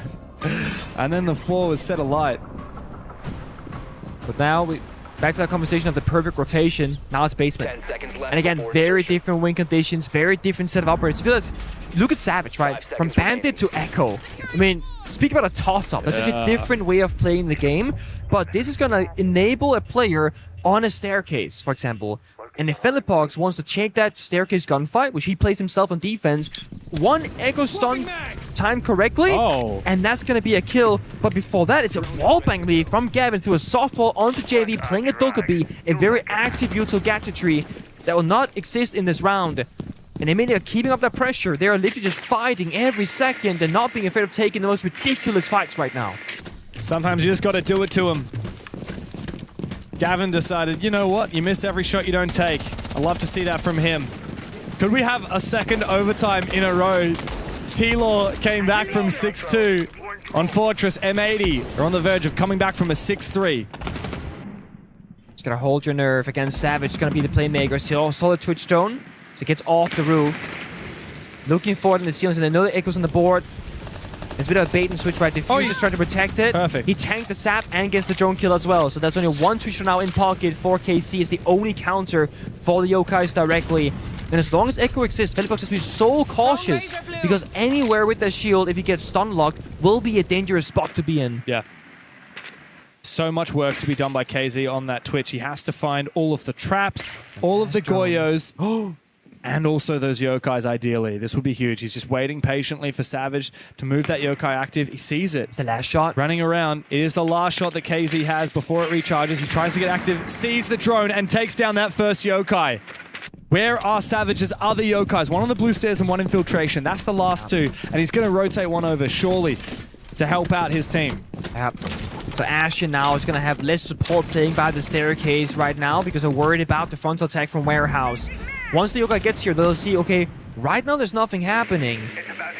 So it's a tough call now for Savage. Do you keep that drone as a flank watching tool, or do you rotate it back to help Ashen playing by the filtration stairs? Well, they made the decision for them. Ashen will give up the staircase control because of 60 seconds being left remaining. He's going to play by the bomb site itself. So I made these win conditions. Every single is changing. Oh no. The Thorn Trap does reveal the position. Nade is now slowed down, but Philippox somehow managed to evade it, so he can keep march on forward. And you're right. M80 elected not to reinforce that wall, that typically teams that would fall back would close up. Look at Ashen, though. Ashen has a position. Wait, with a swing. Oh, this is a very aggressive play from Diffuser. KZ reads it. All or nothing. It is indeed all or nothing. 25 seconds as M80 need to win this. It is indeed too early. The Nitro Cell comes out, doesn't land its mark. We need that Yokai to get active, but Nade will punish Ashen. Team Liquid Alienware are on the verge of knocking M80 from the tournament. But they need to get into the building right now as the Americans hold their ground. Gavin is down. Savage stands tall. Mayan needs to find this kill as Philippox looks for a chance to plant. But M80 say not today. We are not done yet. To overtime we go for a second map in a row. M80, they have made some sort of pact with the Siege Gods. They must make a huge mistake in a round, because they will clutch it later. A necessary sacrifice. The mistimed, miscommunicated play there between Ashen and Savage could and arguably should have lost them the chance of OT. But then the other players show up and say, don't worry guys, we have your back. As any good team would. Team Law call their attack timeout as they enter overtime.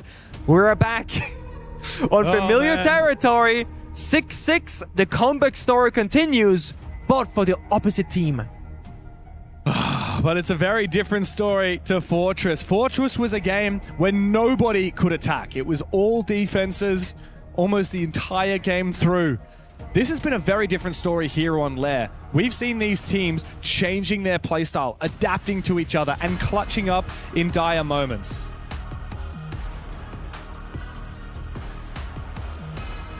I'm arguing with James when I would sign language. No, stop looking at there's a grammatical error.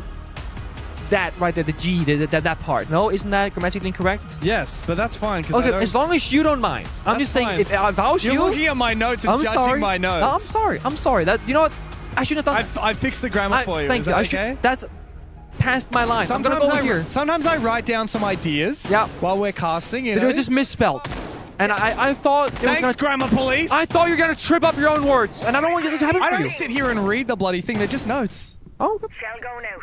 All right. Who takes notes and doesn't read them again? Why take them then? Have you ever heard of journaling? Sure. Diary stuff? Yeah, people do Dear not diary, read them today back. I misspelled the word and I'm so butthurt because somebody pointed it out.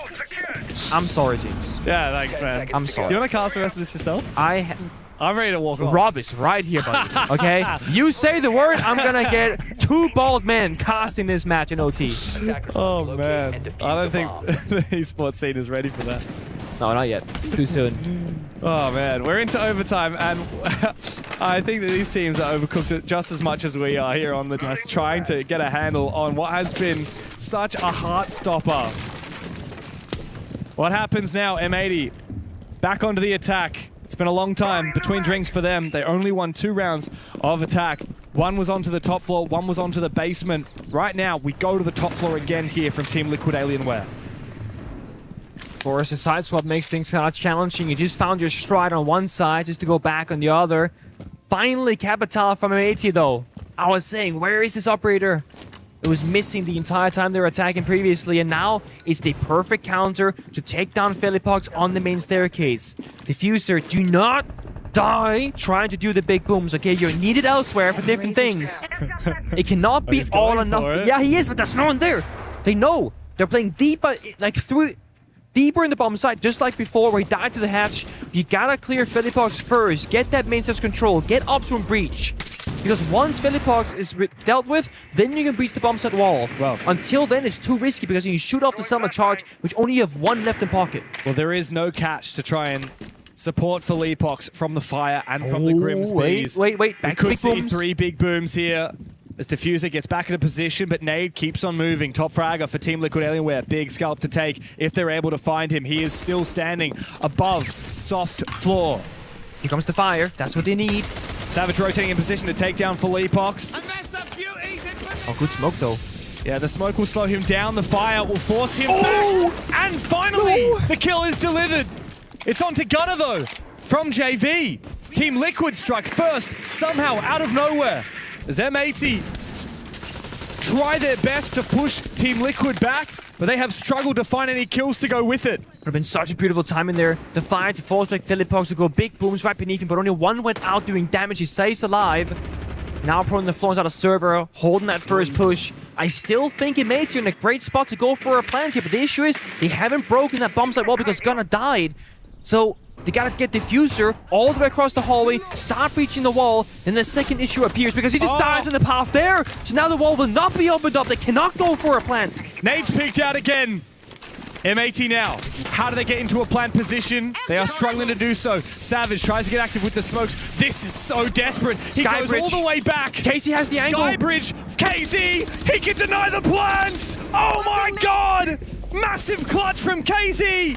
1v5 for Gav. It just ain't happening. Philippox to shut him down. A flawless round to cook up yet another match point for Team Liquid. Another round, just like on Fortress, where M80, that could have been their flawless victory. If the Fire-Sophia combination gets that Philippox kill, they get the bomb site wall, they don't lose the Heartbridge operators, they go for a plant, and Casey doesn't find the kill on Skybridge, it's absolutely free. But all the things I just mentioned did not go according to plan. They went the opposite direction, completely in the wrong one if you're an M80 fan or player. I mean, look at this Heartbreak. He was slowed by, looked like the Barbie, but it was the, I'm not sure, he couldn't sprint, I guess, because there was a bench in the floor as well. Yeah. So he couldn't sprint, and he couldn't see, and he just dies, and then the wall doesn't get opened up, and the step 1 was never fully accomplished, but they were trying to do step 3. So tunnel visioned on getting that kill from below, on clearing out Philippox from the stairs, on taking control of bathroom to have lateral pressure. They never maintained control of Skybridge. Even though they breached the external wall, they never breached the internal wall. You know, you could argue here, if you want to do that kind of play and, you know, not give attention to Skybridge, if you're on the outside wall, if you breach the right-hand side, you can still plant default. But by breaching far left, you are opening up your angle to yourself. It's funny because M80 did that exact play on the defense. Gunner got 2 kills from the same exact thing. We just saw KZ get 2 from. M80 know exactly what to do, they just can't do it. They keep making critical mistakes, and that pressure is just getting torqued up tighter and tighter. As M80 find themselves for the 4th time in a match point loss position on the verge of elimination. Setting up a sequential breach. I feel like whenever we see T-Law on the attack inside an OT, it's a very different stylistic choice from them. He's probably waiting for the door to be barricaded, and if he goes for it, he just runs away okay. Because often you break a door early on, you barricade it now for your flank watch, and you can get caught in the middle of that animation. Do you reckon they subbed out Nade for Handy between maps? Because he got 3. As I said, who would know? He got 3 kills in the first Yeah. Now he's got 13. I'm telling you, having a twin brother playing in the same game at the same level for very similar... Okay, it's Davey. You know, I'm not even surprised, because if there's one player that would mess it up, it's Davey, okay? Guy's a troll. Let's go back. You were saying that Nade and Handy are going to do the parent trap or something? Yeah, oh my god, that's a great movie, yeah. It's, nobody would know besides the players that are in the voice comms with them. Like, I couldn't tell the difference. There was actually a content piece that happened in a previous event where they had different pro players guess it was Handy or Nade. Yeah. And they got it completely wrong. I think Asher was a part of that, actually. He was like, oh, that's Handy, I know for sure. It wasn't. They are twin brothers. And they've both lifted a hammer. Yeah, incredible. Incredible. Both are against each other as well. Yeah. Imagine the family dinners that they have. Oh boy. Well, M80 certainly won't be having a family dinner after this if they struggle to clutch up here. They are 1 round trailing behind and getting closer and closer for Leapox. Feels a bit of pressure there, but KZ still finds a kill. Oh no. And for Leapox as well. Gavin desperately tries to kill, and he does find one. It's all up to Ashen in the 1v2 to try and save his team in the Esports World Cup. But Nade might well just be about to target him with that Dockerby. Maya as well with the AK-12 in hand will hunt him down. There's plenty of time, tanks the damage, and continues making his way forward. 1 gas in pocket, SMG-11 in hand. The young gun, who is one of the few players in this game who has not raised a major trophy. Ashen has to be the man of the hour for M80. Otherwise, Team Liquid will finish it right here. They're stalling it out. They're just waiting for that adrenaline to dissipate, to use all the toxic babes, all the final piece of safety that he has. In a couple of seconds, they can push and force that 2v1. It is indeed a 2v1. The SMG-11, almost good for 1. They know where he is. He's locked out of the side. He's trapped behind a soft wall. They look to peek him again. He's got no bullets. Oh wait, he's out. Out comes the shotgun, but Nade is on the floor. Maya how's he done it? Go for the kill. Ashen continues high. No. Continues flying. But the cavalry is here. M80 have stumbled again. The young legends are going home. But Team Liquid will survive! He had it! He basically won the round. He basically hit the shot, but he didn't. He played that as good as he could have. But the game said no! The God said no! Oh, what a way to close out a map! I can't believe it! I am stun locked right now. I am legitimately stun locked. I've seen so many games finish before. And so many close rounds, but that may just top it. A monstrous last round. I've just seen heartbreak unveil before my very eyes. Like that was a round victory. Ashen had it. Oh, he had that clutch. And don't forget, this knocks M80 out of the tournament in its entirety. They are done. They are dusted. As Team Liquid march on into the lower bracket. Oh my days. I mean, phenomenal best of 3. So many heartbreaking moments on both sides of this match. And what a bummer that we don't see a third map at the same time. I'm not sure I was ready for a third. I was ready for 7-7, but not Chile. It's another disappointing early exit here in Paris for M80. They struggled at the 6th Invitational with an early exit that time as well. They failed to make it to the Salt Lake City Major. They had a 6-2 lead on Fortress and they bottled it. Team Liquid dragged their team over the line. KZ dragged that first map over the line with Team Liquid kicking and screaming. And Nade did the same thing for Maya, the young gun. By the way, Maya versus Ashen, the one player on each of these teams that's never raised a trophy in a 1v1 to try and save M80 here at the Esports World Cup. But Maya says, get the hell on that plane. And he had such a good game as well from Maya here on the second map. I mean, he was instrumental from the very beginning. I was praising his Asami usage, right? Closing off the gaps, knowing where the attack was coming from, almost directing the push from M80. So many big moments, though. I mean, it felt like almost every single round since like the 6-3 score on both Fortress and Lair was just clutch after clutch or play after play. Now, obviously, we look forward, I guess, to Team Liquid Alienware's opponents. I suppose. One of the greatest teams to ever exist. I am so CAGs? Yeah, baby.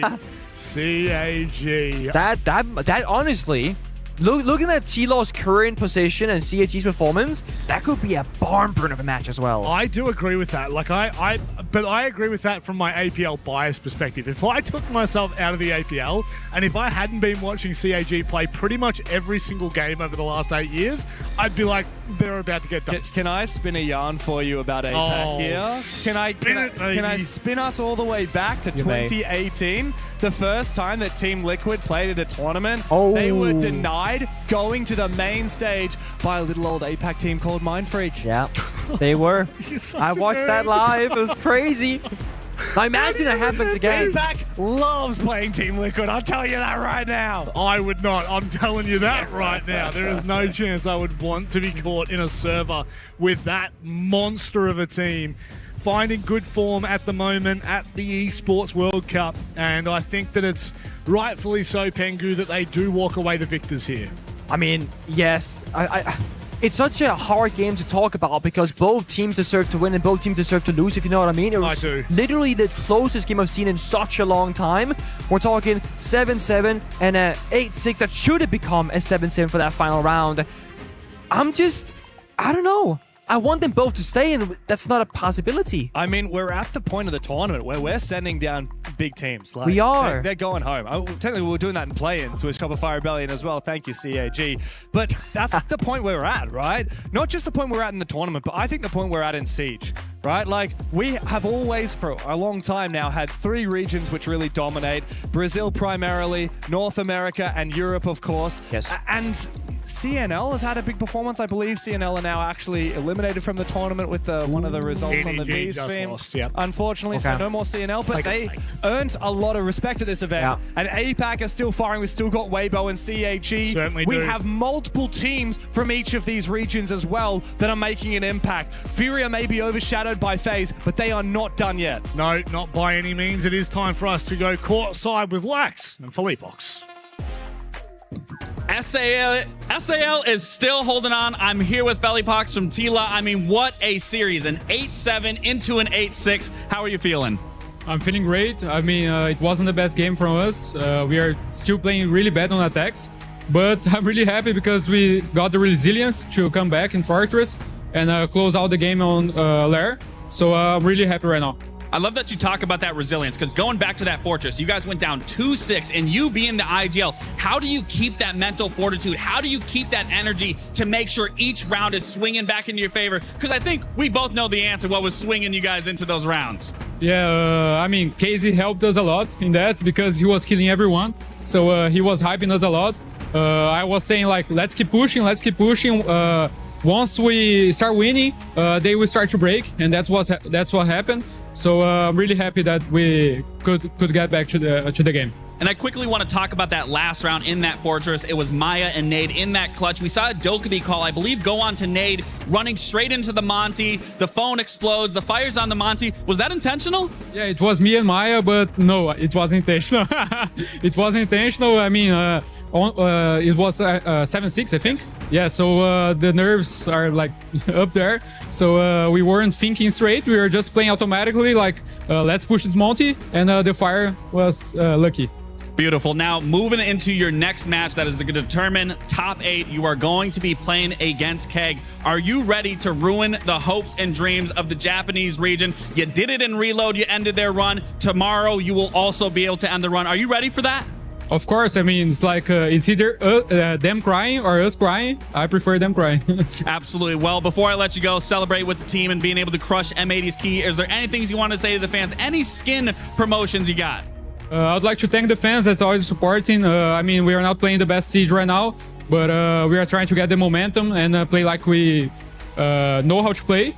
And if you guys want, there is a skin in the game from Team Liquid Alienware, Ella, really beautiful. So buy it. Help us. All right, well, thank you, Felipox, and congratulations. One more hurdle sets you apart from being in top 8. That wraps everything us for down here. I'm gonna send you guys back to the desk for one more breakdown. Back to you guys. Thank you very much for that, Lex. And Felipox getting a lot of inside information, but I think that the clearest one for me, Pengu, it's either them or it's us, and I prefer them. I mean, you don't want to be the one to cry, right? Over your opponent, usually it's going to be a better result. Also, shout out to Lax for catching that question in the interview about the Monty and the Dokkaebi interaction, because was that intentional? Maybe it was, maybe it wasn't. Now we know for sure. They did communicate that despite the nerves and the pressure being super high on the server. Muito bonito. Muito bonito, okay. Oui. No. Sim. Sim. You're Portuguese. And I love the humbleness as well from Felipox, you know, saying that, guys, we know that we're not playing to the level that we usually are. We're looking to get back to that level. So trust in us, keep watching us. We'll get there before the event is over. It's been a long time since they were properly in the limelight. They've really had that spotlight stolen from them.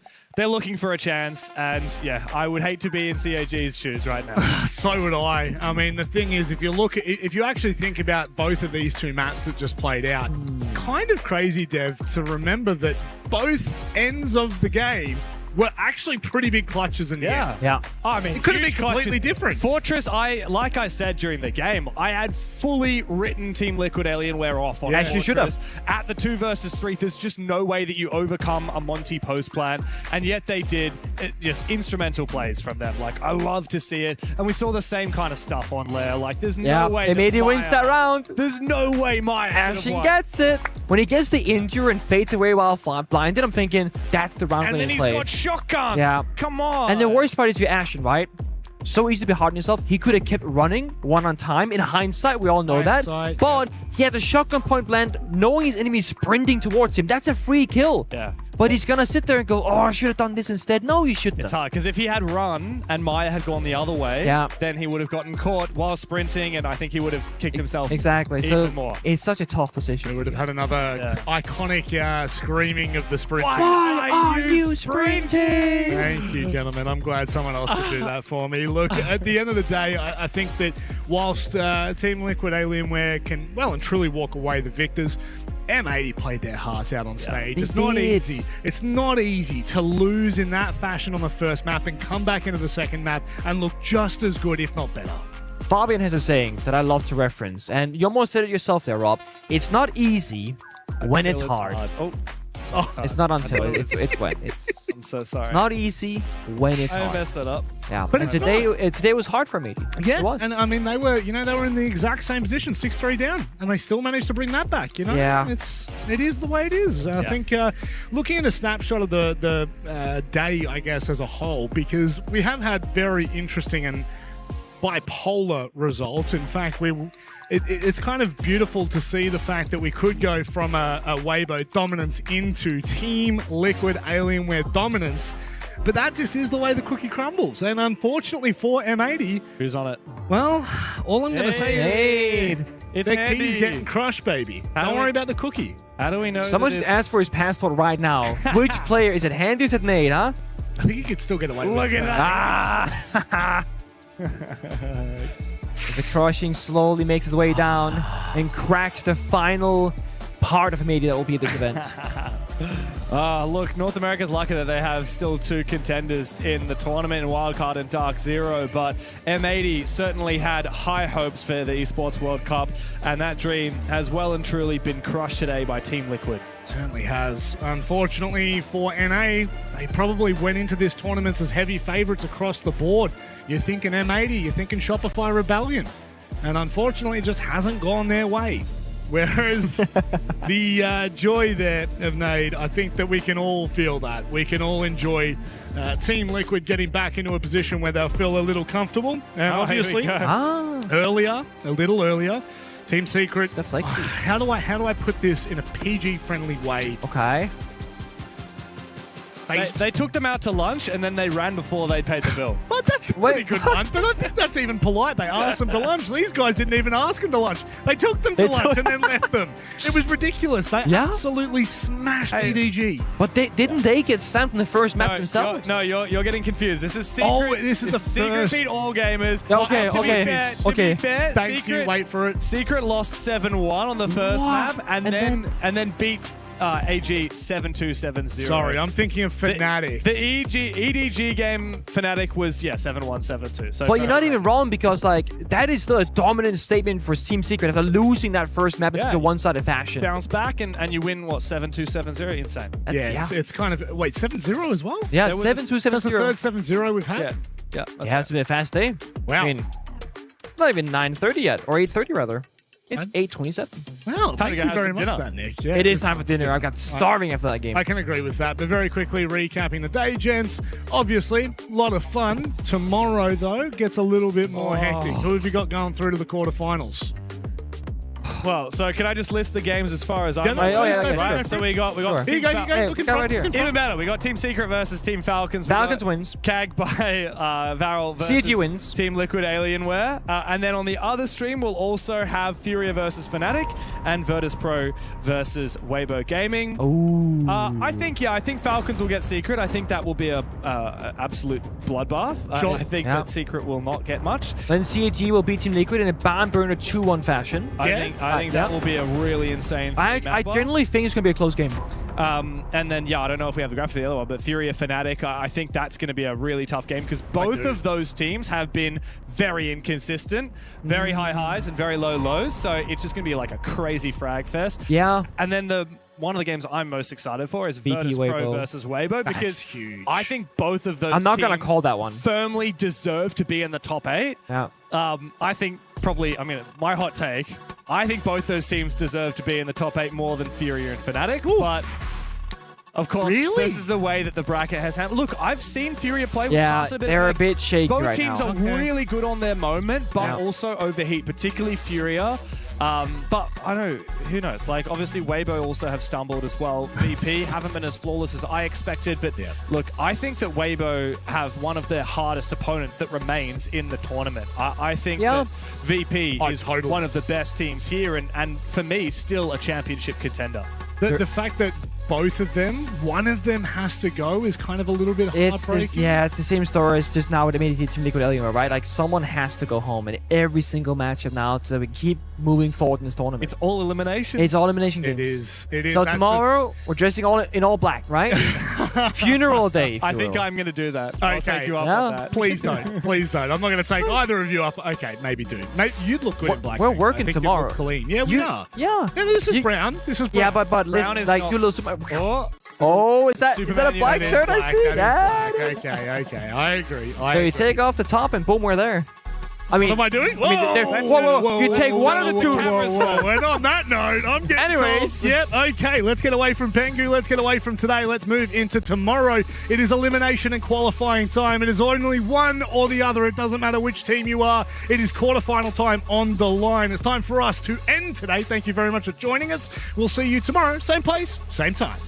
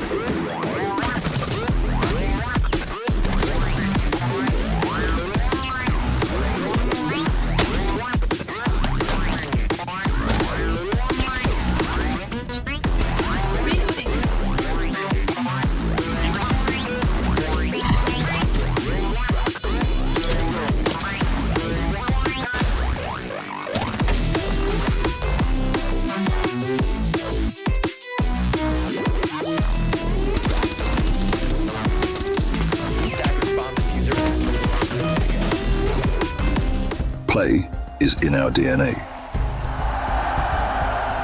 Whenever we let it out, it becomes our superpower.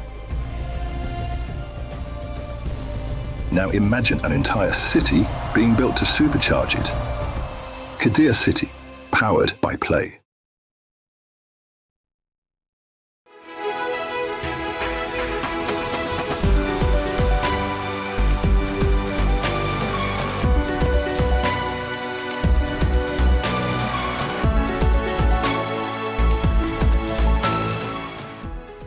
The human body was built to move.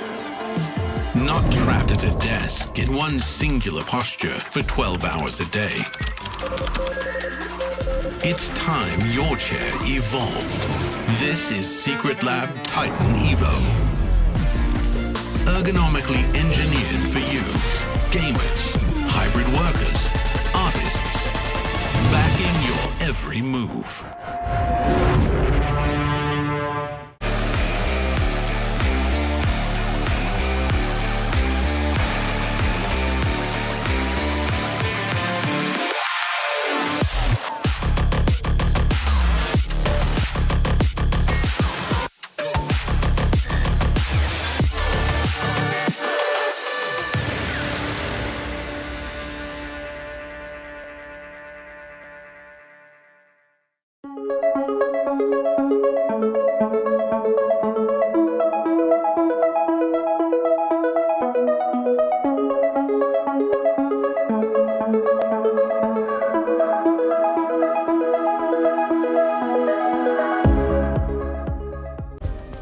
Play is in our DNA.